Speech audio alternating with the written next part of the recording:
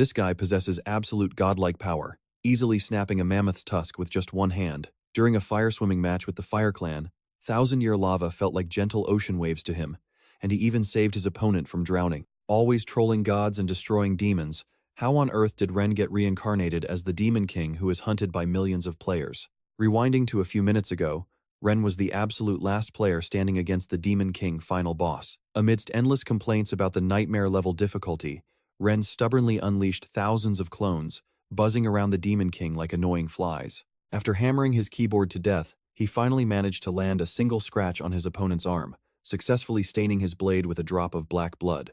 The Demon King smirked, mocking the tiny human. He went full serious mode, unleashing his ultimate skill, Echo of the Abyss, burning everything down and locking Ren in midair with sharp, thorny black tentacles that pierced right through his body. I shall praise your stubbornness. Human, if you wish to beg for your life as a reward, I might actually consider it. Even in this desperate spot, Ren smirked arrogantly and replied that begging was just pathetic. With his stalling time up, he gripped his special sword, the true physical form of the Angel King, summoning a massive white pillar of light that tore through the darkness. Demon King Saga remained perfectly calm, asking if Ren really thought he stood a chance by merely summoning a lingering remnant of the Angel King. But his smirk faded the moment he realized this was no mere remnant, it was the actual host body, and not just any ordinary one either. It had been corrupted by the blood of his sworn enemy, Saga. Pure white wings began to blacken with a crimson aura and creepy demonic eyes. Angel King Ketch roared in absolute rage at his own desecration. Pure sacrilege, pure sacrilege. Witnessing that divine wrath, Ren calculated his moves, knowing the rest was up to him. If he got the timing just right, he would have a shot at destroying the Demon King. Still, dodging Ketch's wildly powerful strikes was an absolute nightmare for Ren. Witnessing the chaos, Saga demanded to know what he had done while Ren backed away, explaining his genius plan. He revealed that this sword was the Angel King's sacred relic, which he had pre-coated with impurities to drive Ketch absolutely insane. Feeling insulted by a mere human playing dirty tricks, Saga roared that he would not leave him a single shred of hope. He gathered massive amounts of purple energy and charged forward while Angel King Ketch continued to scream in pure madness. Pure sacrilege, pure sacrilege. At the absolute crucial second, Ren yelled to do it now, and Demon King Saga unleashed his ultimate skill, Echo of the Abyss, colliding directly with the Angel King's spell, Santo Tanius. Ren let out a triumphant roar, declaring that Demon King Saga had officially lost. A colossal explosion erupted, instantly swallowing everything around them in a blinding, terrifying flash of light. Ren stared at the ruined battlefield with a victorious grin, announcing that Saga was destined to be sealed from the very start. Right then, the necklace around his neck shattered, releasing an intense wave of energy. A system announcement echoed across the entire server. Demon King Saga has been defeated. The Hall of Fame boldly displayed the legendary name, Slayer, Ichino-sen. With this historic achievement, he officially earned the title of the first Demon King Slayer ever. Cut back to reality. In his dark room, Ren could not hold back his sheer excitement, laughing out loud with pure satisfaction. Laughing like a madman, the otaku screamed in joy, shouting that even the Demon King was not that big of a deal. He had actually done it. He was officially the strongest player. This was the ultimate peak of his gaming life, a glorious dream come true. Ren smugly brushed his hair back, basking in the sweet notifications of the system. Man, that sounded absolutely beautiful. Right in the middle of his celebration, a new notification caught his eye. A gift from the game director? He wondered if he should send a thank you note, but suddenly, another highly mysterious alert from the administration popped up. It read, "Is the Demon King really not that big of a deal? Then why not accept your new mission?" Even though the text was weirdly cut off and made no sense, Ren just shrugged, thinking a free gift was a free gift. He confidently clicked yes, but a sudden, icy shiver ran down his spine as he realized something felt terribly off. Someone had actually heard him say that the Demon King was easy. But how? Ren's face went completely pale, his eyes trembling with pure terror as he realized he was no longer in the safety of his room. A shadowy entity with a mouthful of razor-sharp fangs suddenly manifested, growling at him to play a game together right now. Ren barely had time to scream before dark tentacles burst from his screen, wrapping tightly around his body as he cried out in agonizing pain. Dragged by a strange blue light into an unknown space right outside the Demon King's castle, he saw a chaotic scene with defeated goblins scattered across the ground. A majestic white tiger stepped forward, causing the shivering goblins to curse at it. They called the tiger a useless stray cat, shouting that Saga was already dead and gone. The tiger roared furiously, warning them never to speak his lord's name so lightly. Terrified, the goblins could only muster a weak threat, promising to remember this. Before running for their lives, the tiger snorted, telling them to get lost. Staring at the lonely castle, it murmured that Lord Saga was its one true master, and it would protect this place forever. Right then, a figure stumbled out in the distance. It was Ren, completely lost and incredibly confused, wondering what on earth was actually happening. He had absolutely no idea that a new mission actually meant literally becoming the Demon King himself. Trembling, he quickly checked his status screen, only to find his name changed to Saga Harat, classified as a level 0 demon. Ren went pale seeing his status, cursed with 9,999 strength, which was currently sealed away. He cursed his terrible luck, wondering why he had to start with 0 experience and a massive pile of debuffs. Spotting the white tiger staring him down, Ren tried to wave awkwardly, asking how it was going, but its response was not what he expected. It roared in shock, quickly turning into absolute rage, accusing him of stealing Lord Saga's armor. It vowed never to forgive the thief, but Ren managed to keep his cool. He realized that if he truly possessed the Demon King's raw power, this tiger should be an easy fight. Ren raised his hand, preparing to cast Saga's signature move, Echo of the Abyss. Yet, instead of a massive explosion, absolutely nothing happened. The tiger lunged forward, biting his arm hard as Ren panicked, screaming in despair, asking why on earth his ultimate skill was not working. The tiger pinned Ren to the ground effortlessly. Right then, a cold system notification popped up, stating that the attack was successfully blocked, unlocking a new skill, Shadow Boost. Movement speed increased by 30% for 5 seconds. Ren realized the bitter truth: he had to relearn all his skills from scratch. While he stood there utterly shocked, the white tiger roared again, lunging forward to attack. Despite the massive danger, Ren tried to stay confident, telling himself that even in this terrible state, he was still technically the Demon King. The glowing red system alert instantly shattered his fragile optimism, stating that he was cursed. Shadow Boost had now morphed into Stone Guardian, meaning his body would harden for 10 entire seconds. Ren panicked, shouting what that was supposed to be. Seizing the opening, the white tiger lunged at lightning speed, forcing him to shield himself in vain, cursing that he could not dodge it. As the powerful bite landed, Ren watched in horror as his own hand literally turned into solid stone. Clutched tightly in those razor-sharp teeth, he gritted his teeth, holding onto a tiny sliver of hope. If he could just hold out until its grip weakened. Luckily, a system notification flashed on his screen, revealing that the petrification status was almost over, leaving him pleasantly surprised. The beast also noticed something was off, snorting in complete contempt, mockingly calling the curse useless. But Ren just smirked right back, challenging the tiger to bring it on. The stone on Zara's arm shatters, releasing a massive blast of energy that blows the beast back. But surprisingly, after being knocked away, the tiger doesn't attack again. Instead, it lets out a super cute, affectionate little whimper. Wait, is this giant beast actually trying to flirt with him? Its glowing red eyes stare at Zara with pure adoration as the truth hits. Wait, these shoulders feel incredibly familiar. Yes, it really is him, my beloved master. Instantly, a brilliant light envelops the beast, transforming its body and tearing right through its outer fur. My master has returned. That emotional cry echoes as a beautiful young girl lands softly on the ground. The tiger beast girl Heras kneels before him, ears twitching and eyes tearing up with joy. She cries out that she's been waiting forever for Lord Zara. Meanwhile, Zara is utterly shocked to realize the former Demon King actually had such a gorgeous female subordinate in his ranks. Before he can even react, the tiger girl lunges forward and wraps him in a passionate hug. She gushes about how much she missed her Lord Zara, while a panicked Zara struggles to push her off. Wait, hold on a second. Who even are you? And seriously, stop hugging me. The girl looks hurt, explaining that she is Heras, his loyal tiger mount. Have you really forgotten me? She asks. Hearing the name Heras leaves Zara completely stunned, and he hastily asks her to repeat that. Seeing her master still looks totally lost, she asks if his memories have returned yet. But all Zara can picture is a terrifying, hulking demon tiger, the fierce beastman leader and the Demon King's ultimate right-hand warrior. Remembering that ultra-muscular tiger beast roaring makes Zara scream in horror. What the hell is this? Are you cosplaying? And why do you look so completely different? To his utter shock, Heras blushes and confesses that this all happened 100 years ago. Back then, she explains, the former Demon King was ambushed by the Supreme Angel Commander, Ket. Despite fighting incredibly fiercely, he was ultimately defeated, leading to the complete collapse of his army. After that, the demon race stood absolutely no chance against the brutal purification led by the new angel commander, Ben. This caused a massive shockwave, forcing 6 out of the 7 demon leaders to surrender and submit to the angels. Only the beastmen under her command kept fighting back. But in the end, even her proud tribe couldn't escape the sweeping purge and got captured by the enemy. Heras painfully recalls the moment Ben cursed her, transforming her mighty warrior body into a woman. Since then, the angels successfully took control of the demon legion. Depressed, she uses a little stick to draw sad pictures of her old army on the dirt. Eris anxiously asks if he understands the situation, and Zara just nods.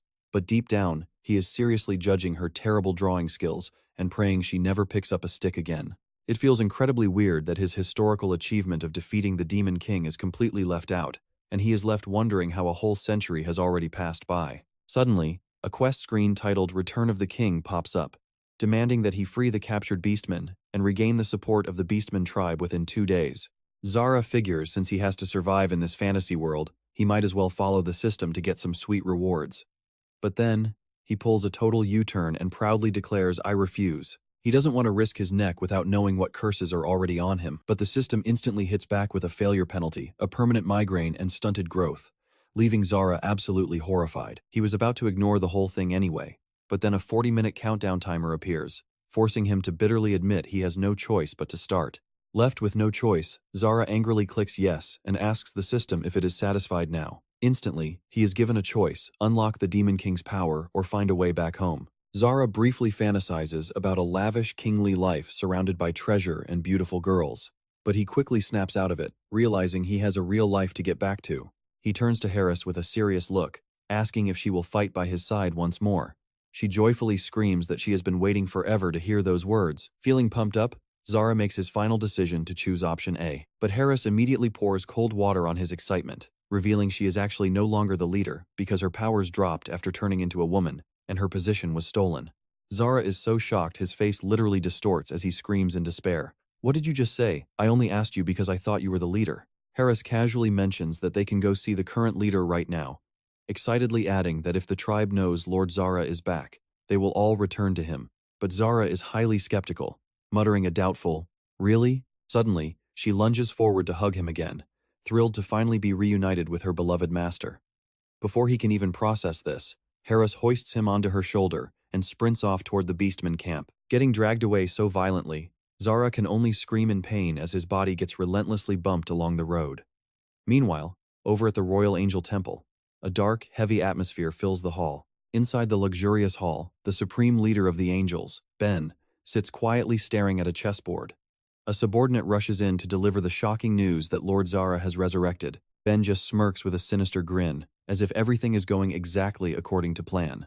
He coldly orders his scout to notify the other angels, a dark, malicious glint flashing in his eyes. He vows to take things a step further and drive Zara into absolute, crushing despair. Since Zara killed his beloved Ket, Ben swears to make the Demon King suffer horribly in front of all his loyal subjects before finally taking his life. Ben coldly slides a white pawn forward, knocking a black chess piece off the board. Well, it really looks like Zara is about to get completely deleted from the game.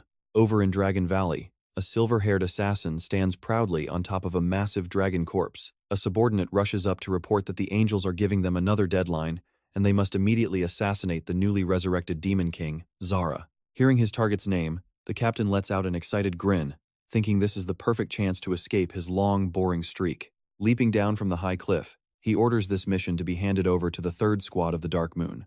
This captain is Jiro, a level 32 assassin from the Shadow Clan, known as the Black Crow. With glowing red eyes full of bloodlust, Jiro leads his squad forward, ruthlessly declaring that they will slaughter everyone. Meanwhile, in the mountains, a new beastman village is introduced. Heavily brainwashed into worshipping the angels, the villagers are all kneeling before a massive statue, truly believing that only Commander Ben can bring them real happiness and protection. Watching from a distance, Harris asks why they do not just walk right in with pride. But Zara stares at a nearby flag that literally says, "Execute Zara," muttering that walking in casually after seeing that is probably a bad idea.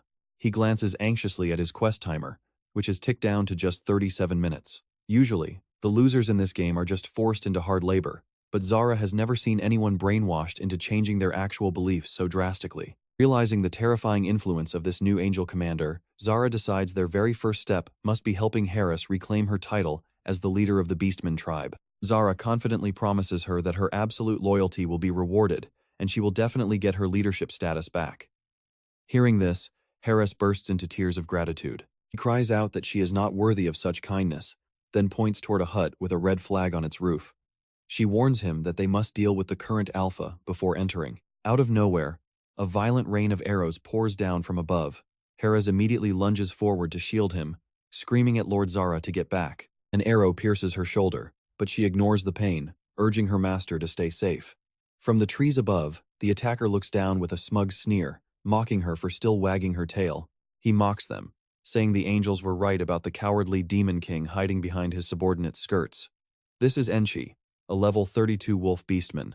Proudly drawing his bow, he smugly thanks the former leader for delivering their target right to him. Enchi barks at Heras to get out of the way so he can hand Zara's head to Lord Ben. But Heras snaps right back, calling him a pathetic disgrace to all beastmen for willingly serving as the angel's slave. Realizing the angels have caught their scent, Genin silently observes the situation. Enchi orders his troops to seize them both, but Herat immediately steps up, promising to tear apart anyone who dares lay a finger on her master. Facing his opponent's provocation, Genin suddenly smirks with absolute confidence, telling Herat to step back and let him handle the rest. Genin glares at the beastmen with pure contempt, mocking them as nothing but weak little puppies and kittens. A crimson, demonic aura suddenly erupts behind him, sending a wave of sheer terror through the entire crowd. Even Enchi stands frozen, shocked by the sudden shift and the overwhelming pressure radiating from the man he just called weak. Suddenly, a system alert pops up. Genin has successfully intimidated his foes, unlocking a brand new skill called Walk of the Shadow Lord. This skill plunges his targets into a state of panic for 15 seconds. Genin wonders how effective it really is, and honestly, this skill is pretty awesome. To activate this power, Genin only needs to execute a simple stomp. He wears a devious grin, deciding to test it immediately and see what the pressure of a true Demon King feels like. A powerful stomp unleashes a wave of dark green energy, sending wailing souls crashing toward his enemies. Genin shouts out, "Try and survive the pressure of a real Demon King." The beastmen are utterly overwhelmed by this terrifying force, screaming in agony as their very souls tremble. But just as the soldiers collapse in fear, a bright red system notification pops up with malicious intent. Oh, the effect has been reversed. The curse has been triggered. Genin turns pale with horror as he realizes disaster has struck at the worst possible moment. He spins around and screams at Herat to run, leaving her completely baffled. The nasty curse has transformed his intimidation skill into a global taunt, turning the fearful beastmen into bloodthirsty maniacs. With glowing red eyes, they roar in fury and charge at him like rabid beasts. Kill the Demon King. The cold system alert chimes taunt successful. Targets are locked on for 60 seconds. Genin pales as the crazed beastmen close in, thinking to himself that this is the end. Immediately, a brutal beatdown rains down, leaving Genin completely defenseless and taking heavy hits. Watching her master get pulverized, Herat cries out in panic, "My lord!" Groaning in pain, Genin decides to make one last gamble. He has no choice but to try using it again. If he pours every ounce of his remaining strength into it, maybe he can scare them off again. Summoning his last reserves, he stomps with enough force to crack the earth and roars, "Bow down before me, or I will crush you right now." Despite his severe injuries, Genin tries to maintain his arrogant front, demanding how mere trash like them dares to oppose him. He claims he only wanted to avoid a fight for Herat's sake. However, Herat notices he is reaching his limit. He is clearly pushing himself too hard and cannot hold out much longer. Seeing this, Enchi steps up to pressure her, demanding the former leader stop her useless resistance. For the sake of the Beastman tribe, this guy has to die. But Herat suddenly snaps out of it, realizing this is her chance to rise again. She yells out at the top of her lungs to stop the mob, "Everyone calm down. Let us settle this the Beastman way, with a duel of 100 beasts." While Genin is utterly clueless about what a duel of 100 beasts even is, Enchi immediately snaps back. "You are just buying time to save him. Do you think I am stupid?" Just as he is about to deliver the finishing blow, an authoritative voice suddenly booms, "Stop, Enchi. Harming the initiator of a duel of 100 beasts goes against our sacred laws." The crowd parts to reveal a new figure, leaving Genin to sigh in exhaustion. Great. Another character, a white-haired old man riding a palanquin carried by hulking beastmen. He sternly reminds them that a duel of 100 beasts is no ordinary match. It is a battle where you put everything on the line, including your very life. This newcomer is Dawson, a venerable beastman advisor at level 35, though he currently suffers from the exact same power seal. Facing Herat's reckless proposal, old advisor Dawson thoughtfully asks if she still wants to go through with it. Watching his majestic presence, Genin realizes this is the current leader he has to face sooner than expected. As Herat firmly confirms, Dawson looks around in confusion, searching for her. Only when a nearby soldier points to the tiger girl does the old man realize with shock that the once mighty leader has completely changed. The old man clicks his tongue to save face, claiming he knew it all along. Seeing things settle down, Genin speaks up, pointing out that she is injured, so even if they must fight, they should wait for her to recover. But Dawson coldly snaps at him to shut his mouth and stop whining. You are the one who initiated this duel of 100 beasts in the first place. Despite his harsh words, the old man tosses a potion over, telling him to take it. Jenin catches it, thanking the grumpy elder. He secretly wonders if the old guy has some hidden motive for agreeing to the duel and giving him the potion.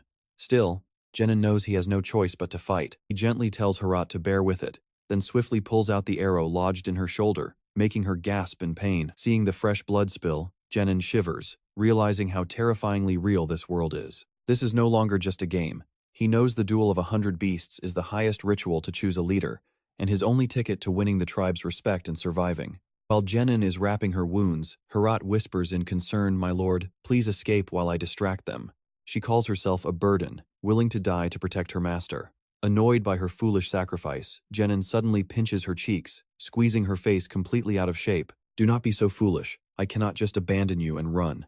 He flashes a sly, confident smirk, telling her not to worry, because there is no way he will lose. Armed with the experience of a top-tier player who has beaten every race, Jenin claims he has already found the beastman's weakness. His absolute confidence fires up Herat, filling her with hope for victory. Jenin quietly notes that she has become quite soft-hearted since her transformation, even though her power has dropped. Right then, Dawson slams his staff onto the ground with a loud thud, declaring the match open. Let the duel of 100 beasts begin. Jenin looks toward the arena, telling himself to adapt to combat as fast as possible. The old advisor Dawson begins explaining the rules to the newcomer. The duel of 100 beasts is a grand showdown held whenever the tribe needs to make major, life-changing decisions. Amidst the roaring crowd, the elder emphasizes that the challenger must face 3 trials: sea, land, and sky. The combat method is chosen by the challenger. I get it, Jenin nods confidently, earning Herat's absolute admiration. Wow, my lord, you look incredibly confident. He thinks to himself that the rules are identical to the game, and if he recalls correctly, the first land opponent should be Sato of the Night Wolves. But Jenin's calculations instantly crumble when Dawson roars out, calling Banda to the field. As the land representative enters, Jenin's face pales in utter shock when a colossal shadow looms directly behind him. He can only gasp in shock, what on earth is this? Before them stands Banda, a giant elephant beastman with massive muscles. Dawson declares a fair fight. System info shows Banda is the king of strength at level 28. Even with sealed powers, his pressure is terrifying. Jenin completely panics. It was supposed to be Sato. Why did the matchup change? This is rigged. Banda glares with glowing red eyes, eager to have fun. The trial is announced as an arm wrestling match. Staring at Banda's colossal arm compared to Herat, Jenin whispers, "Hey, is Sato not supposed to represent land?" Herat sadly explains that Sato died a hero fighting the angels 100 years ago, and even the champions of the sky and sea are gone, and freezes as his stupid mistake sinks in. He completely forgot it has been 100 years.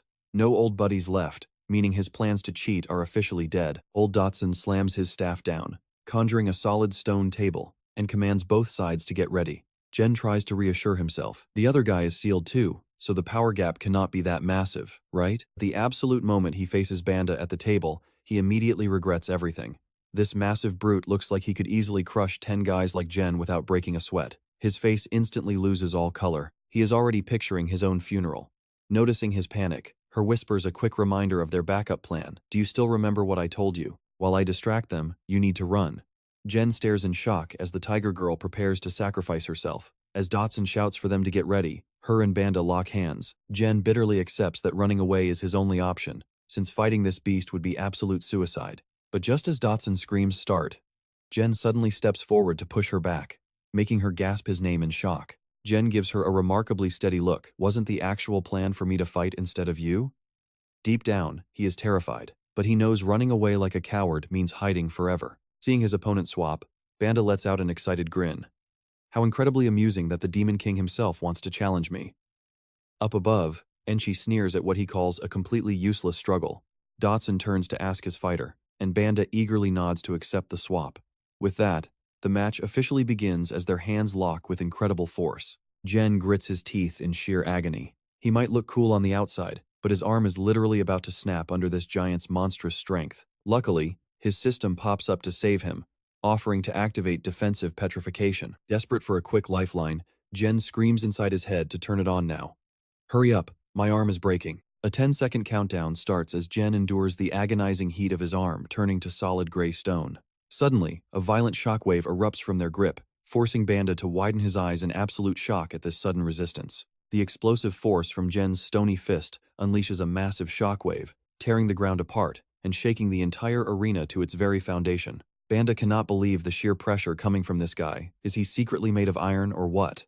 As thick smoke covers the center, Enchi smugly assumes Banda has already won a painless victory. Through the chaotic dust, her screams out for her master in total panic.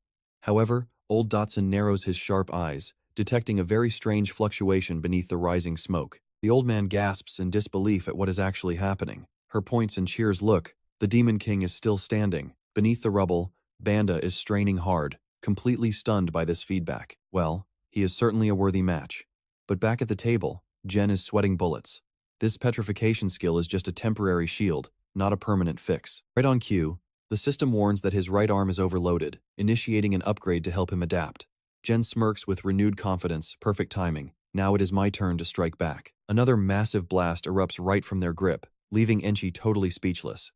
How on earth is this weak-looking guy holding his ground against Banda, a monster who can literally push mountains aside? Jen gloats silently at their sheer disbelief. Honestly, you just have to love classic game logic. The more he gets hit, the stronger he grows as system alerts keep boosting his stats. Yet, he realizes that ever since meeting Mom, this harsh reality is nothing like playing a safe video game in his cozy bedroom. No matter how brutal this world is, Jen knows he has to fight to survive. Meanwhile, Banda is getting visibly frustrated because he cannot budge Jen's arm. Wait, why is this guy so stiff? Jen plans to stall until his opponent wears out, but the system ruins the fun with some terrible news. His mana is draining fast, and the petrification will wear off in seconds. Panicking at the bad timing, Jen notices Banda's pressure is actually weakening too. He thinks the giant is finally exhausted, but a terrifying dark aura suddenly explodes around the beastman with a chilling whisper. You have officially caught my attention, kid. Jen gasps in utter horror. Wait, what? Suddenly, beast mode activates, transforming Banda's massive body as a suffocating wave of pressure floods the entire arena. Jen watches in horror as his opponent releases his true beast form. Banda transforms into a colossal mammoth, unleashing a roar that shakes the very earth beneath them. Facing this nightmare, Jen can only scream. It is straight up cheating. Even old advisor Dotson gasps in disbelief, never expecting Banda to unleash such earth-shattering, monstrous strength. Watching from the sidelines, Her is losing her mind with worry. She screams out a warning, Master. Just hang on for a minute. His beast form will wear off soon. But Jen is already at his absolute limit, his arms screaming in excruciating pain. Hang on my ass. My bones are literally shattering. In this life or death split second, he makes a wild bet. Summoning every ounce of his remaining strength, Jen roars out, "Open your damn eyes and watch this." A blood-red energy violently erupts, summoning massive magic circles that completely trap the mammoth beast. The overwhelming pressure from this secret move suffocates the entire area. Ignoring the ridiculous size difference, Jen charges straight ahead, triggering an earth-shattering collision that literally splits the ground wide open. The shockwave of pure energy is so violent it literally blows the spectators back. Old Dotson and Her can only shield their eyes against the howling winds and blinding dust. Jen's glowing red eyes lock directly onto Banda's savage gaze. Suddenly, a massive pillar of light shoots straight into the heavens from the center of the clash, signaling the final, ultimate strike. As the dust finally clears, the giant Banda collapses onto his knees, completely drained of energy. He spits out a bitter admission. "I surrender. You win." Dotson immediately steps up to declare the winner to the entire tribe. Standing alone in the quiet arena, Jen gasps for air, still unable to believe he actually won.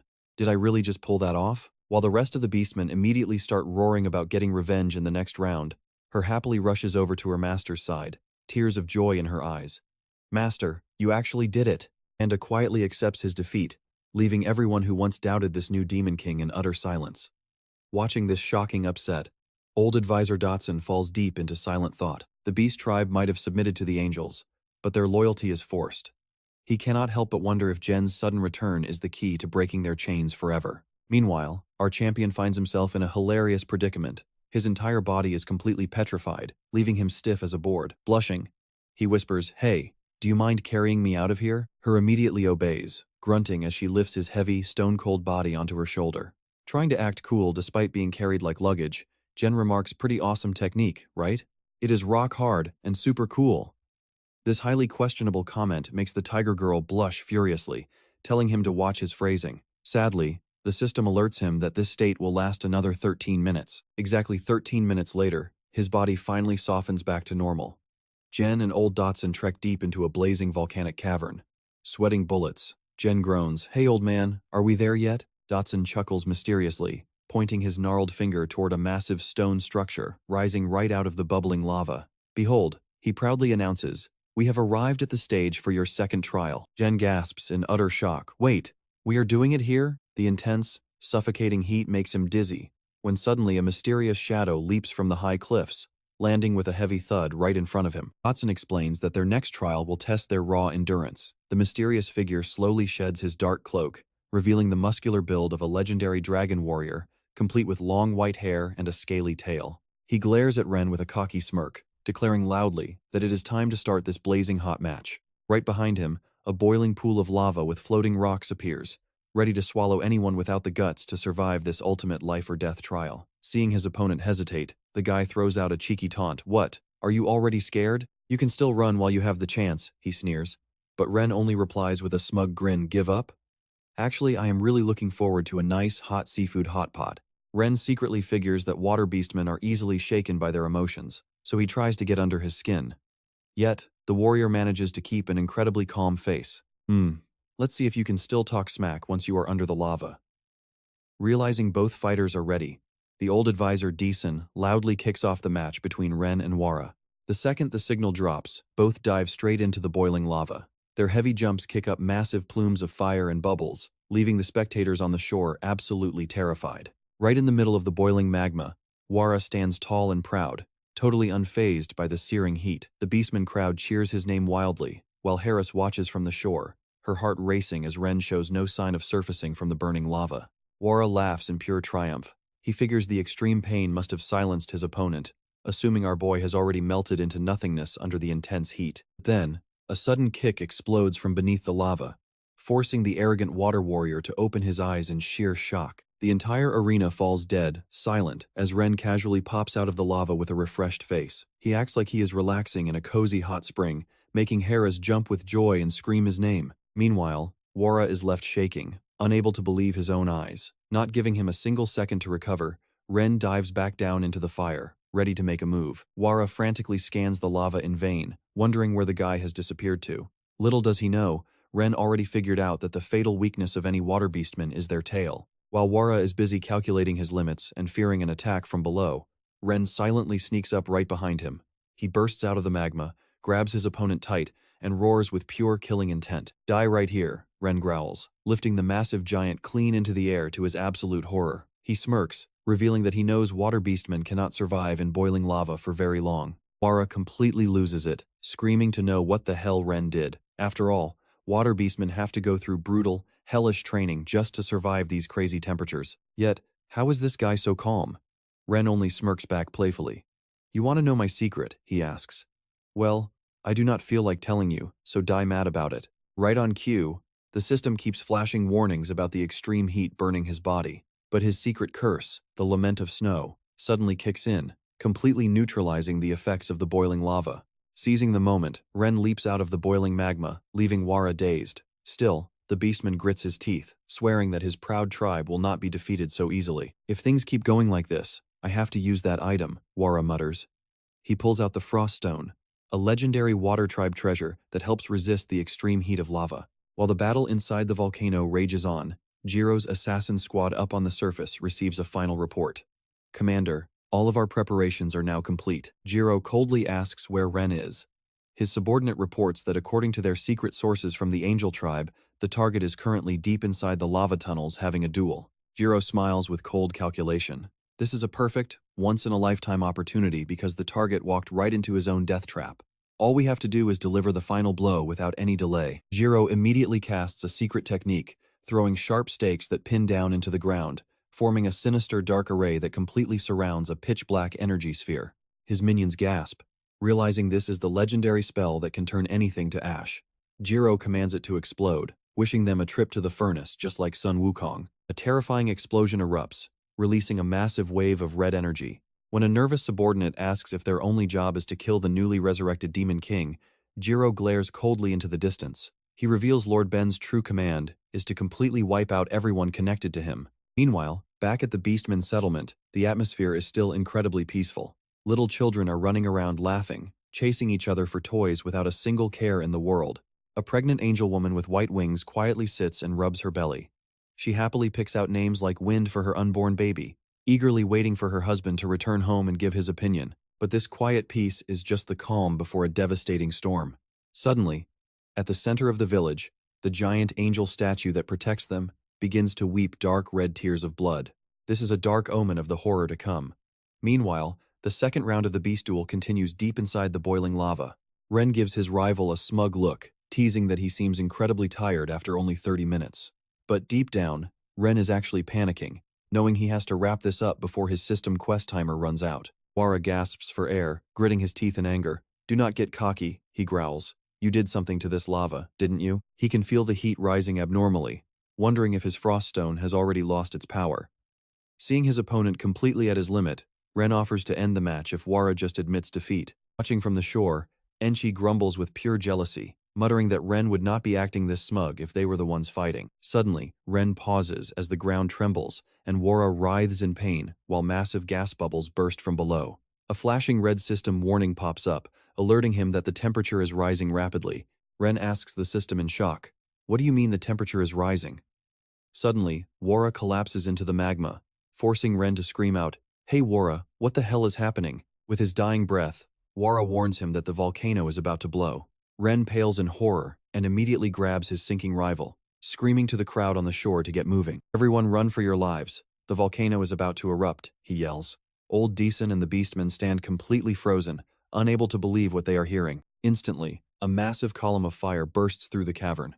Ren grabs Wara tightly and grits his teeth, realizing they are running out of time as the eruption begins. Outside, Mount Kazda violently trembles as deafening explosions rip through the summit, sending thick black smoke and bright red fire spewing out from the main cave entrance. A giant eagle bursts out of the cave just as a massive blast swallows the entire entrance. Everyone on its back sighs in relief, glad they avoided getting reincarnated, thanks to Ren's quick thinking and Enchi's beast form. After their incredibly narrow escape, Harris looks back in sheer panic, wondering what happened to the Beastman village. Ren turns around, but the entire group falls dead silent as they look down. A horrific scene unfolds before their eyes as the entire village is completely swallowed by a sea of raging red fire. The volcano continues to rain deadly fire down on the ground, leaving desperate citizens screaming for help in the chaos. Looking down at the burning rubble from above, Enchi suddenly freezes in absolute horror as he recognizes his loved ones. Right in the middle of a collapsing house, his pregnant angel wife is desperately shielding their child from the flames, forcing a heart-wrenching scream from his throat. "My wife!" He prepares to dive straight down to save them because the situation is extremely critical, but Jenin quickly holds them back. "Don't dive in yet, the wind from your wings will only fan the fire." Down below, a woman and her child are passing out from the smoke. Elder Deason urgently yells that they need to save them right now. Jenin's eyes turn sharp and full of resolve. He calls out, and his tiger companion Harris instantly understands. With a quick reply, she prepares herself as Jenin leaps through the air, diving straight off the eagle's back. At that exact moment, Harris activates her beast origin state, transforming into a majestic white tiger to catch him midair. Landing right in the roaring flames, Jenin reaches out to the terrified mother and child and shouts, "Hurry, get up here!" He tightly grabs the woman's hand, pulling them onto the tiger's back before shouting for Harris to run. The mighty white tiger roars and darts away through the crumbling, burning ruins. Jenin reassures them over the deafening explosions, promising they will be safe once they reach the high ground ahead. Once they are brought to safety, the mother breaks down in tears of relief. He thanks him for saving them, but Jenin doesn't rest for a second, telling her to save the thanks for later.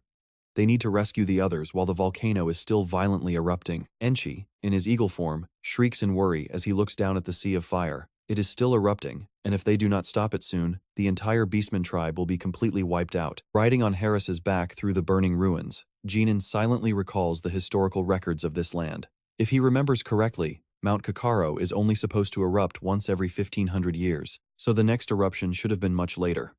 He starts to suspect that his very presence in this world might be the trigger that brought this disaster on ahead of schedule. Looking at the mission countdown showing just over 29 minutes left, Jenin reminds himself that saving this Beastman tribe is part of the trial the old man set for him to earn recognition. Decisively, he declares he will find a way to stop this volcano, so he leaves everyone in their hands.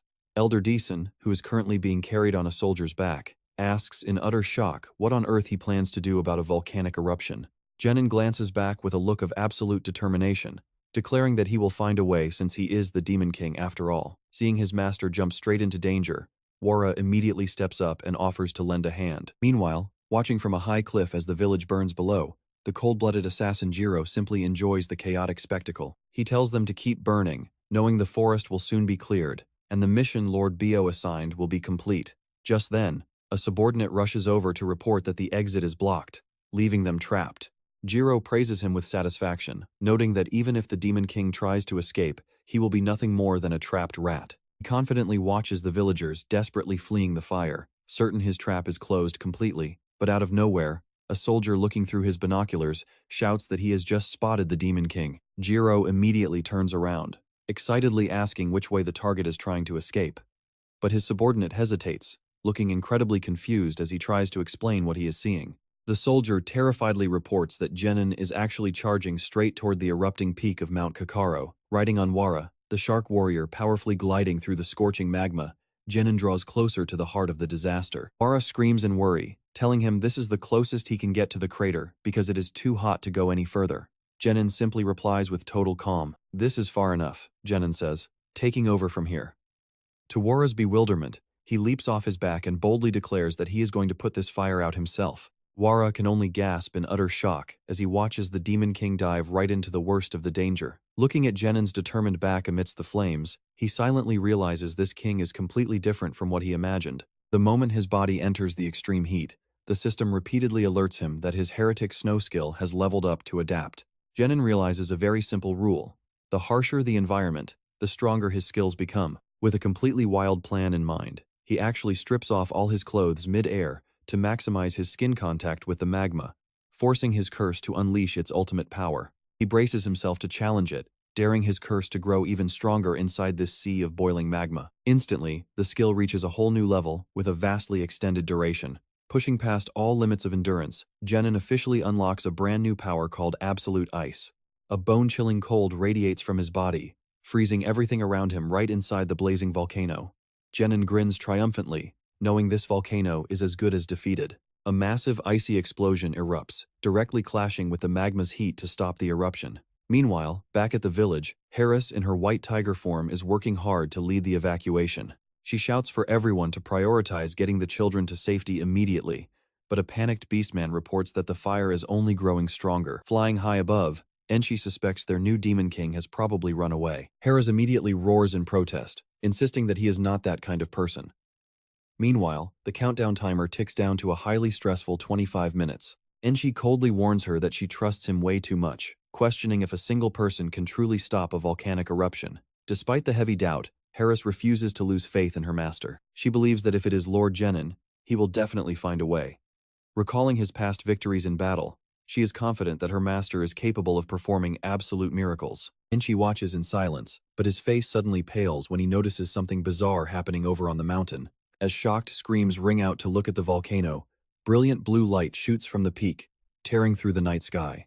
A shocking system notification pops up, showing the eruption has stopped. The sight of the silent volcano amidst the burning forest leaves everyone completely dumbfounded, while Harris cheers that Lord Genin actually stopped the eruption. In stark contrast to that joy, Jiro's group of assassins is absolutely shocked. One subordinate anxiously asks Jiro if this boss has not been nerfed yet, completely unable to believe his eyes. The subordinate asks what they should do now, since failure means their tribe is doomed. Casually peeling an apple, Jiro tells them not to worry, revealing that the angels placed a special curse inside those embers that is only at 10% power. His eyes glow red with bloodlust as he smirks, declaring the real fun is just beginning.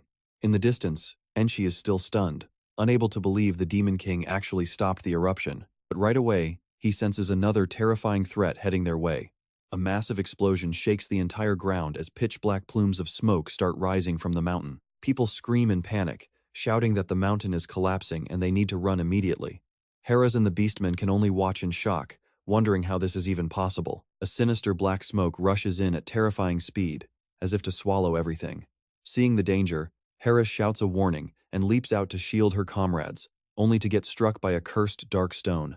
Harris roars in agony as she is enveloped by the dark energy. Witnessing this, a Beastman cries out in panic while Harris writhes in excruciating pain. forcing herself to warn everyone to stay away. Hera immediately recognizes the bizarre nature of this dark fire. She painfully realizes that it cannot be extinguished, and it simply refuses to go out no matter how much she tries to blow on it. It is practically burning her soul away.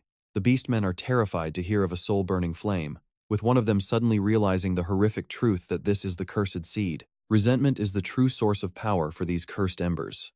Giro coldly watches the tragedy, noting that there is no better way to harvest resentment than deaths disguised as tragic accidents. He knows well that every 1,000 years, Mount Kakaro turns everything within a 400-kilometer radius into a sea of fire. The resentment built up over the past 1,000 years should be enough to awaken the cursed seed. Yet, Jiro still cannot comprehend how Lord Genin managed to stop that massive volcanic eruption. Meanwhile, at the scene, a monkey beastman is completely losing hope as the team gets surrounded by unquenchable sparks of grudge. He bitterly accepts his end is near. But right then, Hera steps straight into the black flames and mocks him, asking if he is seriously crying over a tiny little fire like this. Even as the purple energy scorches her body, she marches forward with absolute confidence, leaving the monkey beastman utterly shocked as he asks what on earth she is doing. Hera boldly declares that it is obvious she is going to get everyone out of here. She uses her crazy raw strength to smash through burning logs and carve a path. The panicked monkey beastman tries to stop her, yelling that this is absolute suicide. He warns that she will collapse before making it even 100 meters to the forest edge. But Harris remains stubborn, telling him that they will never truly know until they actually try. She promises that if she falls, she will just stand right back up. If she falls 100 times, she will rise 100 times. No matter where she drops, she will get back up to save everyone. Heras roars with sheer determination, declaring that she is definitely not a beastman who can be stopped by some pathetic, low-tier sparks. She unleashes her full power to smash the final obstacles to protect her comrades. Watching her unbreakable will, a powerful lion beastman suddenly steps up to praise her. Right away, a bunch of other beastman warriors find their courage and stand up too. The terrifying black flames do not scare them anymore. Instead, it only fuels their fighting spirit. They shout in unison, calling Heras their leader and swearing to help her protect the pride of the Beastman clan. Heras smiles with pride, saying that this is exactly why they exist. She knows for a fact that Saw is out there fighting his own battle to keep them all safe. The entire Beastman army lets out a massive roar, charging full force into this fight for survival. Meanwhile, right at the roaring center of the volcano, Genin is desperately struggling to survive inside the scorching, boiling lava. He grits his teeth against the agonizing pain, wondering if these black flames are coming from the cursed seed. Just then, a bright red system notification flashes right in front of his eyes. The system warns him that he is taking a mental attack with unmeasurable effects. Genin realizes things are rapidly spinning out of control. Mental attacks are always the worst to deal with in these situations. Standard games never make things this ridiculously overpowered. Suddenly, a massive, skeletal purple hand claws its way out of the lava, and a truly nightmarish creature begins to emerge right behind it. It is a giant skeletal monster with hundreds of screaming skulls trapped inside its ribcage. The system confirms its identity as a cursed seed race, a horror born entirely from the pure hatred of the dead. The creature lets out an earth-shaking roar, putting immense pressure on Genin. It swings its massive arm down in a wild attack, but Genin quickly dives into the lava to dodge. He watches closely while searching for an opening, realizing he can actually read its attacks pretty well. Genin leaps high into the air, barely dodging a devastating sweep from the vengeful monster. He figures its massive size makes it pretty slow, but there is a catch. He cannot land a clean hit either. He realizes he has to locate its weak spot before he can actually take it down. Right then, the cursed seed begins gathering glowing purple energy in its mouth and chest. Its creepy eyes flash, unleashing a swarm of flying, deadly skull spirits that lock onto Genin and charge straight at him. The swarm of skulls lunges at him, leaving Genin only enough time to curse out loud in frustration. Suddenly, a strange purple energy wraps around him, pulling him into a dark, endless void. Genin groans in pure agony as he realizes his very soul is being ripped right out of his body in the middle of the lava. A skull demon rushes in and savagely bites his soul, shocking Genin with the sheer, agonizing pain. The damage to his soul instantly reflects on his physical body, completely paralyzing his entire left arm. Genin realizes the terrifying truth that his left arm is completely disconnected. If his soul takes damage, his body feels the hit. Meanwhile, the giant monster still looms over the volcano like a terrifying shadow. Genin stares at his opponent with freezing cold eyes, realizing the awful truth. He originally thought the monster was just naturally slow, but it turns out the beast was simply taking its sweet time to toy with its prey. So it was just playing around with its prey this entire time. The monster growls menacingly, its eyes flashing bright in the shadows as if mocking his absolute weakness. Genin grits his teeth, telling the beast it must take him for an idiot. Before he can even finish his sentence, the giant hand slams down again. The heavy impact triggers a massive lava explosion that sends Genin flying. He roars as he struggles to keep his balance in the blazing sea of fire. But in that exact split second, a screaming skull spirit appears right in front of his face, making him pale. Things are getting incredibly tense. He barely manages a quick curse before the purple energy brutally pierces right through his body. Since these soul attacks cannot be blocked or dodged, Genin finds himself trapped in a truly desperate situation. He knows that if this keeps up, not only will his mission fail, but even surviving to make it down the mountain will become an impossible dream. He desperately prays for a miracle, wondering what he can possibly do to turn the tables. Meanwhile, back at the village, the people trapped by the black flames are slowly losing their minds. Enchi frantically yells for everyone to run as she watches the nightmare unfold.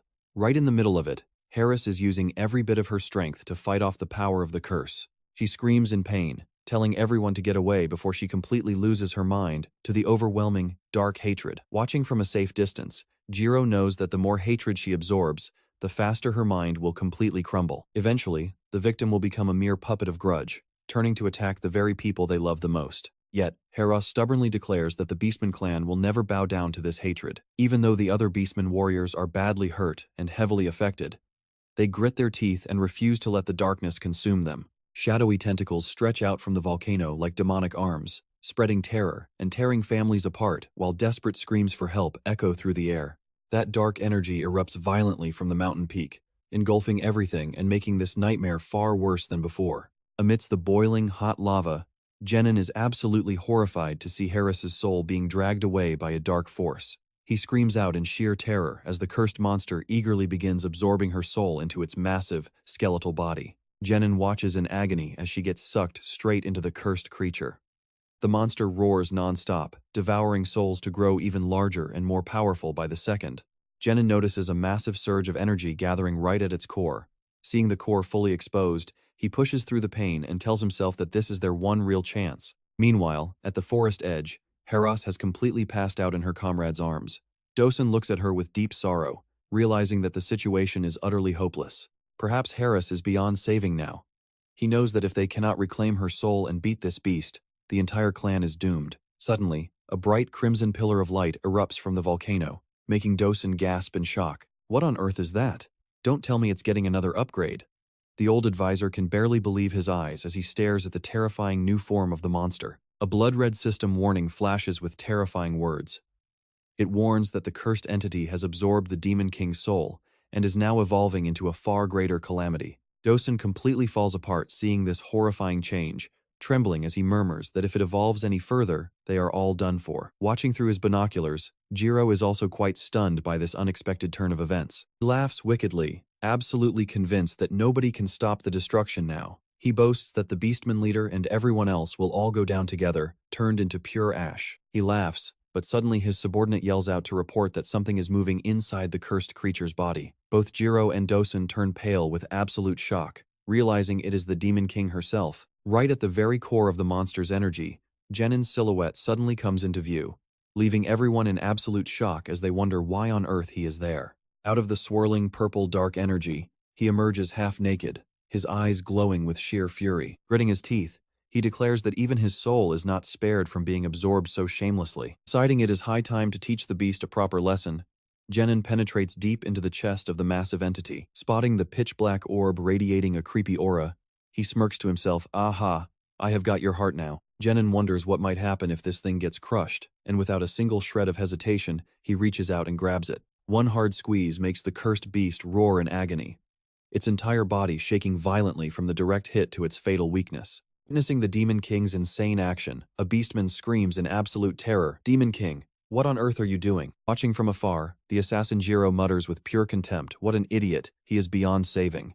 He truly believes the current Demon King lacks the power to stop it. But right then, Genin is shocked to feel his own dark energy surging uncontrollably. He wonders if he really cannot control the curse inside. But then, a bold idea flashes through his mind. He finally gets it. Instead of trying to suppress the power, Genin decides to go completely all in, shouting out that he will let the beast absorb as much as it wants. He dares the monster how many of his curses does it think it can actually handle. Under the influence of the embers of resentment, Jinan's curse level suddenly shoots up. The system warns that the dark energy is now transferring straight from Saga's body over to the cursed seed. The massive entity begins to deform and scream in pure agony, completely overloaded by the very dark power it is trying to devour from its host. Violent explosions erupt one after another, swallowing the giant beast in a sea of raging flames. Its massive form is now reduced to a blurry shadow, casting a strange purple glow through the thick smoke and dust. Back at the village, the terrified beastmen stare in shock at the utter ruin, survivors clinging to one another in absolute terror after the blast. Watching from a high cliff, Jiro quietly notes that if his tribe had not followed Lord Bellow's orders, they would have met the exact same devastating end. Seeing that everything is settled, Jiro orders his men to fall back. Let's go. Our part in this script is finished, and the Seed of Chaos will take care of the rest. But right then, a sudden, massive shockwave erupts from the monster, forcing him to freeze in his tracks. Jiro stares in shock at the colossal energy surge as his subordinates tremble before a terrifying pressure they have never felt. He immediately senses that something is incredibly wrong. This is definitely not the aura of the cursed seed. He wonders in shock who else could possibly be flexing their aura like this. Right then, the system announces that the cursed seed has fully absorbed Saga's curses. But because its level is far too low, it cannot control this overwhelming power. The massive backfire begins to materialize, forcing the original host and the devourer to violently rip apart from each other. A glowing red entity, radiating absolute authority, suddenly bursts out from the monster, activating the curse of the giant dragon breath. It is Akankor, the legendary founder of the dragon clan, leaving Giro unable to believe his eyes. A dragon is actually coming out of the cursed seed. The giant beast attacks wildly, but Jiro quickly realizes it is only a remnant of the dragon's consciousness waking up. It repeatedly unleashes thunderous strikes, pinning the dark entity flat against the ground and ripping it apart ruthlessly. Cursed seed is completely and utterly overwhelmed, roaring in agony as glowing blue system codes begin to flicker all over its massive body. From deep within its mouth, pitch-black gas erupts once again, signaling yet another strange transformation as the system officially activates a brand new curse called the Contempt of Intelligence. Emerging from a brilliant blue light, a massive humanoid entity covered in digital lines slowly appears. It is Signator, the legendary founder of the Intelligence Clan, and suddenly, the cursed seed is looking incredibly pathetic. Crushed under massive boulders raining down from the heavens, the beast struggles in vain to escape this ancestral punishment. The relentless, back-to-back attacks ensure the resentful entity does not get even a single second to breathe. Right after that, the wrath of the deep-sea curse triggers, summoning Tito, the ancient founder of the deep-sea clan, along with massive, thorn-covered tentacles that fill the air. Talk about a completely unfair fight. This skeletal monster is now being brutally ganged up on by three of the greatest ancient ancestors. The sight of these massive entities cornering the cursed seed casts a terrifying, oppressive shadow over the entire forest. Down below, the beastmen watch the clash in utter shock, with one of them suddenly piecing together the monster's dirty trick. Wait, was it trying to steal our souls just to summon backup? Talk about playing dirty. The situation turns highly critical as the monster swings its colossal tail, sweeping away everything in its path with sheer force. Right at that moment, the war roar of the Beast King curse is triggered, and a giant white tiger carrying Demon King Saga on its back leaps forward, tearing through the dark night. The cornered seed of chaos roars in sheer pain. Instantly, Harris in his white tiger form pounces, savagely tearing into the resentful beast. Under the glow of a brilliant full moon, the mighty Demon King stands atop his tiger, radiating pure, absolute authority. He quietly apologizes for keeping everyone waiting, prompting the beastmen below to erupt in joyous cheers as their savior officially returns. Facing the rapidly weakening beast, Saga coldly mocks it. Look at you, shrunk down already. Did I not tell you that you stand absolutely no chance against me? You have absolutely no way of dealing with me. Witnessing this jaw-dropping display, one of Jiro's henchmen nervously asks if this is the Demon King's true power, capable of easily crushing the Seed of Chaos. But with a sharp gaze, Jiro mutters that what Saga did is far more than just defeating it. As his men press him to explain, Jiro continues to watch the battle with a tense, serious expression. Suddenly, a shocking realization hits him. Wait, is the Demon King actually the one hosting and controlling this entire fight? Right on cue, a system notification pops up to explain the harmony state of the curses, a legendary phenomenon that only triggers under the sheer influence of an exceptionally powerful soul. Hera's roars and charges forward as the ancient ancestral spirits simultaneously launch devastating attacks, completely bound to the king's will. Saga stands proud on the tiger's back, raising his hand to issue a decisive command. Go, he commands. Jiro silently analyzes that even though the Seed of Chaos is a terrifying entity of sheer resentment, its raw power is still absolutely nothing compared to the Demon King. He realizes Saga cleverly tricked the consciousness of the ancient founders, making them believe that the Seed of Chaos is the ultimate enemy they must wipe out. High above, the glowing red dragon Akankor charges a massive energy sphere and fires it straight at the target. Hit from all sides, the resentful entity is blown into scattered pieces, desperately scrambling to find an escape. The red dragon Akankor channels every ounce of its strength, unleashing a searing blast of energy that incinerates everything in its path. The cursed seed is sent flying back, taking massive damage under the absolute crushing pressure of that single strike. It stumbles blindly through the raging flames, but before it can react, strange blue digital cubes materialize all around it. The beast looks on in complete confusion as a massive digital cage quickly forms, locking down every single escape route. Hovering right above, Akankor unleashes its signature Dragon Roar cannon, blasting a column of burning red energy straight down at the trapped beast. The devastating impact forces the resentful entity to its knees, but the onslaught is far from over. From the walls of the digital cage, sharp beams of light shoot out in a devastating windblade barrage. The helpless, cursed seed gets pierced by dozens of lethal windblades from every single angle. It screams in agonizing pain, taking a brutal combination of attacks directly to the face. Amidst all the chaos, Signator stands tall and majestic, radiating a brilliant, deep blue aura. Right behind him, the sea monster Tito finally makes his grand entrance, his colossal tentacles completely blocking out the sky. Activating his ultimate abyssal meteor skill, a towering pillar of dark purple energy erupts from below, swallowing the beast in a final, destructive blast. The abyssal meteor strikes with absolute force, creating a massive pillar of purple light that completely vaporizes the resentful beast. The bony monster shrieks in pure agony as it melts under the insane heat. A massive explosion wipes out the darkness, leaving nothing but lost souls floating over the wreckage. Dust settles as the ancestral spirits fade into nothingness. Watching from the sidelines, the assassin Jiro realizes that the Demon King can somehow manipulate their conscious minds. This guy is definitely no pushover. But one of Jiro's minions spots a massive loophole, meaning the Demon King is fresh out of options. Maybe the Demon King isn't even that strong on his own? Jiro smirks in agreement. Exactly, if we seal his mind control, we win. Jiro confidently claims he has found a way to end him. Meanwhile, down by the mountain, Heras cheers happily praising Sa for being as amazing as always. But instead of celebrating, Sa looks completely exhausted and warns her it's too early to cheer. She asks why, and Sa points to the debris. The real problem isn't solved yet. Suddenly, the earth violently shakes, sending the beastmen into a panic. A giant pillar of fire erupts from the mountain peak once again, tearing right through the sky. Screams echo everywhere.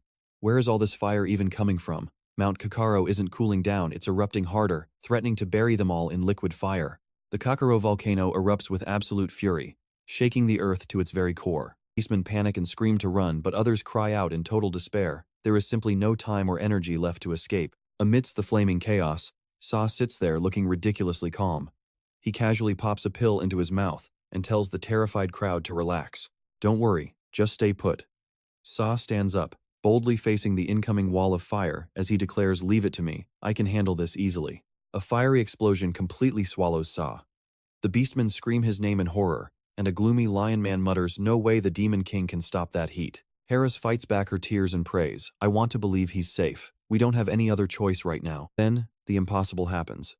The lion man's eyes nearly pop out of his skull as he tells everyone to look at the lava. A colossal wall of ice shoots up, instantly freezing the molten lava.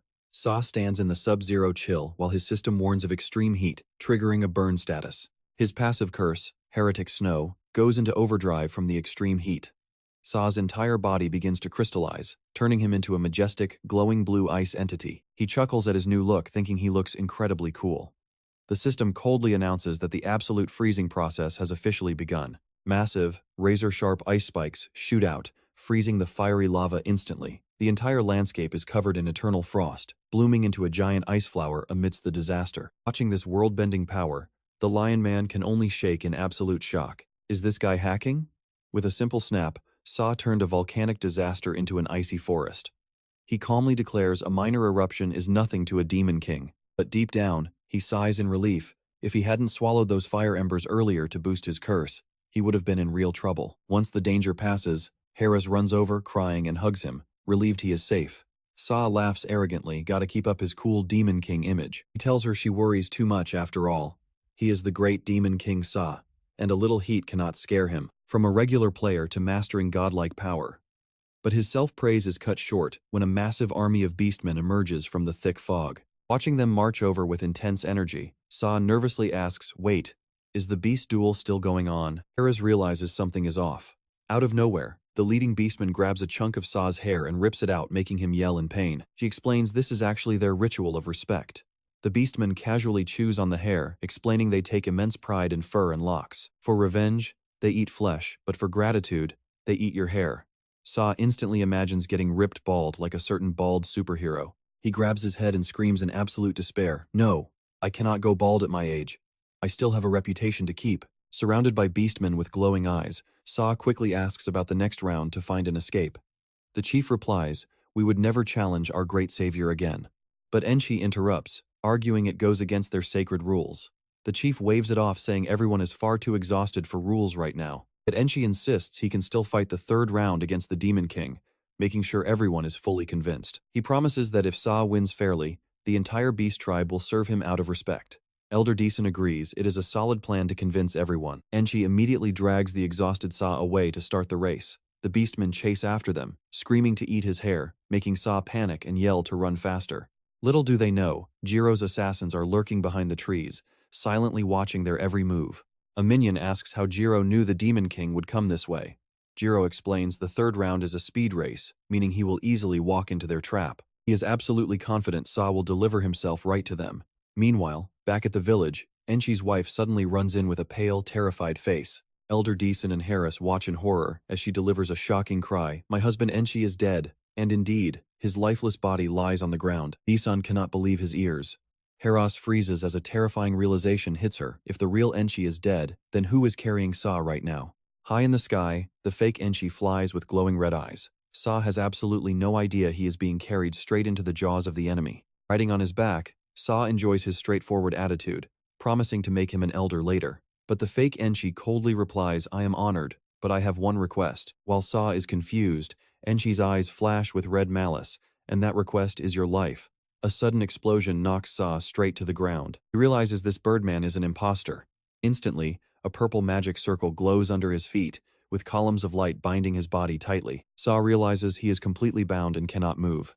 Masked assassins leap from the shadows with sharp blades ready to take his life. Coughing through the thick smoke, Ren realized he had messed up big time. He had walked straight into a deadly trap, all because of his own damn carelessness. Just as an assassin lunged in for the kill, Ren got a sudden flash of memory. He knew this exact tactic. Meanwhile, back at the Beastman village, they found Enchi's cold body with a fatal wound right through the chest. Old Dosen watched his man get taken out in a single shot. Gritting his teeth in pure rage, he knew immediately that this was the work of the Black Moon tribe. Dosen solemnly explained that the 7 great clans had peacefully minded their own business for generations. A sudden betrayal like this meant only one thing: that sneaky guy Ben was pulling the strings behind the scenes. He turned to tell Heritas to keep her cool, but then noticed she was gone. Wait, where did she run off to? A panicked guard reported that she had already bolted to find the Demon King while they were still talking. Dosen gasped in shock. Wait, what? Far away, Heritas was sprinting as fast as her legs could carry her, screaming out that her lord had to hold on because she was coming to save him. Meanwhile, an assassin thrust his razor-sharp dagger straight at Ren, only for it to clank against a stone-hard shell. As the killer gasped in total shock, Ren let out a massive sigh of relief. Talk about a seriously close call. In that heart-stopping moment, Ren managed to activate his petrification skill just in time. A thick layer of gray stone instantly covered his body, rendering all those incoming physical attacks completely useless. The assassins backed off in shock, seeing their prey completely unharmed. But they refused to give up. 2 of them instantly unleashed their Moonlight Hellfire spell, shooting out massive pillars of flames to roast Ren alive. As the fire finally died down, they anxiously asked if they had got him. But right there, standing tall inside the fading embers, Ren was perfectly fine with his stone armor unscratched. Ren figured the average level of these Black Moon guys was only around 55, meaning absolutely nobody here had the raw power to crack his defense. With the system showing that his petrification would last for another 10 minutes, Ren felt completely invincible. He figured that since these guys had to resort to a sneaky ambush, they obviously could not handle a real head-on fight. All he had to do was stall them until backup arrived. Watching the assassins encircle him, Ren smirked to himself. They could go ahead and waste all their energy on these completely useless attacks. Honestly, letting them tire themselves out sounded like a brilliant plan until things went completely sideways. His smirk instantly vanished as two assassins formed hand seals, wrapping glowing purple magic circles around him until he gasped in shock. Wait, what? Ren realized to his horror that over the last 100 years, these guys had actually figured out a way to completely counter his petrification. The assassins roared with killing intent, shouting to send him straight to the lobby. Ren panicked. He had zero defensive skills left, and his current setup prevented him from summoning his ancestors. With sharp blades flying at him from every direction, he frantically wondered if this was the end.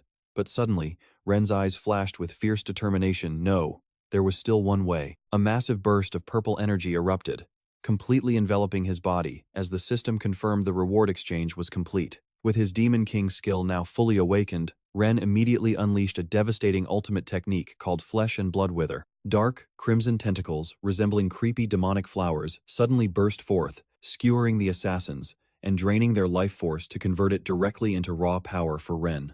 This was actually one of Saza Harat's 3 ultimate skills, capable of draining the target's life and boosting his attack power by 200% for each blooming blood flower. Standing among his fallen enemies, Ren calmly remarked that in the end, pure strength is always the best solution. Right on cue, the system chimed in to announce he had earned the Beastman Chief's recognition, bumping his quest progress up to 65%. Feeling his strength rush back, Ren jokingly thought about how he just clutched the fight with the power of friendship. But his smug moment was cut short when a freezing voice echoed from behind, asking if he was hiding that trump card all along. Ren spun around, locking his eyes on a high branch. Out stepped the masked leader of the Black Moon tribe. Staring at the guy proudly watching him, Ren smirked with a cocky challenge. Ren sneered that the guy had some serious guts to show his face after seeing that massacre, but the stranger just casually pulled out a notebook, scribbling away with pure contempt. The leader mocked him, saying that while Ren was brave, he was incredibly foolish for just standing there and taking hits despite knowing who they were. Ren gasped, asking what he meant, but his words cut short as creepy green veins suddenly bulged and spread all over his neck. Ren's eyes widened in sheer horror as a deadly poison began tearing through his body from the inside. At that exact moment, a blood-red system warning flashed right before his eyes. The system cheerfully congratulated him on being poisoned and wished him luck. Falling to his knees, Ren coughed up a pool of fresh blood, spotting a tiny toxic needle that had just slipped from his wound. Watching him writhe in agony from his high branch, the assassin mocked the Demon King. He sneered that a ruler of demons should know his tribe did not specialize in blades, they specialized in deadly poison. He gloated that this poison was strong enough to wipe out an entire Beastman village. And the funniest part? Ren's own fancy skill was the very thing circulating the toxin through his veins. Ren collapsed onto the dirt, clutching his chest as blood continuously dripped from his mouth. Believing his prey was finally finished, the assassin jumped down and drew his blade, mocking how pathetic it was that Ren was dying by his own power. He sneered that he wouldn't even bother asking for any last words before sending him to hell. But Ren suddenly looked up, a sly, wicked grin spreading across his face as he asked who said he was poisoned. Right on cue, his trusty system came to the rescue. Because of the massive amount of toxins in his body, his Blood Moon recovery skill had kicked in. Ren gloated silently, having unlocked a high poison resistance that healed him by 3% every second. The assassin stumbled back in sheer disbelief, screaming that it was impossible for the poison to have zero effect. He frantically threw a barrage of sharp throwing knives, but Ren simply pointed a cold finger at him, calling him utterly pathetic. Crimson tentacles from his Flesh and Blood Wither skill suddenly shot forward, easily slapping away every single flying blade before lunging straight for the terrified assassin. Realizing the tables had turned, the assassin gritted his teeth, cursing how a simple mission had gone horribly wrong. He leaped back into the trees to make a quick escape, bitterly admitting that the Demon King was currently untouchable. Ren roared with fierce determination, shouting that he wasn't about to let him escape so easily, and prepared to trigger his Flesh and Blood skill once more. But his excitement was instantly ruined by a flashing red system warning. Because of an active curse, his maximum energy was heavily restricted, meaning his Demon King skills were strictly limited to just 3 uses per day. Seriously, why does the system always pull this kind of nonsense right at the climax? Ren's face twisted in pure despair as he clutched his head, screaming in absolute frustration. Seeing the Demon King's attack suddenly freeze, the assassin wondered if that was really all he had, or if he had just run out of juice. Either way, he wasn't about to pass up this golden opportunity. It was the perfect time to strike. In an instant, a flurry of sharp throwing stars flew straight at Ren. Dodging them easily, Ren smirked, confidently asking if that was the best he could do. Did he really think those toys could touch him? But the assassin was way faster than Ren expected, suddenly teleporting right behind him. Ren barely had time to gasp before a slash forced him to jump back on the defensive. The assassin quickly slid away, leaving behind a wicked grin. Ren froze in sheer horror as he realized his armor was suddenly covered in explosive talismans. When on Earth did the guy even plant those? A massive explosion erupted, swallowing Ren in a sea of fire. He stumbled out of the smoke covered in soot and minor scrapes, clicking his tongue in pure annoyance at how insanely tricky this guy was. Not giving him a single second to breathe, the assassin rushed back in with a powerful kick that sent Ren flying across the dirt. While Ren was still struggling to get back on his feet, the assassin quickly formed another hand seal to cast a secret technique. Was that a shadow clone spell? Instantly, dozens of identical clones materialized, completely surrounding Ren from all directions, before diving down for a brutal, coordinated attack. But surrounded by enemies, Jen just breathes a sigh of relief. He stands firm and flashes a triumphant smile. All that beating wasn't for nothing. I have been waiting for this head-on attack for so long, you chicken. Instantly, Jen activates an unprecedented combination: skill blending, petrification, and flesh decay. Sharp stone spikes carrying massive lifesteal power suddenly burst out from deep within his body, skewering every single clone in an instant. The system officially announces that Jen has unlocked a powerful new combination skill. He smirks to himself. He was curious if he could fuse skills, and the gamble paid off. Jen looks coldly at the sole remaining assassin and makes his declaration. Now let me show you what happens to those who dare oppose the Demon King. Jen stands over the kneeling assassin and demands to know if Ben was the one who ordered this ambush. I suspect he is pulling the strings of all 7 great clans. But only a chilling silence answers him, making Jen wonder if the guy is mute. Suddenly, the assassin laughs maniacally, shocking our main character. What? Right before his eyes, the assassin plunges a kunai straight into his own chest to perform a dark ritual. Jen instantly senses extreme danger. Something is terribly wrong here. Pitch black blood energy spills from his wound, soaking into the ground. The assassin looks at Jen with a creepy gaze and asks, "Hey Demon King, is not the moon beautiful tonight?" Jen stares up at the sky in shock. The assassin screams with all his might that the time has come to descend now. Suddenly, the moon turns blood red, striking terror into general. As the moon turns crimson, the ultimate secret technique, Blood Moon Summoner, is unleashed. The assassin screams insanely while his eyes glow bright red. The devil color descends on this perfect night. Jen bitterly realizes the truth. So you and your underlings were just disposable pawns. After wearing me down in battle, this entire technique was just to guarantee my absolute defeat. The assassin proudly confirms it exactly. And now you have unlocked the real boss. He summons a dark soul deeper than the abyss, a crimson warrior who once slaughtered thousands of demons and is the ancestor of the Dark Moon tribe. A massive entity wearing a terrifying demon mask with a row of swords floating behind its back gradually emerges from the red smoke. The system identifies this beast as Sashin, the Dark Moon ancestor at level 66, though weakened and only able to manifest for 3 minutes. Facing this overwhelming foe, Jen grits his teeth and takes his stance, ready to face this ancient sealed entity. Sashin charges forward with terrifying speed, leaving Jen with no time to react. He realizes with sheer shock that his opponent's level is completely out of his league. Damn it, his level is way too high. I cannot keep up with his movements. Metal clashes loudly as Jen barely blocks the heavy strike. Seeing his opponent draw dual swords, he turns pale with worry. Dual swords? This is bad. I have to dodge. A vicious slash forces Jen to dive away to escape. Cold sweat drips down his face as he realizes the sheer, massive gap in their power. Pure terror. That strike could have easily taken off my head.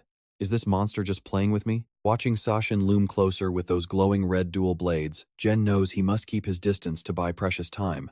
Since summoned entities like this always have a strict time limit, he immediately retreats into the deep forest, hoping the dense trees and natural obstacles will make him much harder to track down. Yet with just one single swing, Sashin flattens a massive area of the forest in an instant. Jen watches in absolute shock as the tree trunks are sliced clean right before his eyes. What kind of power is this?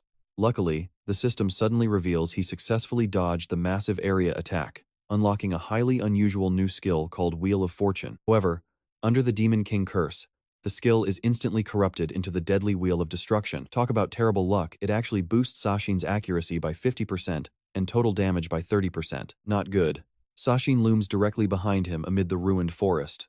Seeing his opponent casually toy with him like a cat chasing a mouse, Jen grits his teeth in pure rage. So you want me to keep running just so you can play with your food? How dare you mock me? Jen boldly declares that even as a Demon King, he is being severely underestimated. Destroying helpless nature just to feel strong? Jen smirks mockingly that trashy sword of yours will not touch a single hair on my head. In response to the provocation, Sashin's eyes burn with murderous intent as he slowly draws a third blade. Staring back with pure determination, Jen challenges him to bring it on, ready to take the blow head-on. Sashin begins unleashing the true power of an Ancestor-tier NPC right inside his own domain. He quickly realizes this is Sashin's Blood Moon domain, a deadly space where all gravity and attraction are under his absolute control beneath the crimson sky. The system floods him with alerts as Sashin's stats skyrocket. Attack increases by 300%, speed by 200%, along with massive physical and magic resistance. It also grants him lifesteal and 50% bonus damage on every single strike. This domain is so terrifying that it crushes his enemy's movement under heavy gravity, while lightened gravity heavily boosts Sashin's own attack speed.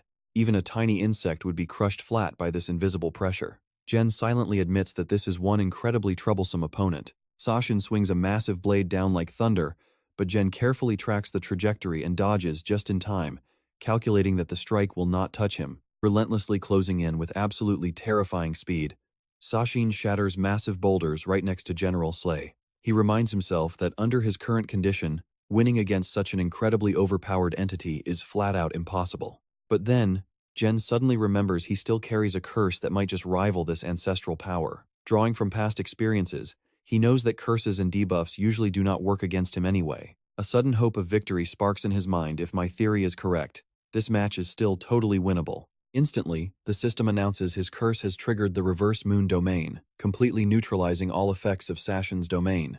Jen's face turns cold, hardened with absolute resolve. Now or never, he declares that the real fight starts now.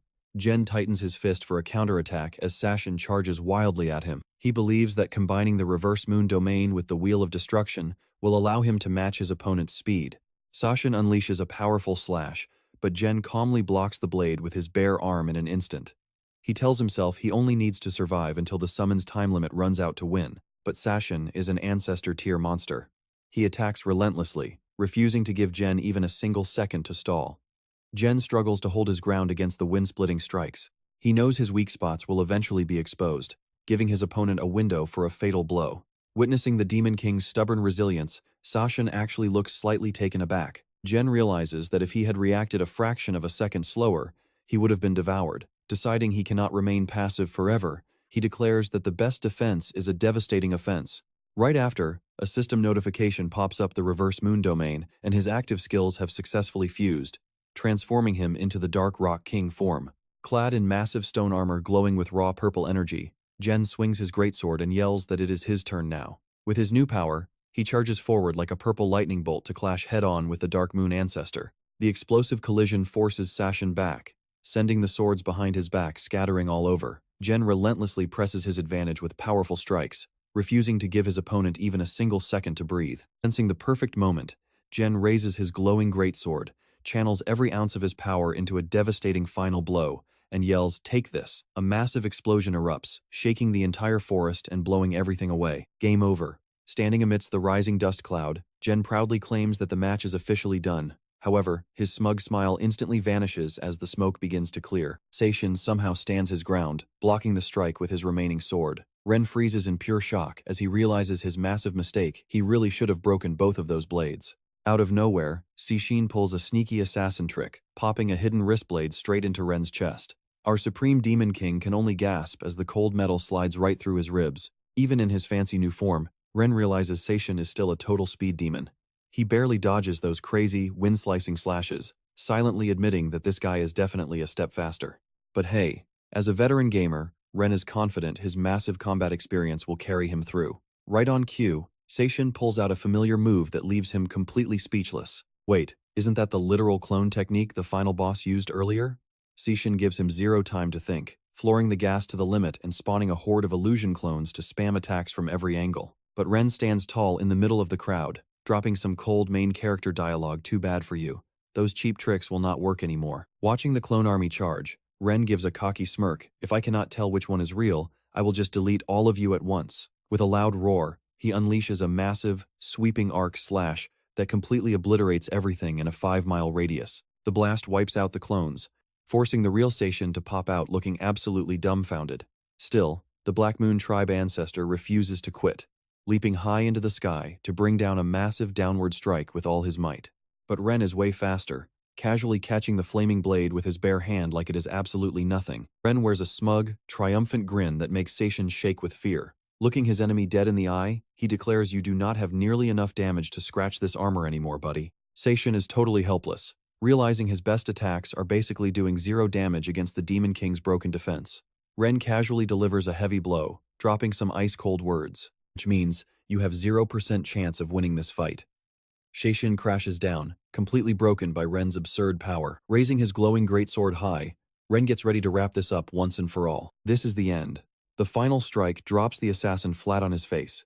He weakly looks up, eyes full of complicated emotions, and gasps out, "Lord Sarah." Looking down at the defeated foe, Ren asks coldly if he is begging for his life now. Realizing there is absolutely no escape, the assassin drops to his knees. He confesses he knows he does not deserve forgiveness, but he wants to share some vital info about his tribe. Ren sheathes his sword, silently telling him to go ahead, and the guy finally spills the secrets. It turns out the new Emperor Ben wants Ren dead, but in the most toxic way possible, by having his own former subordinates do the dirty work. Ren quietly processes this nasty detail. "So that is why your tribe came after me," Ren mutters, asking if Ben ordered the entire Black Moon tribe to do this.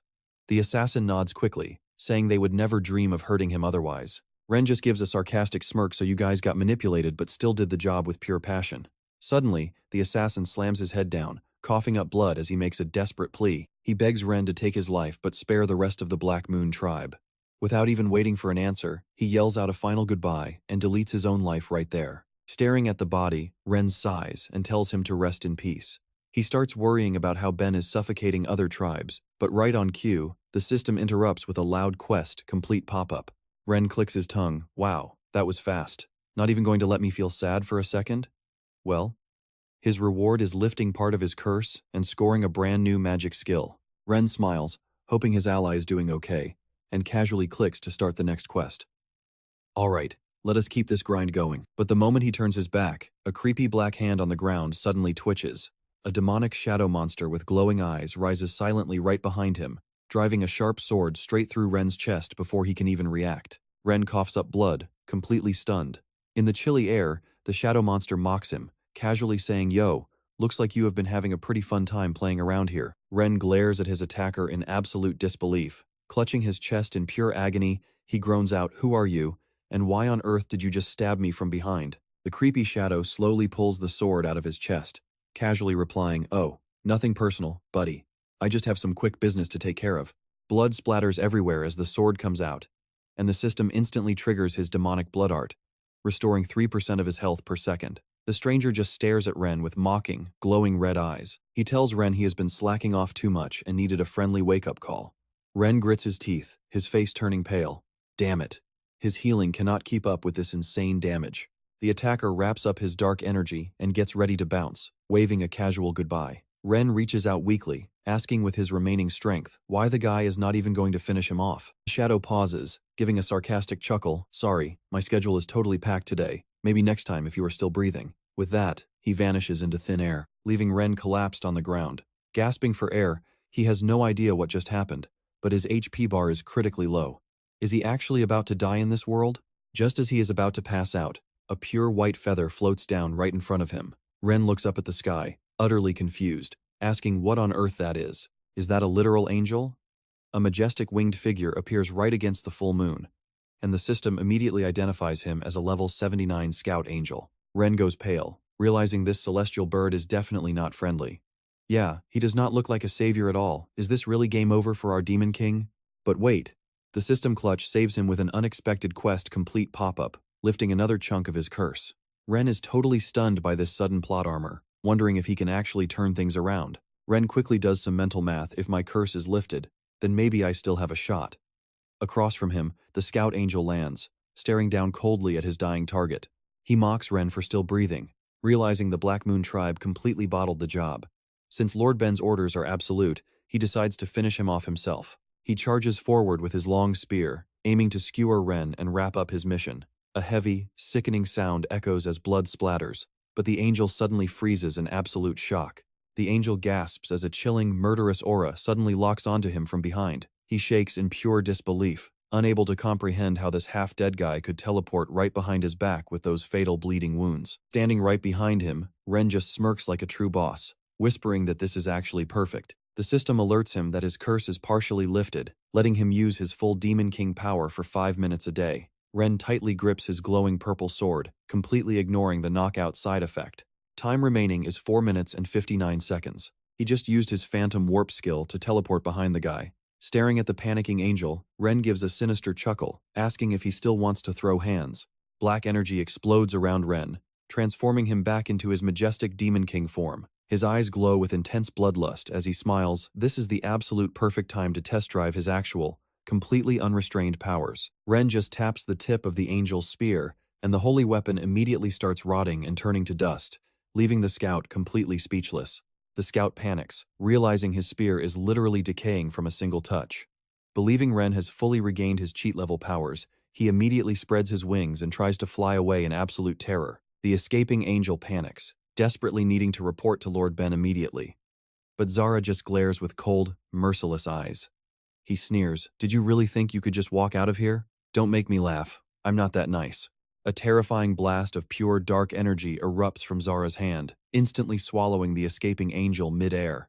The Celestial only has time to scream in absolute agony before being completely obliterated by the devastating demonic power. Standing proudly amidst the swirling dark aura, Zara declares this to be the true power of the Demon Lord. But right on cue, the system's countdown timer flashes in bright red warning lights, 0.02, 0.01, 0. The moment his Demon Lord power-up expires, Zara instantly loses consciousness. His eyes glaze over, and his body collapses to the ground in a state of absolute, bone-deep exhaustion.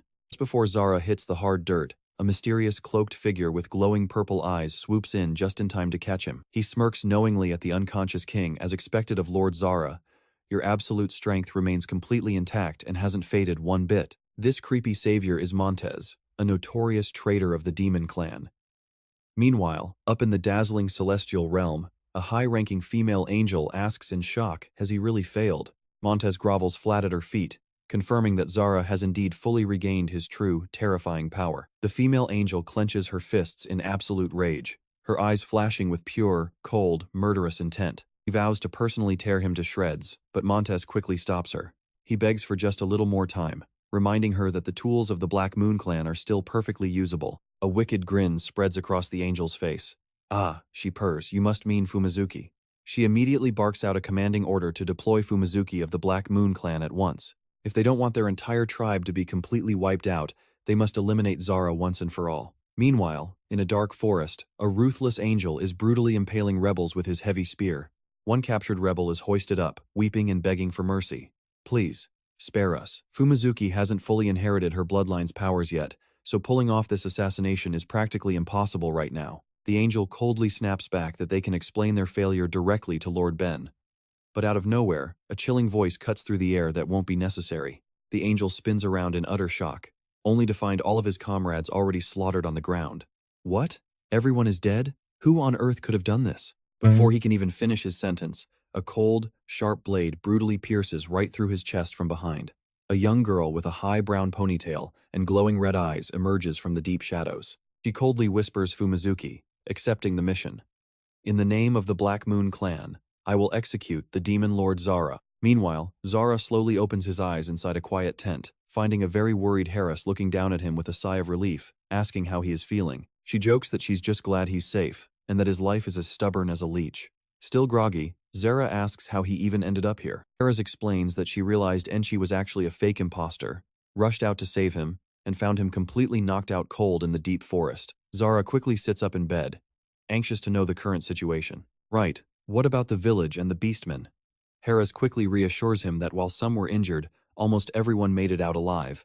As Zara wonders about the fake Enchi's true identity, a glowing red system notification pops up to inform him that he has just recovered from a coma caused by overusing his demon powers. He sighs to himself that was way too close. If he hadn't finished his previous quest in time, he would probably be dead by now. Just then, the old advisor Deason walks in and reveals that the fake Enchi was actually an assassin from the Black Moon Clan, sent by the angels. Deason explains he successfully managed to defeat the assassin, but since their hidden location is already compromised, they must pack up and escape. Harris is completely shocked by this angel conspiracy, and Decent urges everyone to get moving right this second. Zara silently worries that the angels will definitely send even stronger assassins next. He knows he needs to grind through more quests to learn some vital survival skills. They'll target his followers next, so to avoid pointless sacrifices, he has to get way stronger. But before he can plan his next move, Decent's voice snaps him out of his deep thoughts, hesitantly calling out to him. Decent says he should be happy to send him off, but he has one more request. It turns out, things didn't just end with defeating the Seed of Grudge. He recalls that dramatic battle, explaining that even though Zara destroyed the seed perfectly, its lingering corruption ended up possessing other wandering souls. This has birthed a terrifying and incredibly powerful new monster, known as the Crystal Beast. Right now, the injured beastmen whose village was completely burned down are forced to hide inside deep volcanic caves just to escape the monster's relentless hunts. Decent drops to his knees, begging for help, because his people are constantly being hunted by the Crystal Beast, with absolutely zero time to heal. Seeing Harris's deeply worried face and the old advisor's desperate pleas, Zara knows the exhausted beastmen stand absolutely zero chance against that monster, and there is no way he can just walk away. Zara places a reassuring hand on Decent's shoulder.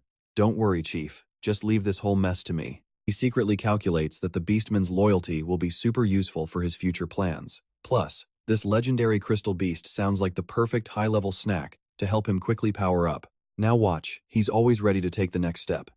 Harris leads the group deep into the pitch-black cave, quietly calling out to Zara to follow her. Zara silently tags along, determined to bring some good news back to the beastmen. Still worried about a sudden ambush from the angels, Zara wants to wrap this up as fast as possible. But suddenly, a bizarre sound echoing from the rubble makes the whole group freeze. Harris flinches as a loose rock tumbles down right in front of her. Suddenly, a low, heavy rumble echoes, making Zara highly suspicious. He mutters, "What is that sound?" He notices the stone wall beside them is closing in abnormally fast. Was this wall always this close? A wave of dread washes over him. Zara realizes the truth in a panic. Wait, this isn't a wall. But before he can finish, a massive impact sends him flying. Zara slides across the dirt, struggling to find his footing in the thick, rising dust. Harris screams his name in panic, and he roars back a warning that stone wall isn't a wall at all. Out of the shadows, a colossal monster looms with glowing eyes. It's a level 70 crystal serpent. Zara stares in disbelief, realizing that what they thought was a solid wall is actually the body of a giant snake. The serpent towers over the entire cavern, unleashing a suffocating, heavy pressure. As it wildly lunges to attack, Zara quickly realizes how bad their position is. Fighting a giant snake in a tight cave is a total nightmare. Decisive as ever, Zara yells that they need to retreat immediately. Harris quickly spots a narrow escape route and points it out, prompting him to scream, "Run, now." They both leap away, barely dodging the serpent's deadly fangs in the nick of time. A deafening explosion shakes the cave as the beast slams into the rock face, causing a massive cave-in that blocks its path. Zara looks back at the rubble and sighs in relief. That should keep it off our backs for a bit, he thinks. But before they can even catch their breath, Harris screams out another warning. A brand new enemy has appeared. Out of the blazing volcanic heat, a massive saber-toothed tiger with a glowing red forehead crystal suddenly emerges, letting out a deafening roar. It slowly creeps forward, radiating an aura far more terrifying than even the giant serpent before it. Facing this lethal new threat, Zara doesn't show a hint of fear. Instead, he just smirks with amusement. He chuckles to himself, a perfect high-level snack just delivered itself, and now it is time to collect. As the massive crystal beast leaps forward, Harris screams a panicked warning for him to be careful. But Zara doesn't flinch. He instantly activates his newly acquired magic skill, easily blowing back the beast's deadly pounce in a split second. Instead of finishing it off, Zara gently reaches out and starts petting the monster. In an instant, the terrifying beast turns incredibly docile, purring softly like a giant, harmless kitten. He smirks with satisfaction, realizing his magical quest reward actually let him tame the legendary beast. Witnessing this impossible sight, old Decent stands frozen, gasping that this is completely unbelievable. Zara proudly rides the majestic crystal leopard back to camp, declaring he has brought back a new companion. The system immediately confirms the beast is now completely loyal to him, forced into submission by the Demon Lord's absolute authority. With the crystal beast lend a hand, the Beast King village quickly gets its groove back. Old man Decent is practically crying tears of gratitude. He promises the tribe will remember Jen's kindness forever, but our guy just waves off any reward. Seeing this, old Decent hesitates before dropping one last favor. He points to their guardian statue, which those pesky angels turned into a security camera, and begs Jen to restore it. Since he is already here, Jen happily agrees to finish the job. Looking at the statue heavily damaged by the eruption, Jen seriously doubts it can even be saved. But Decent explains he just needs to touch it and pour in his magic. Jen mutters, "I get it, so I just touch it?" He slowly reaches out his hand to the stone. But the moment his fingers make contact, the statue reacts violently, erupting with a bright purple light. His smug smile fades instantly as a creepy dark energy surges up his arm. He screams out in pain. Old Decent gasps in total shock, realizing something is terribly wrong. "Is the leftover magic of the Demon King rejecting you?" Herat asks, trembling in absolute disbelief. Everyone stands frozen, wondering why the former Demon King statue would actively reject the person holding the title. Did the previous ruler just refuse to pass down his throne to Jen? Watching this bizarre failure play out, the beastmen start whispering, their doubts rising fast. "Wait, is he not the Demon King?" Herat can't believe her ears, stammering, "Lord Saza. Aren't you Lord Saza?" Meanwhile, the crowd's gossip gets louder. They argue that a real, legendary Demon King would never get injured so easily by a simple ambush, and his face looks nothing like the famous Saza. Amidst all their mocking whispers, Jen is left desperately struggling against the surging purple magic. He grashes his teeth in fury. Damn it. After surviving everything, he can't believe he's tripping up right at the finish line. He realizes the lingering magic inside the statue is strictly bound to Saza's soul. Since his own soul is completely different, he can't directly bypass it. Yet, Jen quickly recovers his cool, a wicked smile creeping onto his face. He silently thanks Saza for this lovely parting gift. Since it's a soul issue, there are only two options. He can either trick the statue into thinking he is Saza, or just completely obliterate the damn thing. Powering up a bright golden aura, Jen decides to flood the statue with the curses of the 7 great races, fully overloading it with his own magic. As the strike hits, the system immediately detects the Demon King's power and stacks the curse effects. Jen grins triumphantly, realizing his chaotic plan is working. Now that he has fooled everyone, what the hell does he have to worry about? If that's how it is, let's go all out. Jen roars in excitement. A flood of Crimson System alerts flashes on screen as he unleashes his entire power reserve. The roar of the Beast King, the curse of the angel, the jealousy of the Demon King, the sigh of the giant dragon, the grudge of the deep sea, the contempt of the wise, and the sin of the dark moon tribe. Jen forces this absolute beast of a chaotic energy mix directly into the statue, triggering an earth-shattering explosion that swallows the entire field. From afar, Herat and Old Decent scream his name in sheer panic, while Jen keeps roaring to release every single drop of his magic. A massive pillar of fire shoots into the sky amid clouds of dust. As the smoke finally clears, Jen stands proud in the ruins, letting out a heavy sigh of relief. It worked. Seeing the statue perfectly restored, Herat and the Beastmen erupt in cheers. Right then, the system alerts Jen that he's unlocked the Beast King Village exploration skill, allowing him to dig up info anywhere in town. Staring at his shiny new skill, Jen smirks with plotting eyes, deciding to give it a test run right away. Time to test it while it's hot. Jen's eyes flash with a cold, sharp glare as he instantly spots the rat who's been spreading fear and doubt in the tribe. Smiling confidently, he declares, "I knew it." Without a second thought, Jen lunges forward, grabs a chubby orc by the neck, and barks, "Show your true form." The stunned orc can't even react, gasping in surprise as a burst of light tears away his disguise, revealing the pure white wings of the angel tribe. Bitterly, he admits he used Ben's power to sneak in. The Beastmen erupt in pure rage upon realizing they've been played by a spy. This is the bastard who sealed Lord Saza's power in the first place. The furious mob instantly charges the terrified angel spy, completely ignoring his frantic threats about bringing Ben into this. Watching the chaos, Jen thoughtfully admits the spy is actually right. He really needs to find a way to break this annoying curse that is severely holding him back. Seeing his worry, Herat asks if his unstable power is due to the curse. Instead of answering, Jen suddenly asks if she knows where Patri is. Herat mentions Patri Akokoa, the sentient weapon that can cleanse negative debuffs, which jogs Jen's memory of this crucial trump card. He figures since Patri was a direct subordinate, she must have a soul connection to Saza. Right on cue, the system drops a new quest, Return of the King, Elf Edition, requiring him to conquer the Eastern Elves within 40 days. 40 days is a pretty generous deadline unless something goes horribly wrong, right? Jen turns and asks Herat if she knows Patri's location. She recalls last seeing the weapon flying toward the northwest. Jen goes pale. That is the exact opposite direction of his quest. But since 40 days is plenty of time, he decides to prioritize finding Patri to lift his curse first. Jen swiftly orders Mam to pack up and head northwest. As they leave the village, a mysterious system message pops up. "Hope you won't regret this. Hehe." Out of nowhere, a massive bolt of lightning strikes the earth with terrifying force.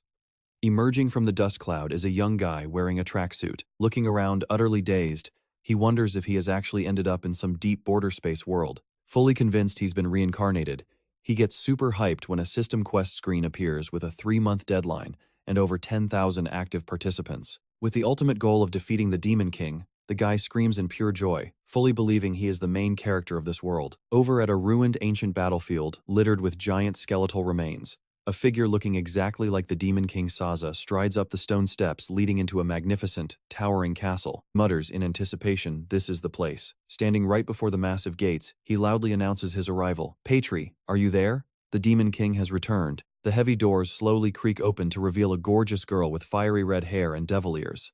This is Patri, the Demon King's unique weapon in human form, who coldly glares at him and asks what? Why are you here?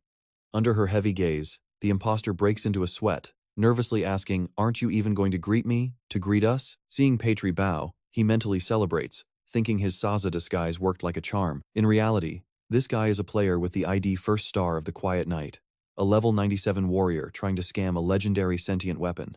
Turns out, he was also abruptly summoned from the real world straight into the very game he used to grind. Armed with deep game knowledge, he easily manipulates the local NPCs and quickly realizes he is not the only player dragged here. To gain an absolute advantage over the competition, he used a special transformation potion to copy Saza's exact appearance. His only goal is to claim Patri, the sentient weapon known for her absolute loyalty to the Demon King. Believing impersonation is the best way to win her over and become the true main character of this world, he wears a wicked smirk as he imagines conquering the entire globe with Patri in his hands. The moment he steps into the main hall, a sudden wave of dizziness hits him, making his head spin. His world tilts. Shaking, he wonders why his vision is fading to a blur until he spots the dark crimson mist wrapping around his body. Patri looks down at the collapsing fraud with absolute scorn and delivers her final judgment. Pathetic fool, she mutters. Patri coldly watches the fake fall into a dark pit piled high with corpses. She tells him to be grateful she is at least giving him a proper grave. Without another word, she strides through the grand hall to meet her true master.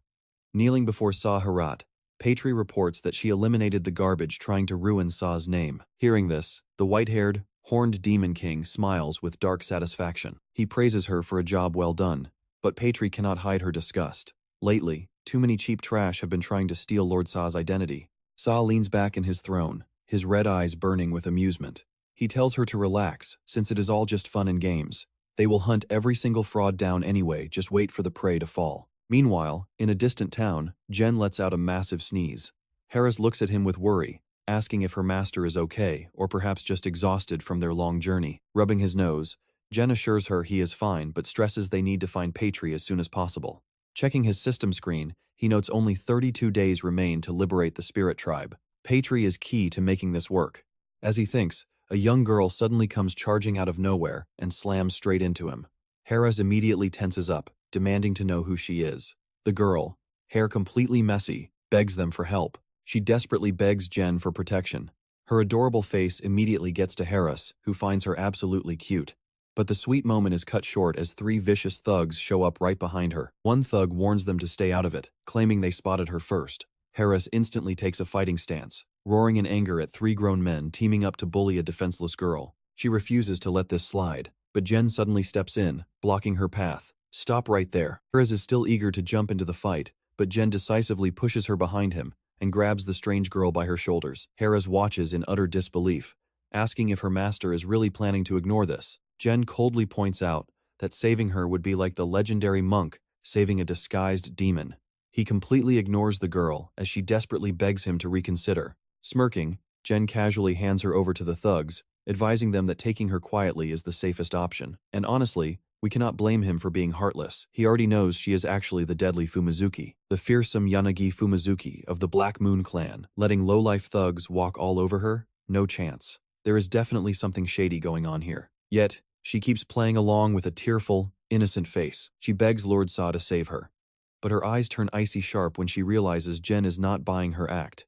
Frustrated, she wonders what is going on since this deviates from their plan. She heard he was a helpful hero back at the Beast King village. Seeing through her, Jen sarcastically mocks the situation, claiming he is too terrified to fight them. Gritting her teeth, she decides to pivot, Realizing she needs a new plan to avoid a public scene, she steps closer to General. Meanwhile, one of the thugs grabs her shoulder with a sleazy grin, trying to flirt with her. He invites her to have some fun with them. But the second he touches her, Fumizuki's eyes flash a blood-red light filled with pure malice, sending an instant shiver down the thug's spines. Terrified by the sight of eyes resembling a hungry, wild wolf, the thugs turn tail and sprint for their lives, shouting that they will let her slide just for today. Watching from behind, Jen mentally scoffs at her ridiculously fake and theatrical show of weakness. Completely unbothered, Fumizuki immediately throws her arms around him, cooing that he saved her, and vowing to dedicate her entire life to repaying his kindness. Jen puts on a confused act, but inside, he is plotting. He knows keeping her where he can watch her is way safer than letting her scheme in the shadows. He casually tells her to tag along then. Jen turns to Harris, announcing that they are heading to the ancient battlefield next.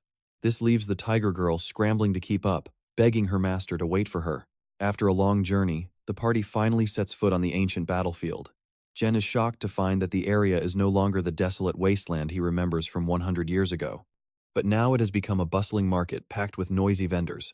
They are hawking everything from 100-year-old family soups to 1,000-year-old swords. It is a chaotic mess, leaving Jenin clutching his head and wondering what kind of madness this is. Before he can process it, a guy wielding a flagpole shoves past him and barks to get out of the way. Jenin stares at the notice board and realizes with sheer horror that this massive crowd is just the waiting line to challenge Patri. At this rate, things are looking absolutely terrible. The guard explains that, with so many adventurers flooding in, they had to set up a new security detail. Honestly, if he joins the queue right now, he won't get his turn for another 2 months. Horrified, Jenin grabs the guy and begs to know if there is any way to skip the line. He is seriously panicking if he has to wait that long. There is no way he completes his quest on time. The man suggests trying to squeeze into any active adventurer party, even though most of them are already completely full. Looking out at the packed plaza, Jenin can only sigh at this giant chaotic mess. Seeing his distress, Harris offers to nose around, and Jenin agrees to let everyone split up.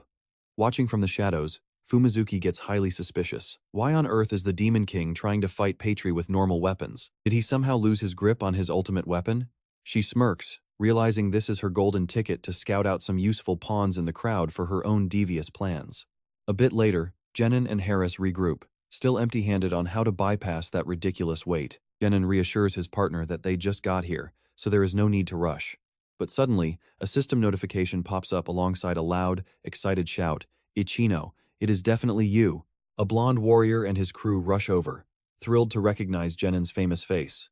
Jenin is shocked to realize he is not the only player who got dragged into this fantasy world. The guy is a total fanboy, calling Jenin his absolute idol and the top-tier player who vanished during that famous livestream. While the fanboy eagerly shakes his hand, Jenin can only blink and ask who they are. The blonde warrior is stunned that Jenin has not run into any other players until now. Watching them, Harris is utterly clueless about what a player even means.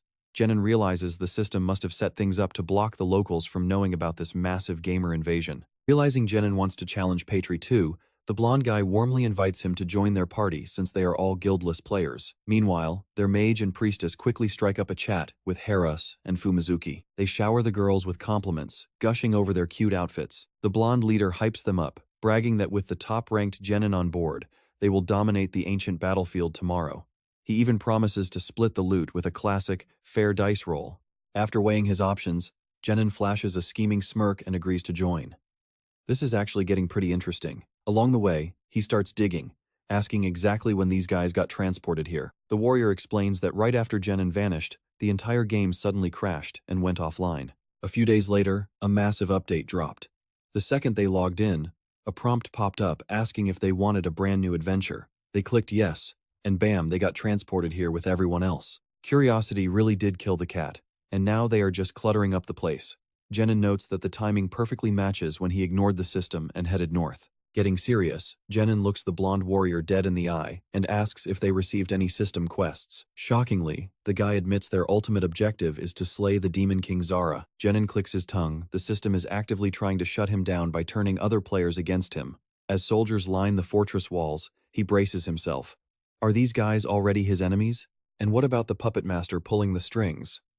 The blonde guy suddenly points directly at Jenin, shouting with wild excitement that his armor belongs to none other than Demon King Zara. Snatching the Demon King's legendary gear takes insane luck and skill. Grinning wickedly, the warrior steps closer, Asking what happened to Zara after Ichino defeated him, Genin freezes. His cover is blown. Trapped in a corner, Genin rapidly weighs his options. They definitely know who he is. Smirking defiantly, he locks eyes with them and asks what happens if he just refuses to answer. Instantly, the two girls in the party move to pin down Haras and Fumizuki.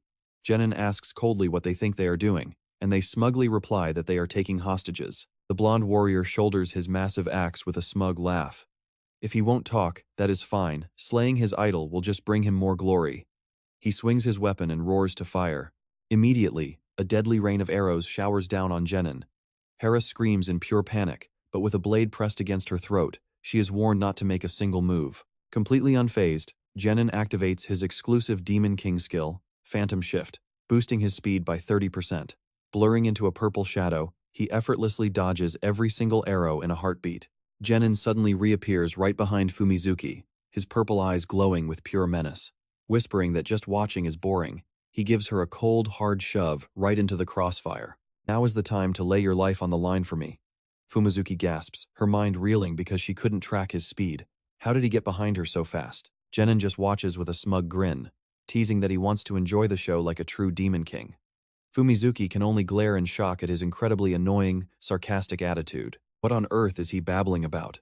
Genin keeps stirring the pot, loudly asking if she wants to punish these fools for disrespecting him, calling them a bunch of loud-mouthed cowards. That is incredibly low. Using a hostage as a meat shield is just cheap.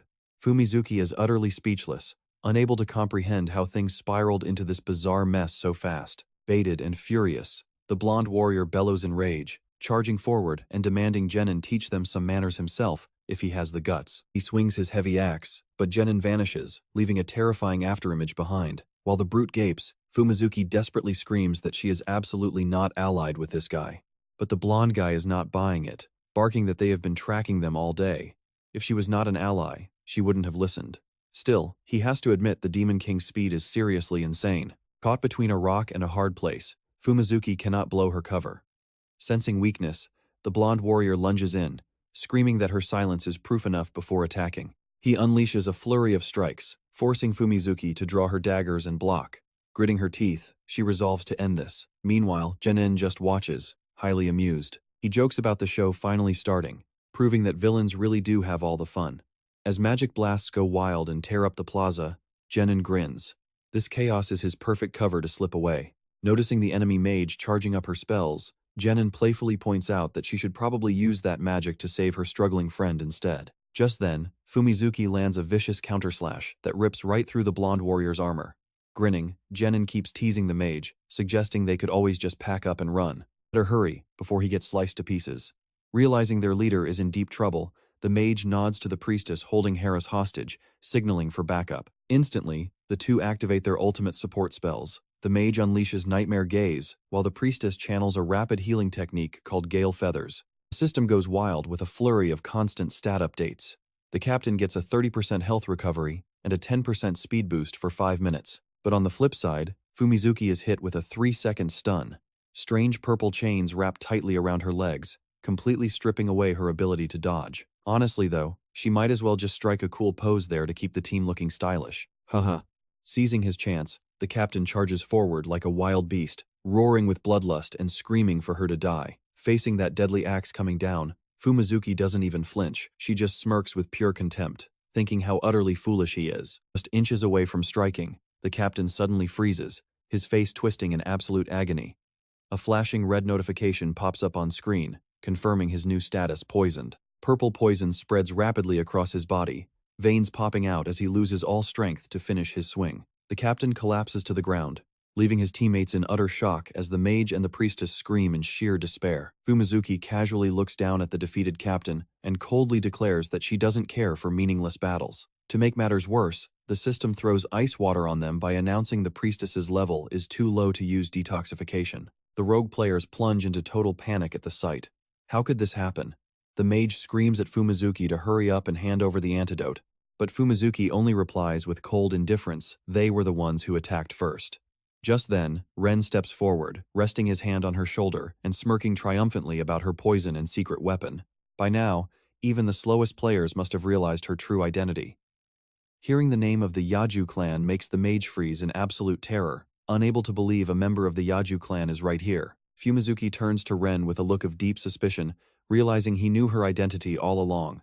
Ren keeps his mysterious smirk, staring straight into her eyes as he makes a daring proposal. He asks if she's targeting him under the angel's orders, wondering if he should entertain himself by giving her a chance. Ren calculates that keeping such a dangerous assassin close by will make it much easier to control the situation. Her pride wounded, Fumizuki snaps back angrily, warning him not to look down on her. Instantly, Ren unleashes a chilling, murderous aura, a massive shadow of the Demon King looming behind him, turning the very air heavy. He smirks, his gaze piercing deep into Fumizuki's mind as he lays down his absolute ultimatum, asking if she even has another choice. Faced with that terrifying pressure, Fumizuki breaks into a cold sweat, silently admitting she stands zero chance against the Demon King right now. She has no choice but to bow her head in submission. Seeing she has submitted, Ren instantly switches gears, flashing a bright smile as if nothing happened, and casually orders her to give them the antidote. Fumizuki quietly approaches the dying captain, handing over the vial and telling him he will be saved if he drinks it.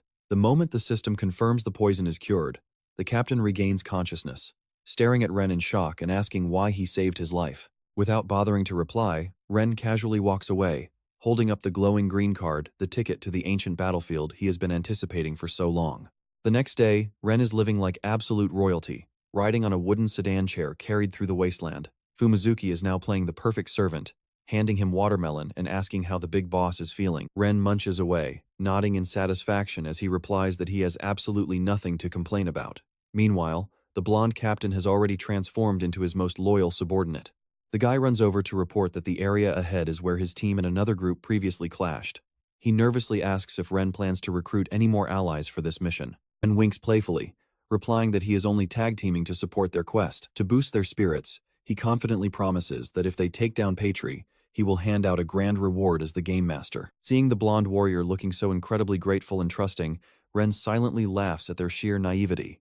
In reality, he doesn't have any actual game master authority at all. He smirks triumphantly to himself, thinking about how incredibly easy they are to fool. Flashback to a day earlier, Ren was holding up the glowing green card, claiming the right to challenge Patri. But then he suddenly hands it over to the female mage, leaving her absolutely flabbergasted.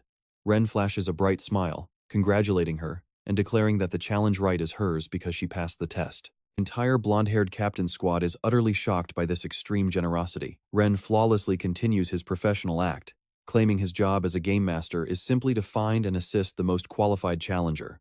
While playing along on the outside, he secretly laughs at what a massive lie it is. The other players start whispering in doubt, wondering if Ren is actually a game master since they have never heard of one before. Ren figures that keeping them close to gather intel on other players is his best move. Seeing them hesitate, he coldly turns away, threatening to find someone else to talk to if they don't believe him. The blonde warrior panics, begging him to wait and explaining that he does believe him, but just needs some time to process everything. Ren turns back with a sharp smirk, asking if they need proof. The blonde guy scratches his head, admitting that is pretty much it. Ren grins, making a bold offer for them to attack him, leaving the mage completely clueless about what is going on.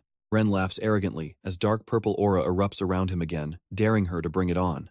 The mage grits her teeth, deciding to take the plunge and charge right in. Even if it is a bluff, their original plan was to take him down anyway. She immediately casts Fireball, launching a blazing sphere of flames straight at him. He calmly watches, noting that it is a decent basic fire spell, but too bad she is facing him. The moment extreme heat is detected, the system triggers his counter skill, Wrath of the Deep Ocean. Sharp icicles suddenly manifest, completely freezing the fireball mid-air at absolute zero before launching it straight back at her. The blazing fireball turns into a giant block of ice, hurtling back at her with terrifying speed. The panicked mage deploys a fire shield to block, but the raw force blows her away, leaving her splayed on the ground amid shattered ice. Watching this insane display, the blonde warrior and the priestess freeze in sheer disbelief. They realize the deep sea skill normally cannot swap attributes like that. Seeing the glowing ice blocks, they are completely sold, whispering that he really is a game master. Ren raises a finger to his lips, gesturing for them to keep quiet. He tells them to keep it down, and the group instantly nods along. Deep down, Ren is fully confident that combining his Demon King skills with his veteran gamer experience makes him completely unbeatable. A system screen pops up, displaying the exclusive Demon King skills he has mastered, from blood magic to petrification. Ren turns and orders Mom to free the mage from the ice block. Even though Harris is still incredibly grumpy about helping someone who dared to oppose her master, she still delivers a powerful kick to shatter the ice and free the mage. Watching the whole scene play out, Fumizuki grows deeply suspicious. Ren tamed his enemies with just a few smooth words, and she knows a true Demon King must have a dark, hidden motive behind this sudden kindness. As they tread down the rocky path, the blonde warrior curiously asks Ren about that reward he mentioned earlier. Ren gives a knowing smirk, replying that he cannot say too much, but his current appearance is a major clue. He tells them to think about what just happened and their very existence, adding that is all he can share. Looking at the backs of Ren, Harris, and Fumizuki, the players start whispering about what a beastkin and an assassin could mean. The mage suddenly has an epiphany. Reverse magic and minions of the Demon King, does he mean they should team up with races that betrayed the Demon King to take him down? The whole squad cheers in excitement, believing that recruiting the Demon King's former subordinates will weaken his army upon resurrection.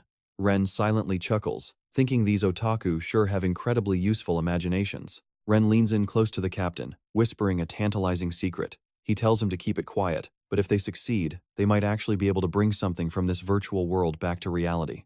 Despite questioning if they can even pull this off, the sweet dream of bringing home the treasure has the crew screaming with excitement.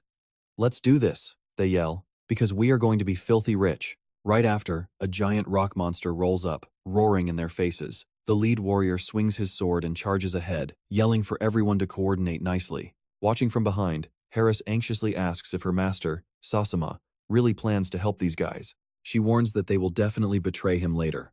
Ren just signals her to keep quiet and watch. He has his own reasons for this. Suddenly, a violent vortex of energy erupts across the battlefield, putting the players into a total panic. They scream about a dragon, but as the dust clears, two figures emerge, a white-haired man and the red-haired girl, Patri. Patri sniffs the air, highly confused because something smells suspiciously like a cat. Suddenly, her glowing red eyes flash with pure rage as she realizes exactly what is going on. Did that annoying thing actually show up? She glares up at the high cliff where Jen is watching the chaos unfold. Patri lets out a disgusted growl, spotting someone who looks exactly like her beloved master. Talk about a disgusting copycat.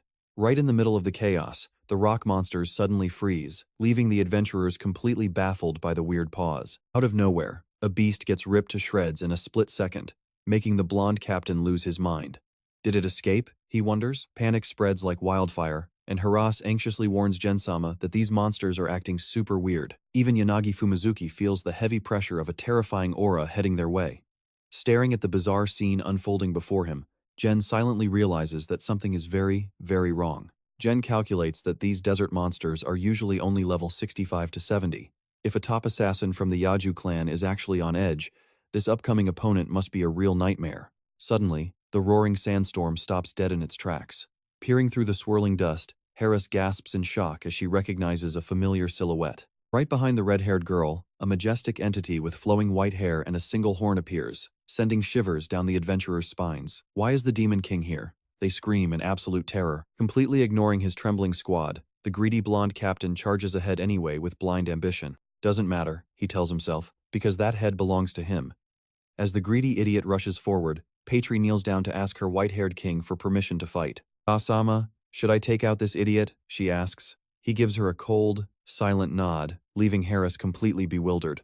Is that really Sasama over there? What on earth is happening? Even Jen is thrown for a loop, comparing their identical faces. But he quickly spots a crucial detail. The aura around this copycat and Patri is way weaker than it should be.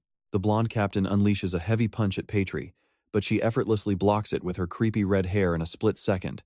She just stands there, totally chilling while surrounded by enemies. She turns to her master, telling him to relax because she has got this. Glaring at her targets with blood-red eyes, she delivers a cold death sentence, "Don't rush," because she is sending everyone to the afterlife right now. In a flash, Patri completely vanishes into thin air, leaving the panicked adventurers screaming. They yell that she is gone and frantically try to form up a defensive line. The absolute slaughter begins as Patri flexes her absurd weapon stats.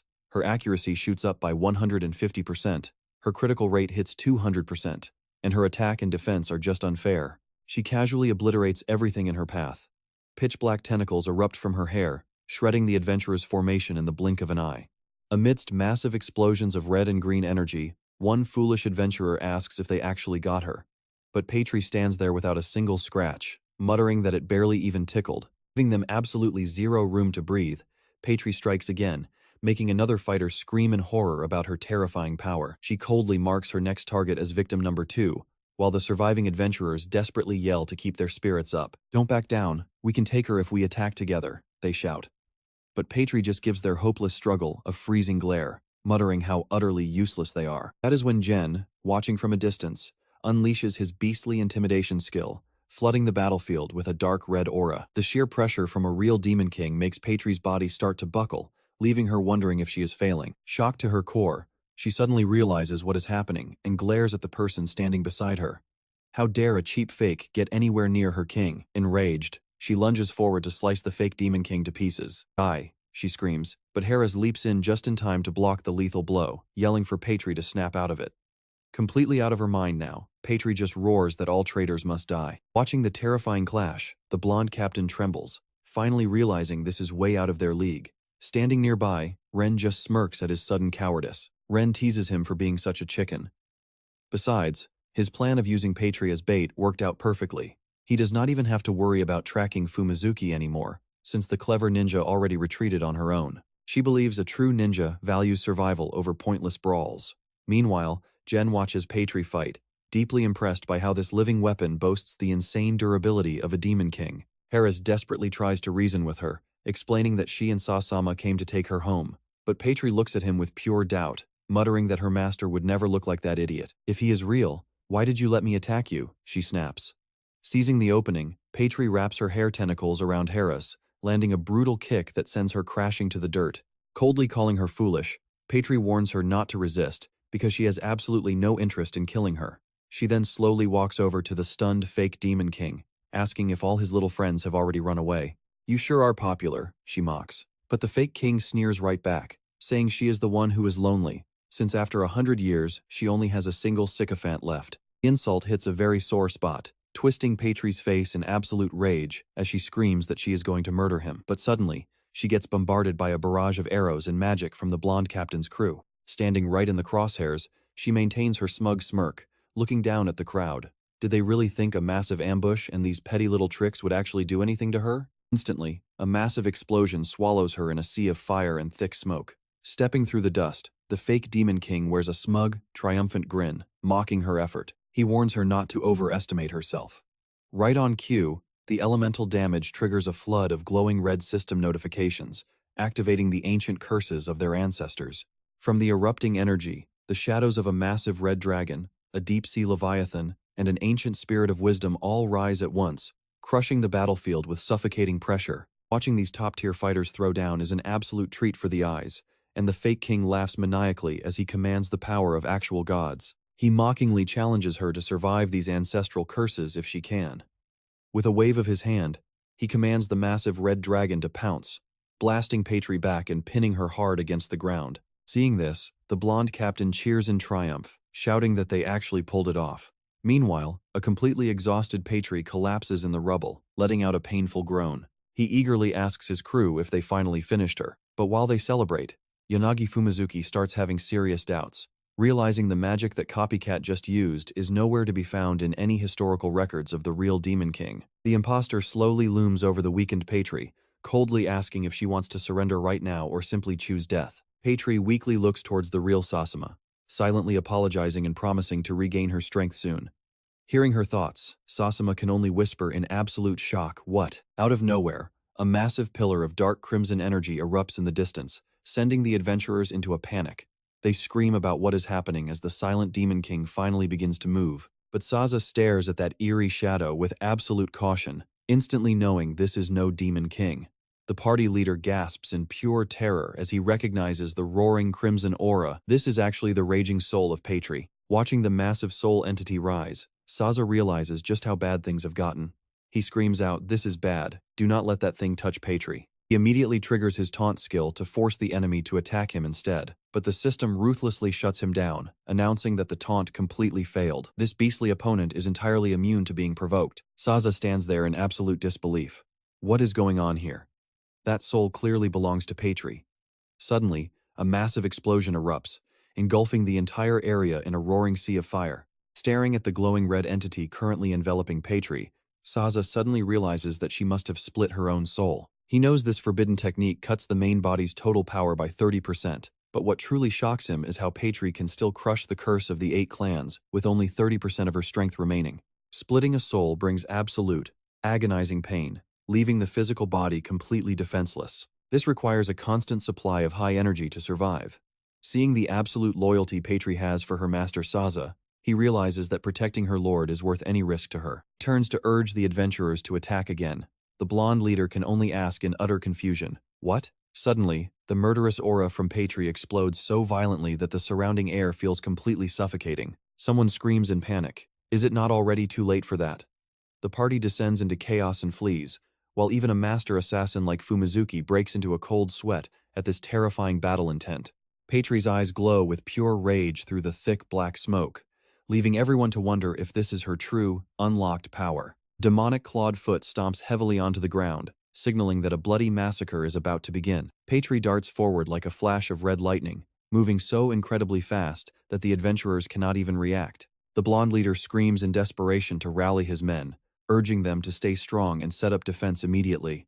But all of his efforts prove entirely useless against her overwhelming might. Patri flashes past him in a split second with a lethal sword strike, leaving the leader frozen on the battlefield. He stares down in horror at the massive hole torn through his chest, barely gasping out his final words before collapsing. Talk about getting absolutely wrecked. Patri takes down the leader in a flash, leaving him lifeless on the ground. Witnessing this horrifying sight, the remaining adventurers shake in absolute despair. They quickly realize they have no other choice but to surrender right now. But Patri, with her blood-splattered face and a crazed smile, instantly crushes that hope. Surrender?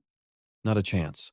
She tears through their lines like red lightning, ignoring their useless screams, declaring that she will never allow them to escape. Standing before the fake Demon King with her massive crimson soul looming behind her, Patri delivers her final cold judgment, asking the imposter if he has any last words. Staring death in the face, Jen grits his teeth with fierce determination, growling that he is not someone who is easily killed. Instantly, the system announces the activation of his full Demon King powers for 5 minutes, allowing him to unleash a devastating fusion of white bone hell and withered flesh, summoning massive bone spikes that stab right through Patri. Jen shouts triumphantly, asking if she really thought she could escape this legendary combo.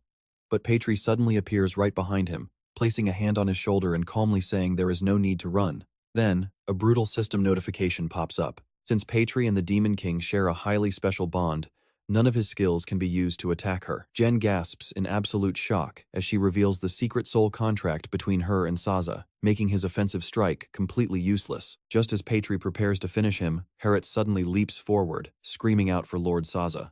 Herat shields her master with her own body, taking the fatal strike as blood splatters everywhere. Jen cradles his loyal follower as she collapses, crying out in agony, asking why she did it when she should have known he is not the real Saza. Gasping for breath, Herat looks up at him with gentle eyes and a happy smile, whispering that the one who saved her at the Beast King village is surely her Demon King, and serving him is her greatest honor. Watching Herat fade away, Jen falls into complete despair. He deeply regrets using their trust from the very start just to find a way to escape this world. A terrifying surge of power explodes as Jen's eyes glow with furious rage. He roars in absolute despair that things cannot end like this, begging for more strength to change their fate. Jen wakes up in a surreal, dreamlike space, shocked to find himself lying on a glowing red floor. As he sits up, he is horrified to face a giant version of himself wearing the Demon King armor, writhing in pain. What is this? Looking into the distance, he spots another copy of himself collapsed on a high platform, wondering in disbelief if that pathetic-looking figure is really him. Walking deeper inside, Jen is stunned to see a long row of stone statues bearing his own armored warrior form. He mutters to himself, wondering how there could be so many, and if they are all him. A sudden thought makes him shiver. Could this be his life flashing before his eyes, a near-death experience? He quietly walks toward Saza's throne, where the true Demon King sits with a mysterious smirk. A near-death experience is such a human concept, is it not? But it is not entirely wrong. Recognizing the familiar face, Jen angrily demands to know if it is him again. Are you the one who forced me to play the Demon King? And why are you in my memories? Saza calmly points at him and asserts that it is because this is what he always desired. Jen solemnly asks what he means by that. Saza clearly explains that Jen constantly complained about his own helplessness while craving raw power. He then shows an image of Herat suffering because she failed to protect her master, offering a highly tempting proposal. That cat girl is also full of regret for failing to protect you. If you hand over your body to me, I can save everyone. Jen coldly asks who he is. Saza smirks and replies that he is the Demon King's memory engraved deep within Jen's mind, his entire existence. Jen laughs mockingly, telling him not to be ridiculous, questioning what a mere parasite in his head could possibly do. Instantly, a massive burst of fiery energy blasts directly into Jen's face. Saza's flaming punch lands squarely on him, sending him flying backward in absolute helplessness. Saza calmly declares that he can do everything that Jen cannot. Staring at the smoke rising from the Demon King's fingertips, Jen begins to worry, realizing this might be much more than an empty threat. Saza points directly at the radiant throne, ordering him to sit upon it, before continuing to lay out his highly dangerous temptation. If you abandon your ego and merge with me to become the true Demon King, you can shatter the seals on your power and defeat that dragon. But Jen stubbornly refuses, asking what kind of nonsense he is talking about. I will do things my own way, using who I am right now. Saza smirks sarcastically, mocking his confidence, before bringing up Jen's bitter failures, from failing to lift the Spirit Clan's curse to being totally overpowered by Patri. If you had not made those foolish mistakes, you would not be struggling against Patri right now, and your own arrogance would not have gotten you killed. The haunting words, "If only it was not for you," echo endlessly in his mind, completely crushing Jen beneath the weight of reality as he blames himself. If it was not for me, Harriet and the others would not have ended up like this. If that is the case, would it not be better if anyone else did this instead of me? Even if someone else takes over, he leadingly asserts that in the end, that person can still be you, meaning you are the one doing it. Saza stands up, pointing toward the exit, and urging him to go where he belongs because everyone is waiting for him. Jen silently walks down the red carpet toward the faint light ahead. Saza flashes a triumphant grin, whispering that he is just kidding. Jenin's eyes suddenly turn razor-sharp as he sees right through the plot, so the goal was to make him abandon this body. Without a single second of hesitation, Jenin spins around, grabs Saza by the collar, and slams him flat onto the ground. The great Demon King is left absolutely speechless by the sudden attack. What? Saza barely squeaks out a confused gasp as Jenin pins him hard to the floor. Standing tall, Jenin completely takes control. Who do you think I am? Submit to you? Never. Jenin grips his sword, declaring his independence. He drives the blade deep right next to Saza's face, coldly reminding him that no rule says he needs borrowed power to beat Patri. After all, he is the one who defeated the Demon King. Saza stares in pure horror, stammering out in absolute desperation, "What on earth are you?" Saza warns him that he will regret this, because he needs that power to make Patri recognize his soul as his. Jenin just scoffs with total disdain. That is not how the strongest players roll. Need power? He will just take it himself. Right then, Jenin's mind suddenly connects with distant, locked memories. He wonders if this is exactly what Saza went through before, or if this event was already set in stone. Jenin remembers the exact moment he should have died, swallowed whole by a demonic soul, until a freak accident brought him back to life. A system screen pops up to reveal the shocking truth. Jinmaru had triggered an angel curse to control him, but it ended up reversing into an angel blessing. This crazy twist unlocks a special state called Calamity, a rare entity that completely bypasses life and reincarnation. In this form, he holds absolute dominion, wielding skills that can freely rewrite life and death itself. Jenin grins triumphantly, realizing he can level up and revive all over again. Saza desperately protests that this is not how it is, explaining his real reason for summoning him, but Jenin ruthlessly cuts him off. Enough. I am seriously starting to doubt if you are even a real Demon King. He coldly turns his back, leaving Saza desperate. Wait, do not go. You will definitely come back crawling for my power. Jenin looks back with utter contempt, mockingly noting that Saza sounded somewhat dignified earlier, but now he just sounds like a cheap hustler. The Saza I beat had fierce conviction. He was way better than this. Pinning Saza against the wall, Jenin delivers a savage reality check, throwing his own words right back at him. I can do everything you cannot. Instantly, the system announces that player Ichinos Genin has unlocked the secrets of the soul. Meanwhile, Patri stands proud on a cliff, looking down at Jenin's lifeless body with cold disgust. This is the penalty for daring to mock Lord Saza. She leans down to touch his armor, hissing in absolute rage that he dared to defile Lord Saza's armor with his filthy blood. Suddenly, a hand shoots up from the dirt, grabbing Patri by the wrist and catching her completely off guard. Surprise, gorgeous. Did you really think I was dead? Keep dreaming. Jenin slowly opens his eyes, grinning like a total troll despite his brutal injuries. Are you really trying to undress another man so suddenly? Because that feels a little too aggressive, do you not think? Patri stumbles back, her eyes burning red with sheer disbelief. How are you still alive? Losing her mind in rage, she screams out then, go ahead and die all over again. She plunges her razor-sharp tail straight through Jenin's body again. Watching her prey bleed out on the dirt, Patry growls, calling him a stubborn cockroach who refuses to die, asking if she can finally end his life for good. Even with blood spilling from his mouth, Jenin flashes a cocky smirk, teasingly asking if she is really that desperate to kill him. What? Are you scared? Patry screams in absolute fury, calling him a total idiot for putting faith in his teammates. Pointing toward the lifeless bodies scattered around, she coldly declares that his little cat friend is just another useless bug, and everyone has already fallen. Die already! Patry lunges forward with everything she has to deliver the final killing blow. Right at the edge of death, Jenin roars with absolute authority, "You are not the only one who knows soul magic. Wake up now." Instantly, a burst of purple energy explodes alongside a system alert, soul fusion technique. Patry's eyes shrink in complete shock, wondering if this is some kind of sick joke, as a terrifying silhouette shoots out of the eerie light at blinding speed. Patry gasps as her weapon is caught dead in its tracks by a pair of powerful hands. It is M, but now, her face is shrouded in dark shadows, her glowing purple eyes shining with mystery. Even Patry cannot help but panic, wondering how M is active when she should be dead. Staring at this powerful new form, radiating, suffocating bloodlust, she trembles, questioning if this is soul separation magic, before realizing she is wrong. What on earth is happening?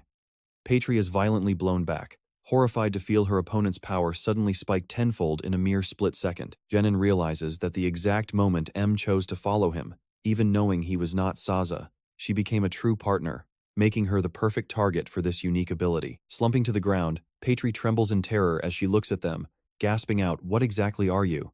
Jenin just smirks with total confidence, declaring that he will never let anyone kill his partner that easily. This shouldn't surprise you, or is your precious Saza just too weak to do something like this? Talk about a total roast. To test M's true strength, she summons a massive, flaming red dragon soul. The beast roars, shaking the entire area under suffocating pressure. Facing her silent opponents, Patry mocks them with a cold sneer. "Are you going to give up without a fight? It looks like you do not even have the energy left to hit back." The massive dragon charges with a devastating attack, but a glowing blue barrier instantly manifests around Jenin and M, shutting down the blow in a split second. A massive explosion erupts as the beast slams head-on into the unbreakable shield. Jenin stands totally unfazed inside his shield. Even with his chest wound still bleeding, he flashes a challenging grin. "So, do you want to keep going? If so, just give me a minute." In the blink of an eye, Jenin and M dissolve into glowing blue particles and vanish completely, leaving a shocked Patry wondering if they somehow absorbed the soul magic. Out of nowhere, a deep blue tears through the earth, sparking a massive blast that sends Patry flying.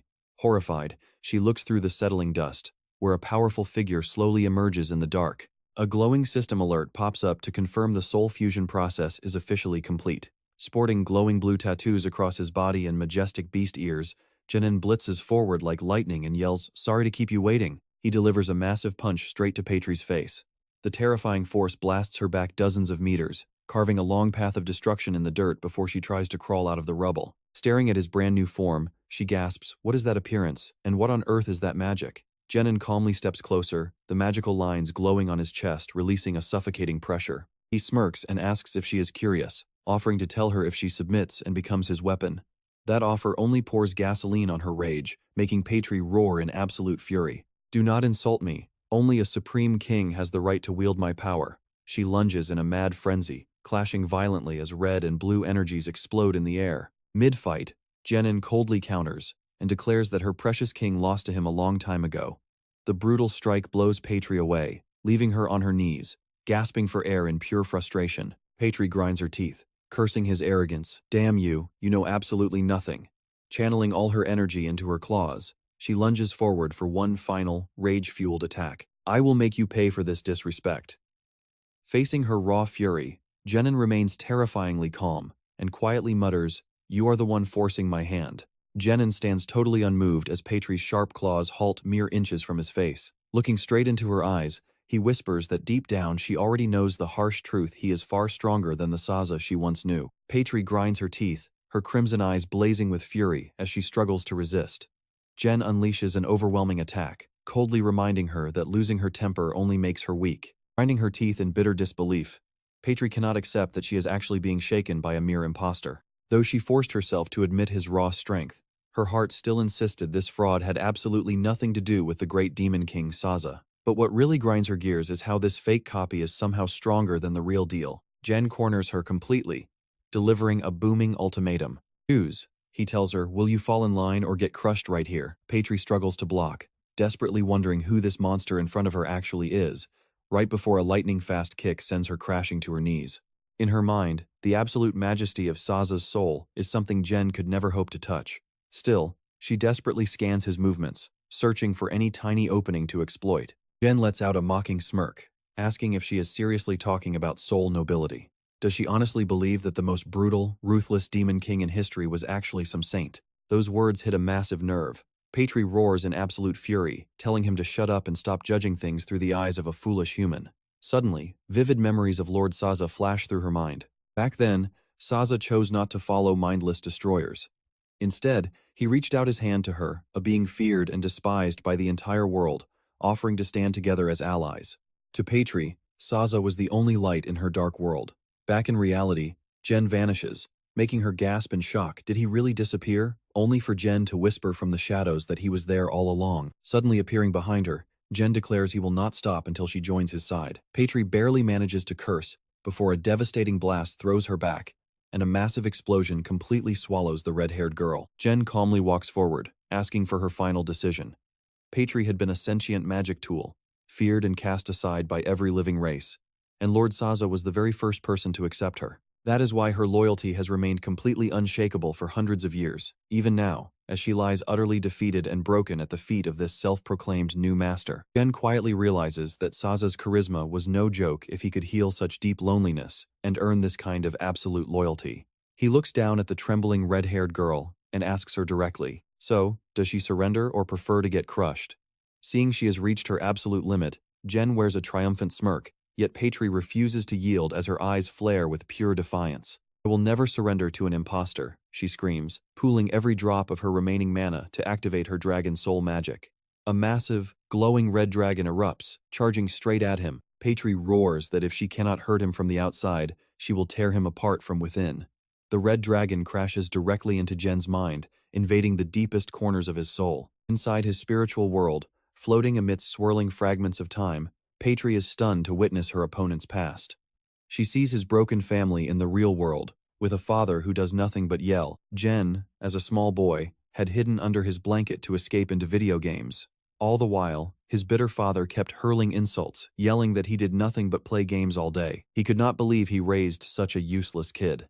In the memories, Jen stares at his computer, a massive defeat screen glowing in his face as he wonders how he lost, despite having top-tier gear. But he vowed to keep trying until he won. Patry watches in absolute shock, witnessing the moment Jen faced off against Lord Saza in that virtual game. Patry is stunned, realizing she had never seen Lord Saza look so genuinely happy. Had the Demon King actually accepted this guy? Back in his spiritual world, Jen asks coldly if she is finally satisfied. Patry can only gasp out in shock, but Jen roars with absolute authority, completely pushing her out of his mind. How dare anyone invade his privacy without permission? He commands her to get out. A violent burst of energy erupts, blasting the red dragon soul completely out of his body and bringing Patry to her knees. Jen stands tall, calmly asking if she finally understands the truth. Patry closes her eyes in silent contemplation before finally reaching out to take Jen's hand. Fine. She declares if Lord Saza accepted him and he needs her help, she will lend him her power. Suddenly, her gaze turns razor-sharp as she leans in dangerously close to his face, warning that if he ever shows weakness, she will end him right then and there. Facing her murderous intent, Jen remains completely unfazed, letting out a soft smirk. She is not exactly cute, but for a weapon belonging to the Demon King, she fits the bill perfectly. Instantly, a glowing system notification pops up, confirming he has acquired his new weapon, Patry. Gripping the massive greatsword, Jen feels an insane surge of power and grins, calling it absolutely perfect. The system then drops a crucial piece of lore about his divine weapon. Being Saza's original blade, Patry inherently bears exactly half of the Demon King's curse. Testing out his massive upgrade, Jen swings the blade in a single, devastating slash, unleashing a shockwave of raw pressure that blows away everything in its path. He stares at the weapon in pure satisfaction just as the soul fusion state wears off, letting the glowing magic crests fade from his skin. A soft blue light wraps around him as he returns to normal. Hera's joyfully throws her arms around him from behind, crying that he is safe, and asking if he actually tamed Patry. But after such an intense struggle to win over an ally, Both Jen and Harris collapse to the ground in sheer exhaustion. Jen groans that he is completely out of juice. Right on cue, Fumizuki from the Black Moon clan suddenly creeps back into view, weapons drawn and ready for action. Jen snaps to his feet, drawing his sword to ask if she still wants to fight. Fumizuki snaps back, calling him a vile human and yelling that she only came back out of curiosity to see who won. Though she talks a big game, her bruised and battered face tells a completely different story. She quietly sits down, scribbling nervous notes into her journal. She worries that with the Demon King growing this strong, she might never complete her mission.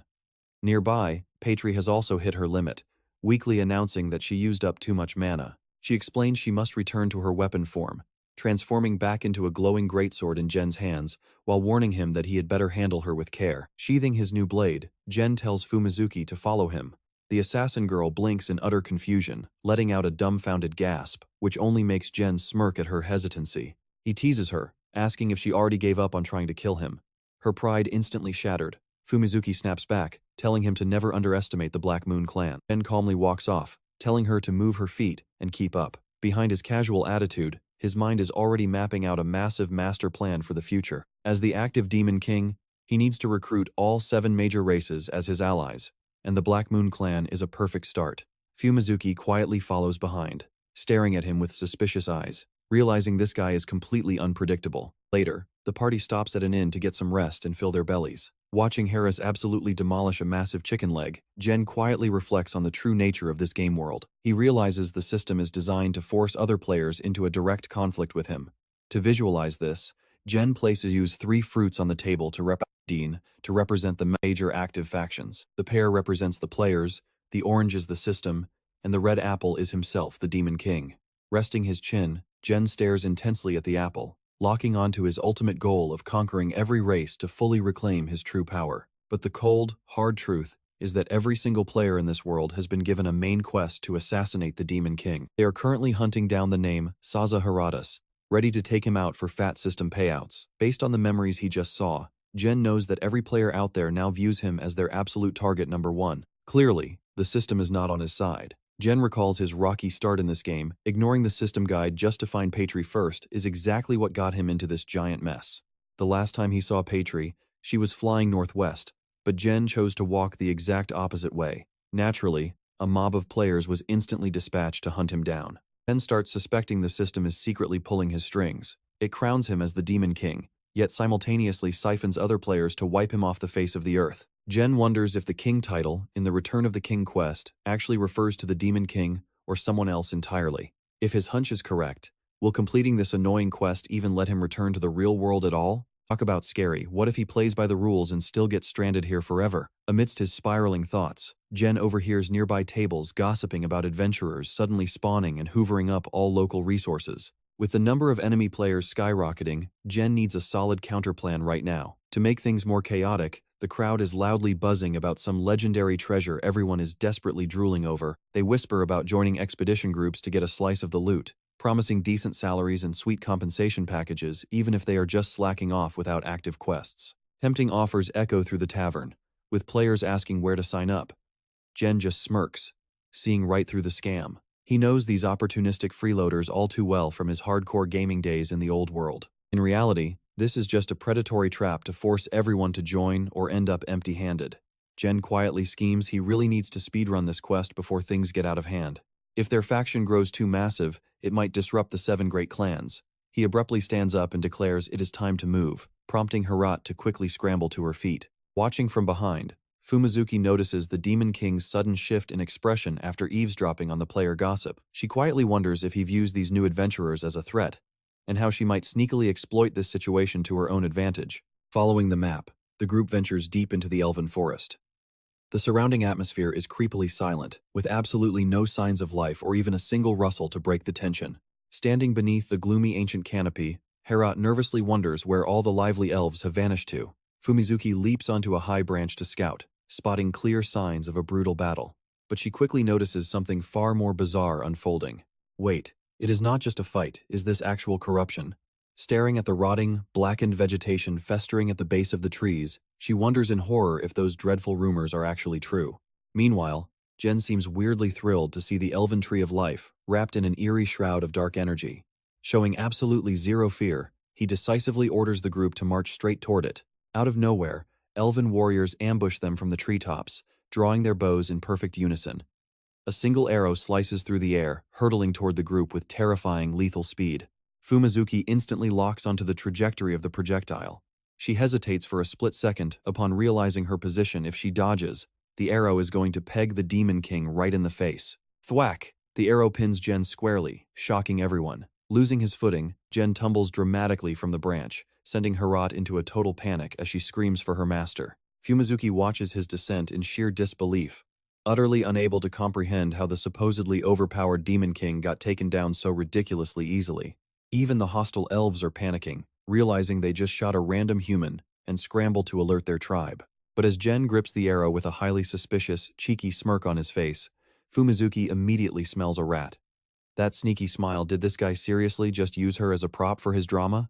The elves unleash a frantic barrage of fireballs and arrow rain, forcing Fumizuki to swing her daggers wildly just to deflect the chaos. While Herat is fussing over his wound, Jen casually puts a finger to his lips, telling her to hush before revealing his master plan. Relax, he whispers, this theatrical stunt is just to bait the elves into showing themselves. Fumizuki dives straight into the fray, unleashing a heavy kick that sends her opponent flying. Working in perfect sync, the elves shout commands to harness the wind while reminding each other to focus on the threat first. Another elf yells in agreement while weaving through the ancient branches to find a clean angle. Cornered by the onslaught, Fumizuki begrudgingly admits that these nature-wielding elves are going to be a huge pain in the neck. One archer fires a flaming shot to trap her in a corner, but right at the peak of the tension, Jen casually teleports right behind an exhausted elven warrior to offer a friendly greeting. Flash of a friendly smile.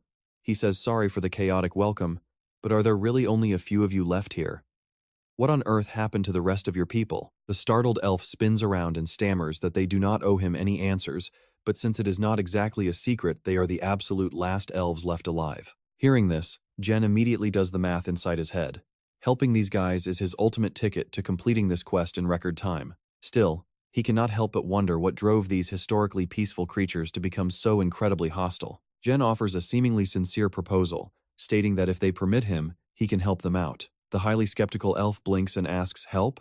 What is this guy talking about? Meanwhile, the brawl between Fumizuki and the other elves is still raging. A warrior roars that it ends right now, lunging forward with a deadly blow. Just at the absolute climax, Jen shouts for them to hold on. A blazing red slash cleaves the battlefield, making the ground quake and halting the fight.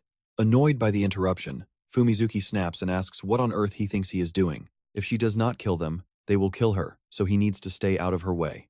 Jen spreads his arms, trying to de-escalate. Come on now. There is clearly a misunderstanding, so let us all just sit down and talk. His peaceful suggestion is met with nothing but pure rage from the elven warrior, who snarls back, what good would talking even do now? The sole reason their race is pushed to the brink is because not a single soul ever bothered to save them. Watching from her branch, Fumizuki contemplates. She had heard rumors of the desperate, isolated elves, but is this Demon King actually trying to play the hero? Another elf glares down from above, skeptically asking if he genuinely wants to help them. Jen looks up, offering his most convincing, totally not evil smile in return. Indeed, he says. But the elf scoffs bitterly, explaining that others in the past promised the exact same things, only to break their words and leave them betrayed in the end. Suddenly, Fumizuki senses an incredibly dense, menacing aura closing in fast. Her face pales as she screams out that something pure evil is heading their way. From the forest floor, a bizarre, pitch-black liquid spreads like a shadow, devouring everything in its path. Fumizuki warns everyone in a panic, things just got extremely bad. Get up into the trees immediately. A colossal entity suddenly manifests, stomping onto the ground right next to the group and sending violent shockwaves rattling through the entire forest. Facing absolute certain doom, the lead elf looks directly at Jen and states that if they somehow manage to survive this nightmare, maybe they will give him a chance to earn their trust. Fumizuki silently hopes he can actually back up his big talk, praying for a miracle. A sudden, powerful sweep erupts from the shadows, aiming straight for Herat. Jen yells out a frantic warning to watch out, instantly drawing his sword to block the monster's devastating blow in the nick of time. Jen looks down in shock as his sword, Patri, is suddenly covered in a bizarre purple aura. What on earth is this creepy glowing light? Even Patri, in her weapon form, squeals in pure annoyance. Hey, there is some sticky weird stuff clinging to my body. Without a second thought, Jen shouts for them to charge, diving headfirst into the fray with Herat. The elves simultaneously unleash a spectacular storm of fire and water magic, shouting that they will not let it escape. Jen parries while analyzing the battle. Is that black puddle from a monster? Sensing the bizarre threat, weapon form Patri realizes this is definitely no ordinary physical strike. The massive entity towering over them is actually a fallen elf, a monstrous giant skeleton sporting long, wicked horns and radiating pure, unadulterated malice. Amid the chaotic battlefield, an elven warrior begins to recount their tragic history. A century ago, gods and demons clashed. During that war, angels chopped down the sacred tree, their source of faith. Stripped of their life force, the elves withered. Without the holy tree, they lost all power and were cast out of their own home. The tragedy did not stop there. Forced into slavery, they still clung to hope. Even when sold like common livestock, they desperately tried to keep their inner light alive. Thanks to the efforts of their people, a tiny sprout of the sacred tree began to bloom. But the angels returned once more to extinguish that last glimmer of light, spitting words of utter contempt. Huh, you used to be so numerous, and now look at you, just a pathetic handful. How humiliating to watch the proud elven race scurry away like filthy mice. Honestly, it is no surprise. To the angels, you are nothing but an inferior race. A cruel warrior stomps on the fresh sprout, mocking how their worship of a basic tree only proves how low they truly are. Driven by sheer despair and absolute rage, their elder risked everything. Desperate to fight back, their leader unleashed a forbidden, decaying art that corrupted his very soul. Transformed into a fallen spirit, wielding terrifying power to obliterate the enemy. Yet, the cost was devastating. A fallen spirit yields massive strength, but at the absolute price of losing all sanity and control. Over time, these once great warriors became mindless beasts that only know how to constantly devour life. Though the enemy was pushed back, the fallen elves can never return to their original forms. Witnessing this tragedy, Ren grits his teeth as the truth sinks in. The real enemies are the angels, and they should not be fighting each other. He is stunned to realize how much the angels' behavior has shifted from what he remembered in the game. Ren swings his sword, easily blocking the fallen spirit's heavy strike. He calculates quietly. If these are the last surviving elves, and the few sane ones left finally give up, does that mean he has conquered the elven race?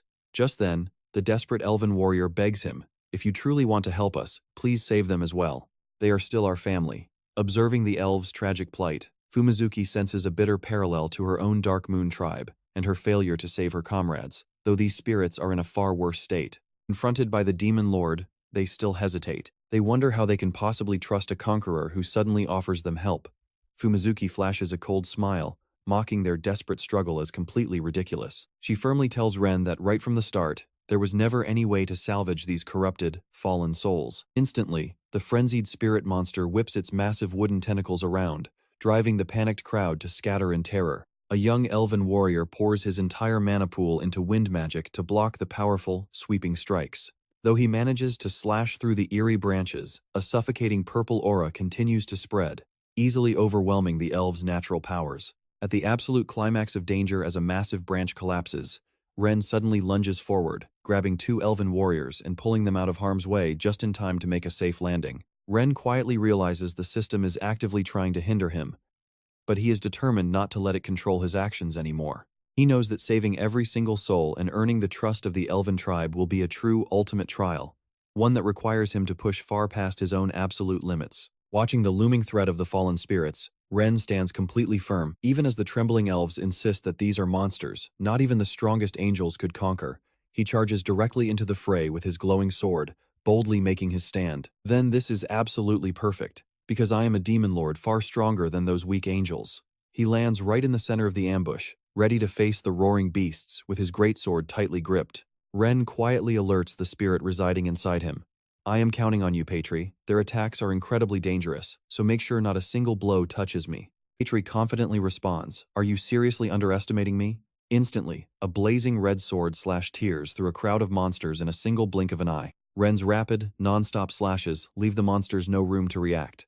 Watching from afar, Harris anxiously urges her master to keep pushing. However, an elf warrior standing nearby dampens her spirit, claiming that he will not be able to pull it off. Harris asks in shock, what do you mean by that? But he only coldly replies, just watch. A second later, the tiger girl's eyes widen in sheer horror at the gruesome scene unfolding right before them. Harris gasps from those torn open wounds. The monster not only refuses to fall, but also sprouts a mass of hideous extra arms covered in a dark purple energy. A system notification pops up, warning him that the enemy is now in a physical immunity state. Ren stares at the towering six-armed beast approaching and smirks. Physical immunity, is it? Oh, this is where the tables turn. The system screen flashes crimson, fully unlocking his Demon Lord skills. With only 5 seconds left, Ren lowers his stance, eyes burning with pure defiance as he asks, "How about this?" Ren unleashes his entire pool of power to activate the White Bone Hell technique. Instantly, massive bone spikes erupt from the ground at blinding speed, impaling the fallen spirit monster and making it scream in agonizing pain. Witnessing this overwhelming strength, the elven warriors gasp in absolute awe and utter shock. It is unbelievable. He defeated a creature that even angels could not hope to touch. Is this the true strength of a demon lord? Standing amidst the carnage, Ren casually smirks with pure arrogance for a demon lord. This is child's play. I might have gone a bit too far on that one, though, but Ren's smirk instantly fades as he senses an even more monstrous wave of absolute bloodlust rising right behind him. And just when you think he won, the system repeatedly flashes crimson alerts, warning of a terrifying new threat, the evolved super-fallen spirit. Far from dead, the beast absorbs the surrounding energy to evolve into a colossal form, radiating a terrifying and threatening purple glow. Ren is struck with absolute horror. Could they have actually right, as he is completely caught off guard by the creature's mutation. Fumizuki silently sneaks up from behind with a wicked grin. This is her perfect opportunity, knowing he is completely ignorant of the ancient legend passed down for centuries. She swings her dagger to assassinate him, but Ren quickly notices and delivers a powerful kick to blow her back. If you want to play, wait your turn in the corner over there. Despite being knocked back, Fumizuki maintains her cunning smile, casually asking if he forgot that the Dark Moon tribe is exceptionally skilled in the art of illusions. She drops a chilling truth. According to ancient legend, fallen spirits are actually completely immortal because they can absorb all nearby life force and mana to continuously regenerate. Suddenly, a thick wave of dark purple mist rises, tightly wrapping itself around Ren's arm. Fumizuki coldly declares, "It is time we say goodbye. Farewell." As they witness the demon lord engulfed by the suffocating dark aura, Hera screams out for her master in absolute panic. The surrounding elven warriors also panic, warning that anyone who gets too close to that corrupted entity is marked for certain death. Klein, one of the elves, sinks into deep despair. He wonders in shock if even the demon lord cannot break this terrifying curse. Just then, a highly mocking voice echoes inside Ren's mind, sneering that both demon lords, the real and the fake, are nothing but frauds. Despair hits an absolute low. Klein gives up and accepts his fate, muttering, "Well, if nothing works." Facing the colossal fallen spirit radiating a suffocating purple haze, Klein mutters about finally returning to the eternal realm, even as his comrades behind him desperately scream out for him to not give up. Watching from a distance, Fumizuki silently observes the tragic scene. Meanwhile, Klein's mind floods with painful memories of losing his home and comrades, convincing him that such a lonely life is no longer worth living. Klin closes his eyes, smiling in total relief, thinking he can finally reunite with his fallen comrades in the afterlife. Right as the beast swings down to crush Klin's neck, Jen appears like a ghost and yells out, "No matter how long you live, giving up now is way too early." Using his bare hands, he blocks the monster's strike in an instant, saving Klin in the nick of time. Jen looks down at the spirit warrior with a smug smile and barks an order, "You better live longer, because throwing away the life your parents gave you is a massive sin." Seeing her master completely safe, Hera squeals with joy, cheering that he is out of danger. Jen just casually turns around and teases the tiger girl for overacting. "Come on, you should trust me a bit more." Watching Jen's insane power and quick decision-making, Fumizuki is utterly shocked to realize all her intel about the weak Demon King was completely wrong. Meeting the assassin's stunned gaze, Jen casually drops a mysterious response, "Well, who knows?" Meanwhile, Klin is still standing there, completely frozen in utter shock. Shaking all over, Klin asks Jen what he just did, desperately begging to know if there is any hope left to save his other fallen allies. Jen firmly holds him steady, calmly telling him to ask one question at a time while Klin deeply regrets his mistakes. "I am so sorry. I made a huge mistake and was only trying to save them," Klin pleads. Right then, Yanagi Fumizuki suddenly ambushes them from behind with her razor-sharp daggers. Fumizuki is stunned to see the Demon King alive, doubling down on her mission to execute him and finally free her Black Moon clan from the Angel's heavy chains. Sensing her sharp bloodlust, Jen effortlessly dodges the blow, casually saying that he has some good news and bad news. He asks which one they want to hear first, and Klin quickly chooses the good news, despite another spirit looking hesitant. Jen lands with immense force and proudly declares that their entire race will be saved. The spirits gasp, instantly demanding to know the bad news. Jen sighs and reveals the harsh reality: those who have already fallen can never be brought back to life. Klin and his comrades completely fall apart at this devastating truth. Desperate to atone for his earlier disrespect, Klin drops to his knees, even pulling out a blade to end his own life. But Hera frantically rushes in to stop him. She screams that her master is not some heartless monster who wants this. Jen silently walks away, tossing back a question, "Is that really what you all think of me?" Seeing Klin still drowning in despair and suicidal thoughts, Jen turns back with an icy glare, posing a cryptic question, "Do you actually know why those fallen spirits cannot seem to die?" Another spirit bitterly replies that it is obvious since both magic and swordplay are completely useless against them. Jen facepalms with a tired sigh, then suddenly slashes his blade straight at Klin, making the poor guy shriek out in absolute agony. With the spirits watching in absolute shock, Jen coldly explains that this acts as proof every single fallen spirit possesses an absurdly fast super regeneration ability. Klin quickly apologizes again for offending the Demon King, but Jen tells him to actually use his brain instead of just talking. He points toward a giant ancient tree wrapped in creepy tentacles, gesturing for them to look closer. Kneeling on the ground, the spirits fail to see what the Demon King is getting at. Still, they begin to wonder if the bodies of the fallen hide some dark, ancient secret they never knew about. Jen casually steps into the dark core overrun by creepy roots, claiming he noticed something highly unusual inside their bodies. Venturing deeper in, he softly whispers to his sword, "Patri," checking if she is doing all right. In stark contrast to the gloomy exterior, the space inside the tree core is remarkably peaceful, giving off a surprisingly pleasant vibe. Jen starts hunting for clues to save the spirit race, suddenly letting out a triumphant shout as the whole truth dawns on him. Grinning widely, he grabs exactly what he needs, knowing it will perfectly serve his upcoming plans. One spirit gasps, realizing that the Tree of Life has actually been protecting them all along, which explains the insane healing speed. Standing before the Spirit Clan, Jen boldly announces his ultimate plan to save them. They only have two choices, either revive the Tree of Life or completely tear it down. Hearing about destroying their very life source, one spirit warrior screams in pure outrage. "Why destroy the Tree of Life when it is protecting everyone? I will never allow this." Remaining dead calm, Jen looks the guy dead in the eye and coldly shoots back, "You should really start talking based on actual reality." Another anxious spirit questions him, asking why the Demon King is targeting the Tree of Life. Meanwhile, Hera starts piecing together her master's brilliant logic. Since the Tree of Life heals the fallen spirits, if we destroy it, they will lose their strength, right? Is my deduction correct, Master? Jen nods in approval, confirming her brilliant deduction before going into detail. Not only will they weaken, but their fast healing will completely vanish. Fighting them will be a breeze as long as you all keep your distance. He stresses that if they purify them with holy magic afterward, they can completely wipe out these fallen entities once and for all. Stunned by this, the spirits murmur, wondering if this is their true salvation. Overwhelmed with emotion, one spirit warrior charges forward in total despair, conjuring a blazing fireball in his hand and screaming out, "If that is the case, just kill me first." Jen swiftly dodges the desperate charge and snaps back, "Do not jump to conclusions, and stop throwing away your life so recklessly." He locks his piercing eyes onto the warrior, unleashing an overwhelming, suffocating pressure that freezes him in place. Otherwise, your existence becomes utterly worthless, as life is not some cheap toy to waste. Instantly, he stomps the spirit warrior into the dirt, pinning him down completely helpless as the poor guy shivers in sheer terror. Standing over the defeated warrior, Jen coldly states that sometimes, life and death can be completely reversed. Grasping onto this sudden shred of hope, the shocked spirits ask if they can actually bring their fallen comrades back. Jen silently weighs the personal benefits, but seeing their raw desperation, he gives a reassuring nod. Overjoyed, the spirit warriors immediately drop to their knees to swear their eternal allegiance. They swear upon the Tree of Life that from this day forward, our loyalty belongs to you. Right after, a system notification pops up showing the spirit race's obedience has hit 2%, making Jen smile at the progress. He proudly announces that he already has a master plan. Just then, hideous fallen spirits start swarming out from the deep forest.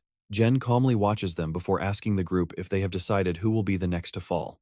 A brave warrior steps forward, firmly pushing his comrades back as he volunteers, stating that he will go. Jen smirks, ordering him to resist with everything he has just to buy some time, as he wants to study the transformation process in detail. Shaking with terror, the brave warrior tells himself that all he needs to do is hang in there. He lets out a loud battle cry for the spirit race and dives straight into danger. Instantly, pitch-black tentacles from the Tree of Life whip out, wrapping tightly around his body. Shrill, agonizing screams tear through the air as a creepy dark mist completely wraps around him, kicking off the soul transformation. Watching the warrior get slowly devoured, Fumizuki scoffs in absolute disgust, muttering that he is a complete fool. "So you think throwing away your life for comrades is stupid because he has no chance of saving them anyway?" She turns to confront Jen with a glare dripping with deep suspicion. You do not actually care about saving them either, do you? So what is your real goal? Jen just smirks mysteriously and asks if she has ever heard the saying, man proposes, but God disposes. Suddenly, a massive shockwave rumbles through the ground, making Fumizuki scream out in horror at the giant branch of the life tree crashing down. Jen calmly observes, whispering to himself that the main character has finally made an entrance. Right ahead, the spirit warrior screams in agonizing pain as a dark purple aura spreads across his skin, starting to disfigure his face. Wasting no more time, Jen instantly draws his blade and dashes forward like a phantom to disrupt the mutation. He delivers a clean, razor-sharp slash to sever the tight tentacles, but a dark, grim realization washes over him. It seems those who do not belong to the spirit race cannot receive the blessing from the Tree of Life.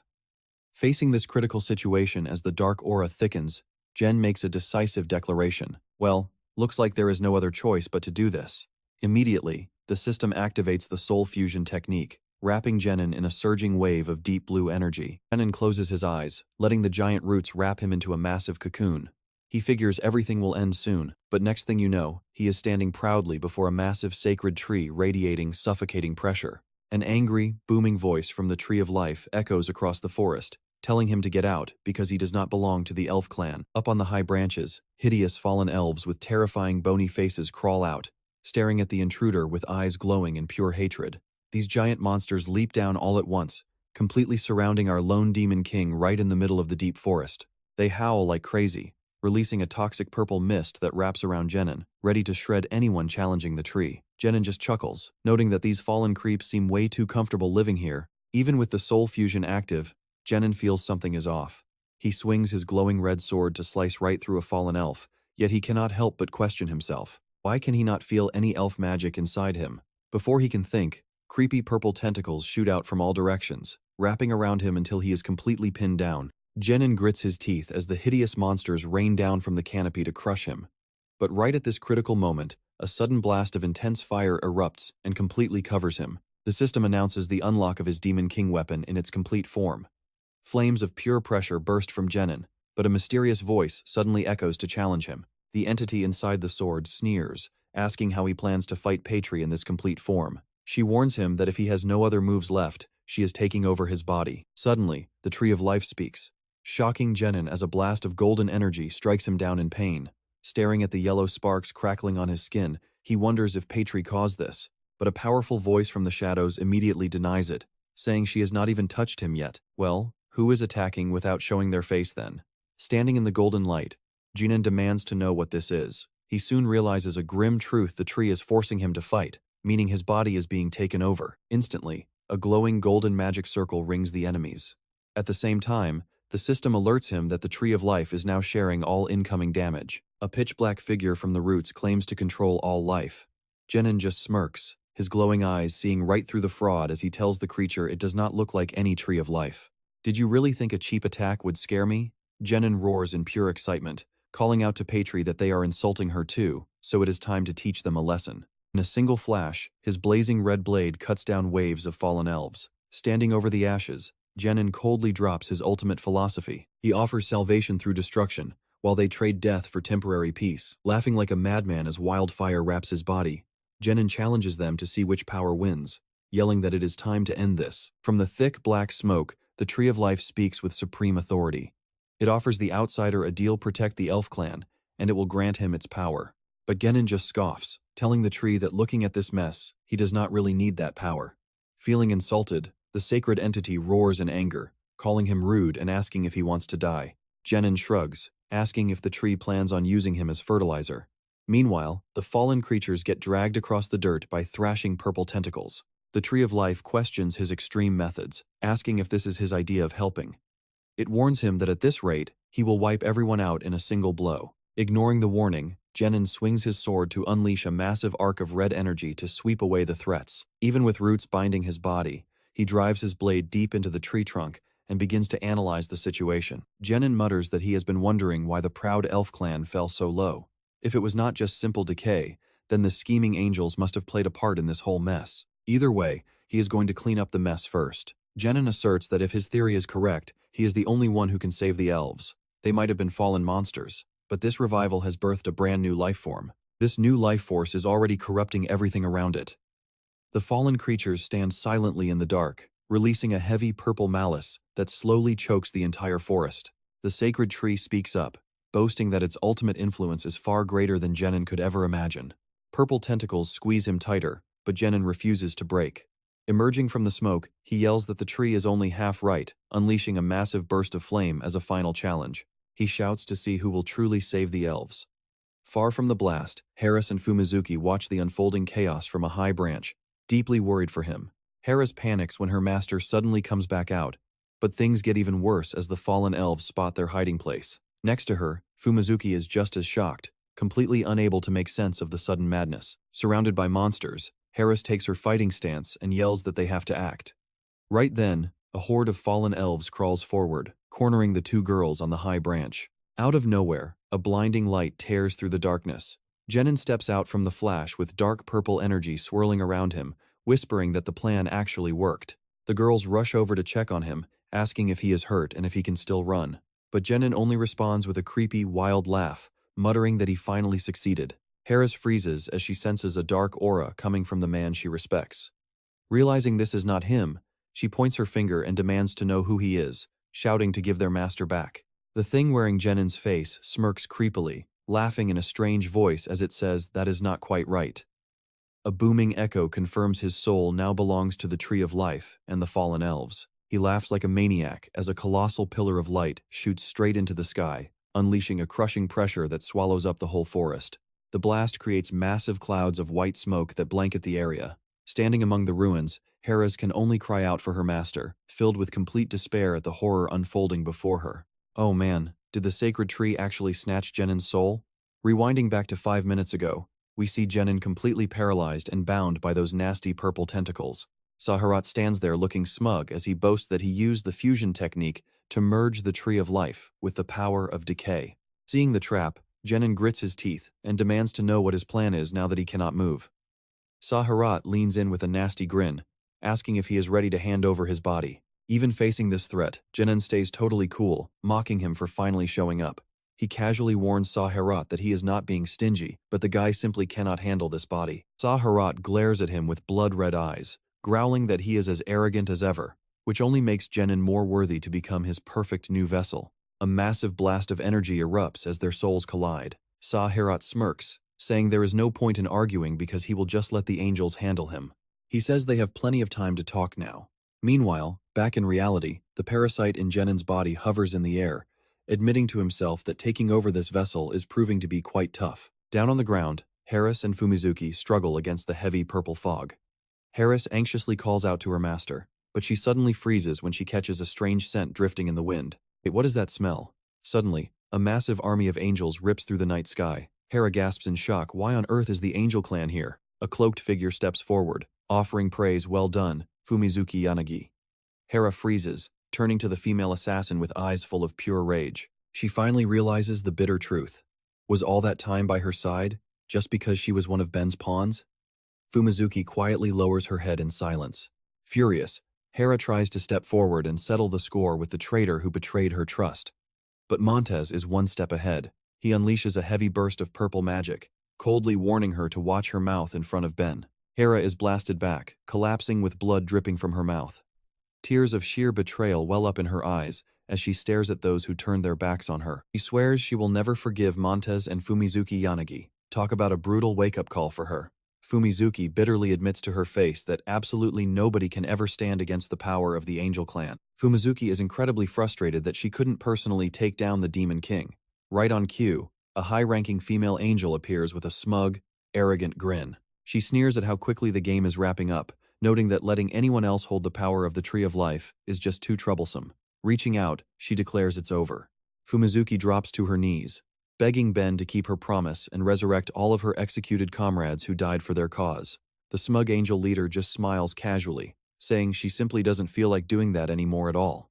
Fumizuki is completely stunned by the double-cross, realizing she deep down had a bad feeling about this from the start. Treating her complaints like annoying barking, the angel blasts her away with a devastating, powerful strike. Fumizuki is completely knocked out. The smug angel is just glad things are finally quiet as she prepares to leave with Montez. She orders Montez to clean up the mess, since she can't stand this smelly place any longer. Instantly, a massive angel magic circle forms in the sky, ready to rain down final judgment. Hiding behind a nearby tree, Fumizuki watches in absolute horror as a colossal pillar of divine fire incinerates the entire forest in an instant. Once the bright light clears, she stares at the burning ruins and screams for the Demon King to stop playing dead. So he was just playing hide-and-seek this whole time?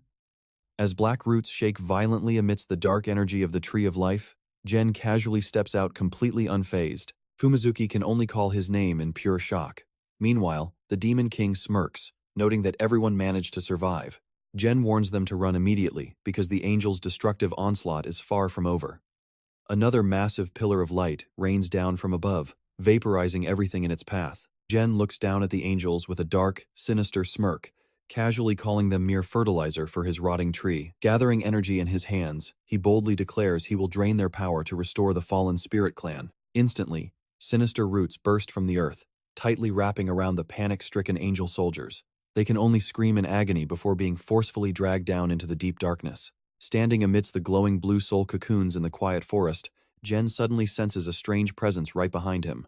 An angel soldier is covered in a brilliant golden aura, making Fumizuki think he has successfully turned into a spirit. But under the Demon King's cold glare, Jen confirms he is no spirit, but a creature caught in an agonizing transformation. Is he falling just like the other spirits? Total chaos erupts as the angels start frantically slashing at each other in a wild frenzy. The mutating creature is bound tightly by roots, screaming in agony as his soul is ripped apart. Jen watches the horrific scene with a triumphant smirk, declaring this is what a true fallen spirit looks like. He boldly declares he will drain all their blood, converting it into infinite power for himself. Chaos erupts as sharp wooden spikes burst from the ground, impaling an angel soldier before he can even utter a single sound. Standing in the wreckage, Montez mutters with a calculating look, "Is that really the Tree of Life?" Instantly, Jen plunges from above like lightning, swinging his sword and yelling that the enemy doesn't need to know before ending up just like the rest of them. Jen pours force into his red blade, but Montez blocks it with his black wings. Montez smirks, noting that the Demon King knows far more than expected. Jen doesn't flinch at all, coldly asking if he is just a scheming opportunist. Jen recalls a memory from the past. Back when everyone else was fighting like mad, Montez was the only coward who surrendered just to save his own skin. He is a professional snake who always plays both sides for profit, a truly disgusting guy to deal with. Montez claps, admitting Jen is still one step ahead, but they leaked info to lure the Yanagi clan's daughter into a trap. Behind them, Fumizuki is struggling in the middle of a massive crowd of angel soldiers. Meanwhile, creepy roots keep impaling other angels, draining their energy to revive the Tree of Life. Jen shields Fumizuki, looking at Montez with sheer disgust. Since when did he start manipulating the Yanagi clan? And why does the Tree of Life support his cause? Jen laughs coldly. What if he said there is no point explaining anything to a traitor? Montez merely responds with a devious smirk. Montez gathers a massive surge of purple magic around him. In that case, he vows he will just crack open the Demon King's skull to find out himself, taking flight with his wings spread wide as dark energy ravages the entire forest. With a quick snap of his fingers, Montez activates a dark art that binds the angel corpses with glowing purple chains. Jen stays calm, reminding him that the Tree of Life can easily resurrect its allies. Montez just looks back with a wicked, mocking grin, but what if they aren't actually dead yet? Jen is stunned to see the impaled angel soldiers stumble back to their feet. Their eyes glow with a deadly purple light, even with tree branches still firmly lodged in their backs.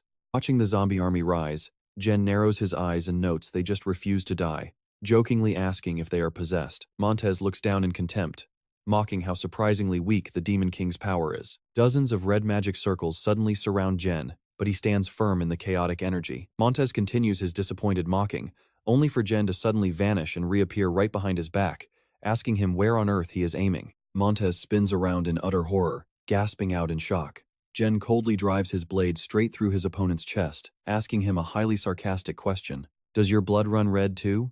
He lets a drop of it fall onto the Tree of Life, declaring that this is the proof he was looking for. Flashback to moments earlier inside the trunk, where Jen is tightly bound by roots. He calculates he could use soul manipulation here, but it is taking far more time than expected. With his mission timer rapidly running down, this situation is not good. He turns and asks the sacred tree's spirit if it wants revenge. The tree entity suspiciously asks what this outsider is implying, so Jen begins digging up its painful memories from the past. Wasn't it the angel clan that completely destroyed your kind? While the tree entity hesitates in uncertainty, Jen confidently claims he is the only one left in this world with the power to threaten those arrogant angels. The sacred tree simply laughs in mockery, scoffing that if he cannot even conquer a tree, there is no way he can challenge the angel clan. Jen just laughs with supreme arrogance in response to its doubt, proposing a very bold wager. Once the angel clan hears about his presence, they will swarm this place like a pack of hungry wolves. His plan is to use their blood to purify the sacred tree and claim it forever. A glowing green leaf appears on his head as a mark of their pact. The ancient sacred tree finally caves in.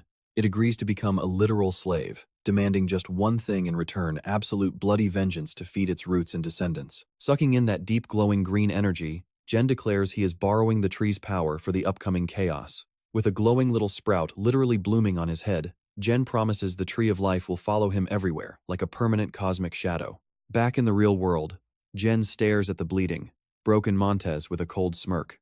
Clutching his chest, Montez looks up in horror as Jen slowly closes the distance. Raising his dark blade high, Jen coldly decides a cowardly traitor has lived long enough. He swings down for the execution, declaring an end to this pathetic farce while Montez shivers on the ground in total, helpless despair. Montez looks up with heavy, tearful eyes, whispering if Jen really forgot him.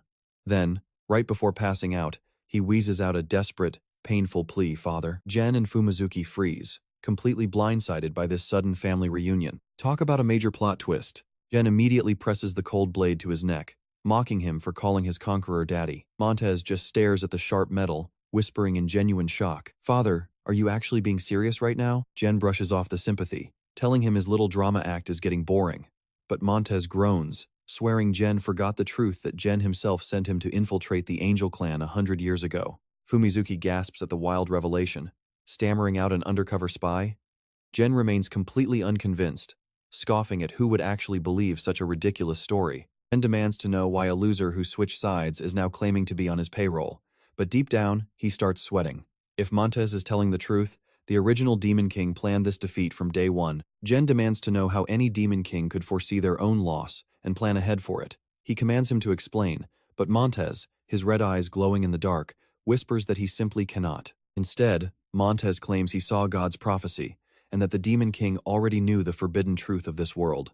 Jen is left reeling, his mind racing over what this truth could actually be. Flashbacks of the day he was sucked into this game flood back, making him wonder, is this really just a simulation, or is there a terrifying link between the virtual world and reality? Looking up at the angels circling above, Jen realizes sending an undercover spy makes perfect sense if saw the future. He covers his face, laughing with a mix of raw excitement and deep dread. Jen admits the logic pans out, but he refuses to just buy into this crazy backstory. He demands some real, solid, undeniable evidence, telling Montez to spill every single secret right now. No more games. Staring at the sharp tip of Jen's sword, Montez whispers back, "Proof, you say?" Right on cue, the angels in the sky shift their formations, closing in to surround the entire party. Taking a step back, Montez challenges Jen, telling him that proof always comes with a heavy price. But before he can even finish, her blitzes forward like a lethal arrow. She launches a brutal pounce, tearing right through his chest and leaving him gasping in pure shock. And just like that, a massive, chaotic brawl erupts in the woods. Her repeatedly collides with powerful angel warriors, trying to carve a bloody path out. Through the choking dust, a heavily bleeding Montez looks at Jen with absolute adoration. He gasps out, asking if this brutal fight is part of his father's plan, because he really hates having to fight him. Blood spills from his mouth as he wheezes out his eternal loyalty, declaring everything he does is for his father. Montez staggers to his feet, staring straight down the length of Jen's blade without even trying to dodge. Determined to test his crazy claims, Jen drives his sword straight through Montez's chest. Montez just accepts the cold steel with a peaceful smile, whispering that this is the only way to prove his words. Fumizuki screams in absolute horror at this sudden, bloody impalement, but Jen immediately senses something is way off. Montes did not resist at all, meaning the blade only pierced his physical shell, not his true self. Staring at the shadow twisting and warping beneath his feet, Jen coldly asks if this was his plan all along. A massive shadow beast with burning eyes erupts from Montez's shadow, locking Jen and Fumizuki in an intensely heavy, suffocating pressure. Talk about a dramatic entrance. Legendary demons are born from pure shadows, sharing a tight symbiotic bond similar to elves in the Tree of Life. They depend on each other, coexisting as one. These demonic beings lurk inside shadows, and the only way they can fully regenerate is by utterly crushing their opponent's mental willpower. Standing tall against the giant shadow demon looming over him, Jen watches as Montez explains his dark secret. Montez reveals his strength is tied directly to the Demon King's affection. If Jen abandons him, he will never be able to regenerate inside his father's shadow again. He offers this tragic risk as ultimate proof of his undying loyalty. Seeing his dedication, Jen quietly asks what his actual mission is. Montez admits he has no clue what the endgame is, explaining he is simply waiting for Jen's orders. For now, his only goal is to shield Jen from the shadows. Nodding at his loyalty, Jen asks if he managed to dig up any juicy secrets while working for Ben, though Jen knows checking in like this risks blowing his cover. A century of stealth, blown in an instant. Montez scoffs at the danger, suddenly spreading a massive pair of gray wings as swirling purple energy wraps around him. He rockets up into the sky all by himself, charging headfirst into the army of angels surrounding them. Jen watches the wild spectacle, completely speechless. Shadowy tentacles erupt from the ground, impaling the angels before they can even react. Seizing the perfect opportunity, her jumps right back in, tearing through the enemies with raw fury. Montez flashes a cryptic smile, admitting that even this wild display might not be enough to earn Jen's trust. Fumizuki looks absolutely ready to throw hands, but Montez politely advises her not to test him. He leans in close to Jen's ear, whispering a massive secret he uncovered while spying on Ben. Quenching Jen's burning curiosity, Montes drops a massive bomb. Ben is actively plotting to resurrect both the previous generation's Heaven King and the Demon King. Fumizuki is completely speechless, unable to believe her own ears. How is that even physically possible? The Heaven King's legacy is strictly bound to the succession of life and raw power. A new Heaven King literally cannot exist unless the old one is dead. Memories of Demon King Sa standing tall in a sea of blood beneath a golden moon flash back, proving the absolute cruelty of their world. Jen narrows his eyes, pointing out that since they already resurrected a high demon, bringing back the ancient kings is totally on the table. Hearing this, her breaks into a cold sweat, whispering in absolute shock. Resurrecting Lord Sa? Jen lets out a dark, knowing smirk. He knows that even if the sacrifice is unimaginably massive, pulling off a complete resurrection is actually 100% doable. He recalls the brutal truth of why he was summoned here to be a living sacrifice to revive the Demon King. Jen looks at Montez, noting that Ben is definitely not the type to sacrifice her own neck. Montez nods, agreeing that Ben would never sacrifice herself when she already has another perfect, gullible pawn lined up for the job. Fumizuki nervously asks who this poor scapegoat is and what Ben is actually plotting. Montez shrugs, admitting he is not in her inner circle to get those classified details. However, he flashes a devious grin, dropping a few critical clues anyway. Rebuilding a physical body with the Tree of Life is the easy part, but resurrecting a shattered soul? Dragging a completely dissolved spirit back from the void is a whole different level of nightmare. He explains that the Abyss clan are the only ones capable of manipulating souls, meaning Ben absolutely needs their help to bring the Heaven King back. Jen freezes, suddenly putting the pieces of her sick game together. Ben is determined to pull them back from the dead, no matter the cost. Montez asks if the Abyss of Time is actually real or just a myth, but Jen firmly states it is very real. Recalling the game's sequel map from his past life, Jen is convinced that if the real and game worlds are truly merging, that forbidden place absolutely has to exist. Montez shudders at the legend that the Abyss of Time only opens amid the weeping of the Abyss clan. Saris then coldly concludes that Ben is planning to wipe them out, just as she brutally slaughtered the Spirit clan before. Montez urges everyone to set off immediately. However, Saris orders Montez to stay behind and stall Ben. This is a critical mission, because any harm brought to the Abyss clan will trigger massive trouble. Montez bows and accepts his orders, thanking his lord before spreading his wings to fly off. Watching him leave, Harris worriedly asks if they should also head over to the Abyss, but Saris calmly replies that it is not time yet, as he still has a surprise to prepare. He approaches a spirit bound tightly by vines and commands it to wake up. The spirit opens its eyes in shock, feeling a surge of raw power flowing through its veins. Staring at his hands in disbelief, he mutters about the wind and light, asking why they look this way and if he seems strange. Saris silently notes that expanding a clan is never easy since you first need to find compatible young guardians.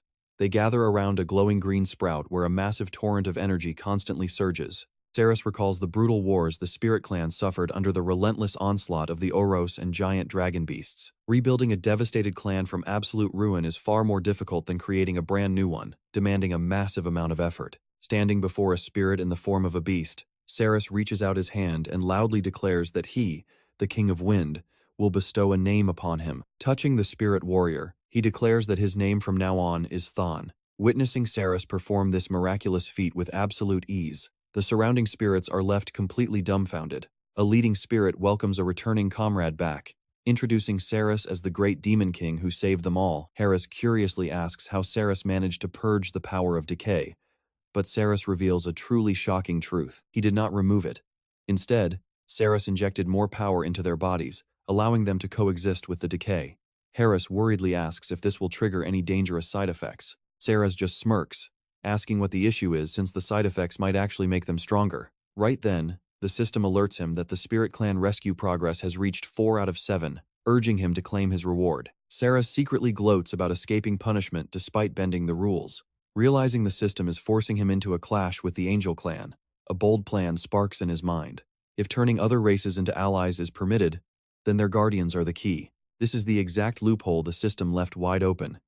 Facing a swirling, dark red aura, Saras steel hardens his resolve. If he cannot defeat the Angel Clan outright, he will simply turn them into his allies instead. His eyes burn with calculating ambition as he tells himself that, in the end, only one person truly knows the Angel Clan inside and out. Everything is playing out exactly as Montez and Ben planned. Inside a magnificent palace, Ben coldly declares that sacrificing every last member of the Spirit Clan to a tree of life is a perfectly acceptable price to resurrect the Heavenly King. She is even willing to throw away the lives of her own angel soldiers to win back the enemy's trust for her grand cause.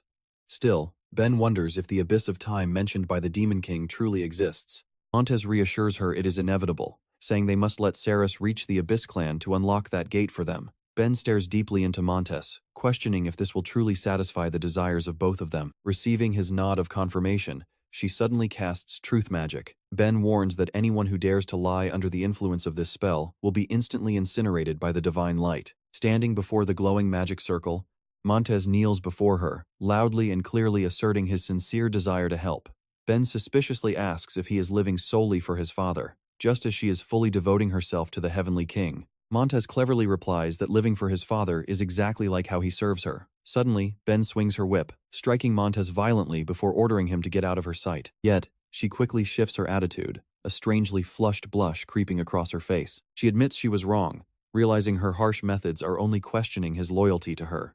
Standing before a majestic statue of the Heavenly King, she declares that no one loves him more than she does. Montez silently departs with a contemptuous sneer, leaving Ben lost in her blind worship. Walking through the silent hallway, Montez whispers a promise to his father, the former Demon King, to complete his mission at all costs. Meanwhile, in the Spirit Forest, a lively early victory celebration is underway around a roaring bonfire.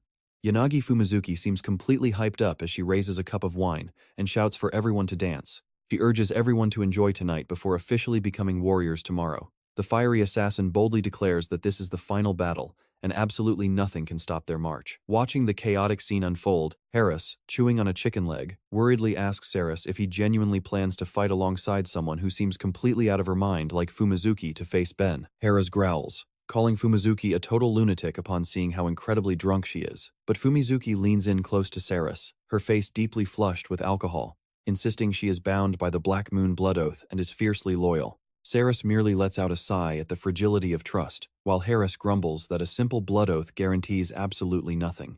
However, Fumizuki's playful eyes suddenly turn razor-sharp. She warns Saras never to look down on the blood covenant, because once made, her entire clan will obey his every command. She reveals the brutal truth that if they fail, her clan will be wiped out by the angels. Forging this covenant was her only way to force Saras to negotiate. Harris frantically tries to stop Fumizuki from saying such wild things, forcing Saras to step in and calm the tiger girl down. Falling to her knees, Fumizuki admits her assassination mission has utterly failed, and now, her entire clan is physically incapable of harming him. Saras smiles, realizing she is completely wasted, looking exactly like Patri did when he recruited him. He silently wonders if rejecting her will cause Fumizuki to lose her life right before his eyes. Ultimately, Saras decisively accepts her terms and pulls out the Black Moon clan's pledge token that he has been holding on to. Harris looks on utterly bewildered, unable to recall ever seeing it. Saras quietly reminds him that he completely missed that exciting moment while he was passed out. In his memories, Fumizuki handed him their tribal emblem as a binding vow. Back in reality, with blood still staining her lips, Fumizuki loudly asserts that this is the ultimate blood covenant of the Black Moon clan. Holding this token, Saras now possesses the absolute power to command her entire clan to do whatever he desires, even if that order means throwing away their very lives. Saras tightly grips the token and asks sharply what she would do if he actually ordered her to commit suicide. Fumizuki smiles softly and confesses that after watching him closely, she realized his rough exterior hides deep, calculating actions that ordinary people could never comprehend. She trusts him entirely because she knows he has never once engaged in a meaningless slaughter. Sarah smirks, mocking his own notorious reputation as the dreaded Demon King. Yet, Fumizuki gazes up at him with hope-filled eyes, declaring that he is their absolute savior. Walking away in silence, Saris finds it utterly absurd that a Demon King has become a beacon of hope, bitterly realizing just how twisted this world has become. Catching the stumbling Fumizuki, he coldly warns her that he has no interest in her life, so she should stop falling all over him. Instantly, the system detects a nearby toxin and activates blood magic. Staring at her body, surging with the signature poison of the Black Moon clan, Saris leans close to the assassin's ear with a dominant smile. He commands her to live under his control without a single regret. Fumizuki is stunned, her heart skipping a beat under his absolute, overwhelming dominance. Gently closing her eyes, Fumizuki softly replies that she looks forward to it. In her mind, Saris is the greatest demon king of all, a sovereign who never bent his knee, even when hunted by the entire Angel clan. She realizes she is the vanguard of the Black Moon clan, destined to stand firmly by his side. With ironclad resolve, Fumizuki vows to herself that she will never give up. Under the brilliant full moon, she hardens her resolve, swearing that if this world is twisted, she will help him shatter it completely. In the midst of her deep thoughts, Harris suddenly runs up in a panic, holding a notice and shouting that they have a serious problem on their hands. The paper proudly declared that the old era was over and the rise of a new king had begun, complete with a majestic picture of Ren. Ren casually took the paper and turned to Fumizuki, asking if she was behind this. Seeing her nod in agreement, Ren clicked his tongue in annoyance and told her to pick a cooler angle next time. Naturally, news of this new demon king quickly attracted a horde of fame-hungry adventurers. One greedy leader rallied his group, calling it a perfect chance to farm some easy experience. He urged everyone to go hunt down the Demon King together. A red-haired elf was desperately fleeing from a group of hostiles. Cruel shouts echoed behind her to catch her and cut off her fingers. The smug, gray-haired hunter mockingly drew his bow, laughing that she was simply too slow. The elf stumbled and fell, immediately surrounded by the ruthless hunters who laughed triumphantly. They sneered, asking if she honestly thought anyone was coming to save her. What a bunch of miserable cowards, teaming up against a single defenseless girl. Looking down at their prey, kneeling with glowing green marks on her hands, they kept mocking her, laughing and asking if she was completely paralyzed and needed them to lend a hand. They mocked her, saying her savior was running late. But instead of showing fear, the elf's eyes burned with orange rage. Gritting her teeth, she focused all her energy into her legs, activating a deep blue spiritual force to prepare a sudden counterattack. An assassin lunged forward with sharp daggers, telling her not to be foolish and try to run. Right after, another hunter swung down a heavy, devastating axe. They yelled that she could not escape, but the agile elf dodged the blow and landed low. Glaring at her opponents with cold eyes, she declared that they were the ones who could not escape. Suddenly, a swarm of dark shadows appeared in the high treetops, completely blocking every escape route. A loud shout rang out that the trap had been sprung, catching the hunters off guard. The gray-haired leader kept his smug expression, claiming it was nothing to worry about. He sneered at his men to look closer, calling the reinforcements weak after analyzing their degraded stats. He laughed crazily, saying they would still be weak even if the Tree of Life revived them. Raising a purple potion, he boasted that he would slaughter them again, using dark magic to weaken them, and asked how they even planned to fight. The elves dared them to bring it on, but the hunters suddenly realized something was wrong. A towering, demonic figure with long horns and a level of 90 slowly emerged from the shadows. Terrified, the leader hurled the poison bottle at his opponent and roared at him to die.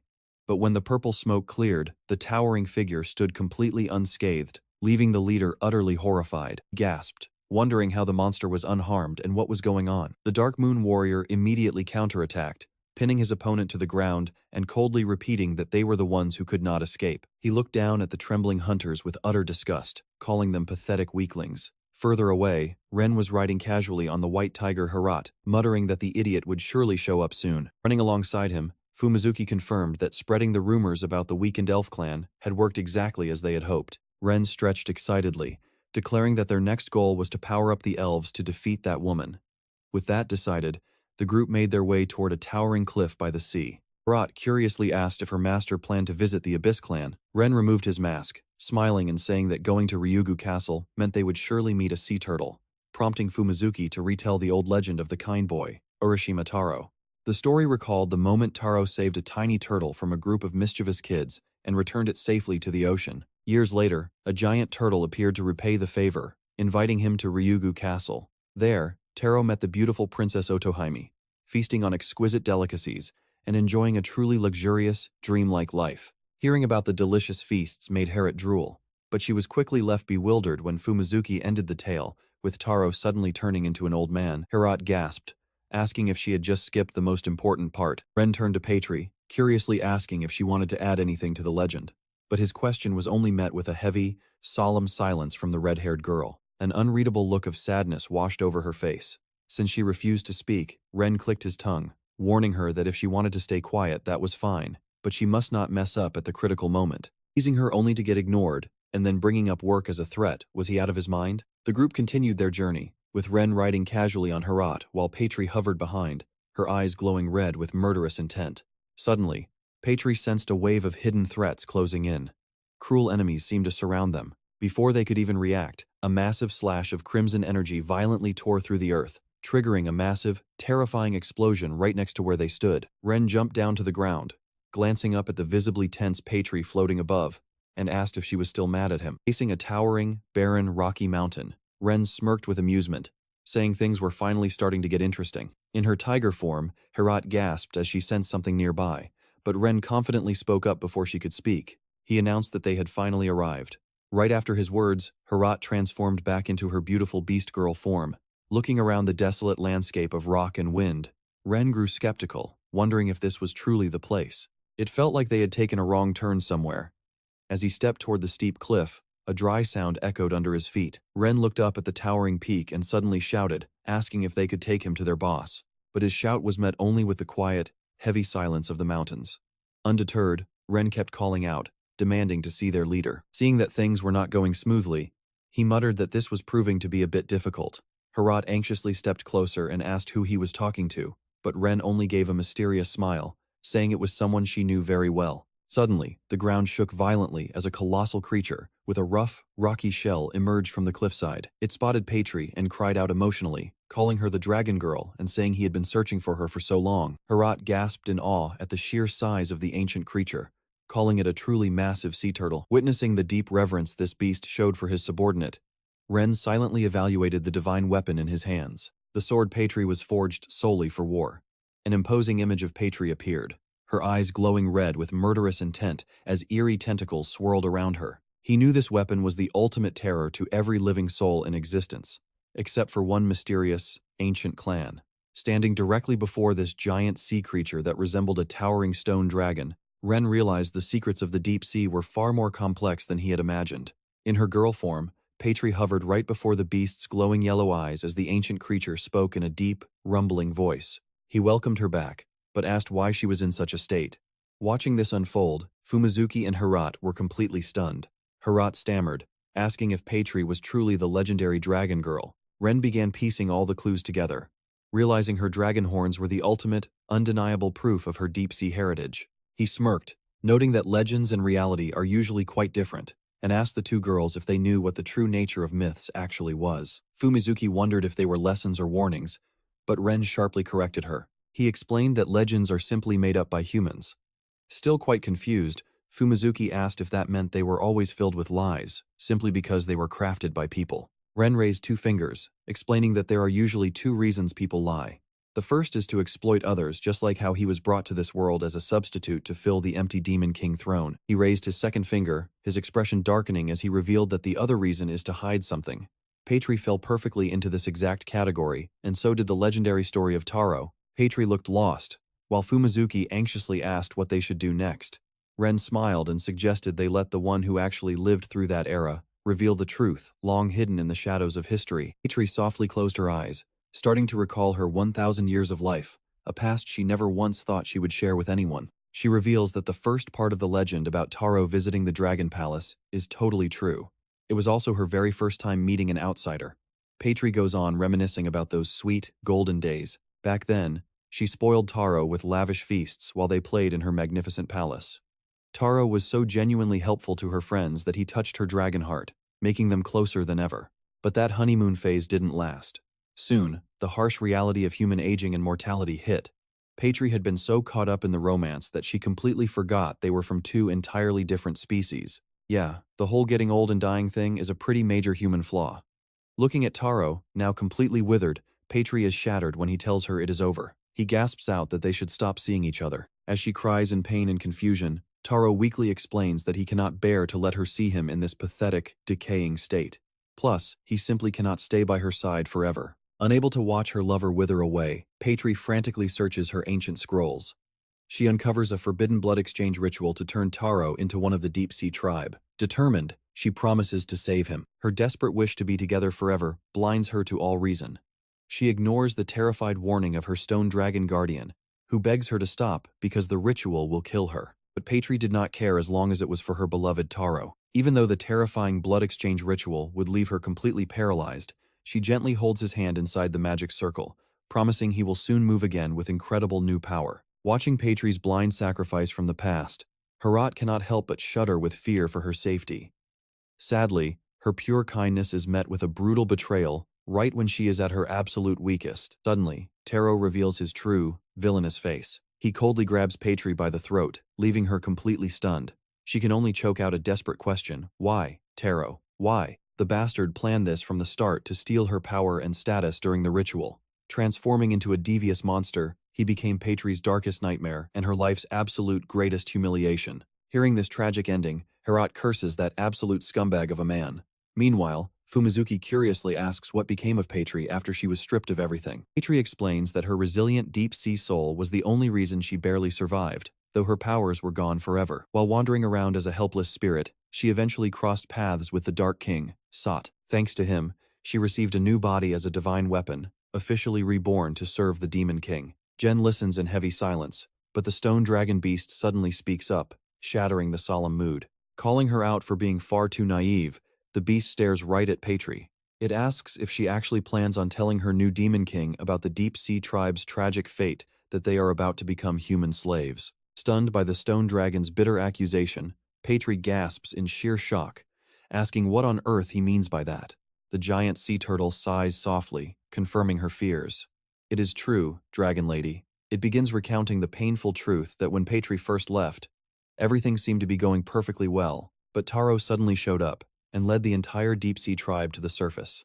He used sweet lies to trick the warriors, claiming they could bring their Dragon Lady back if they only marched onto dry land. Desperate to see their mistress again, the excited deep-sea warriors followed him without a single second thought. But the moment they set foot on land, they walked straight into a brutal, bloody massacre and were completely wiped out.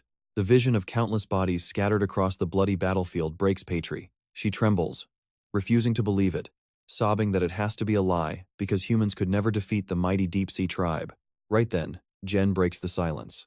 During that time, the Demon King turned her into a sword. He asks if she does not find the timing a little too convenient. Patri can only stare blankly. When she asks what he means, Jen calmly explains the nature of special divine weapons.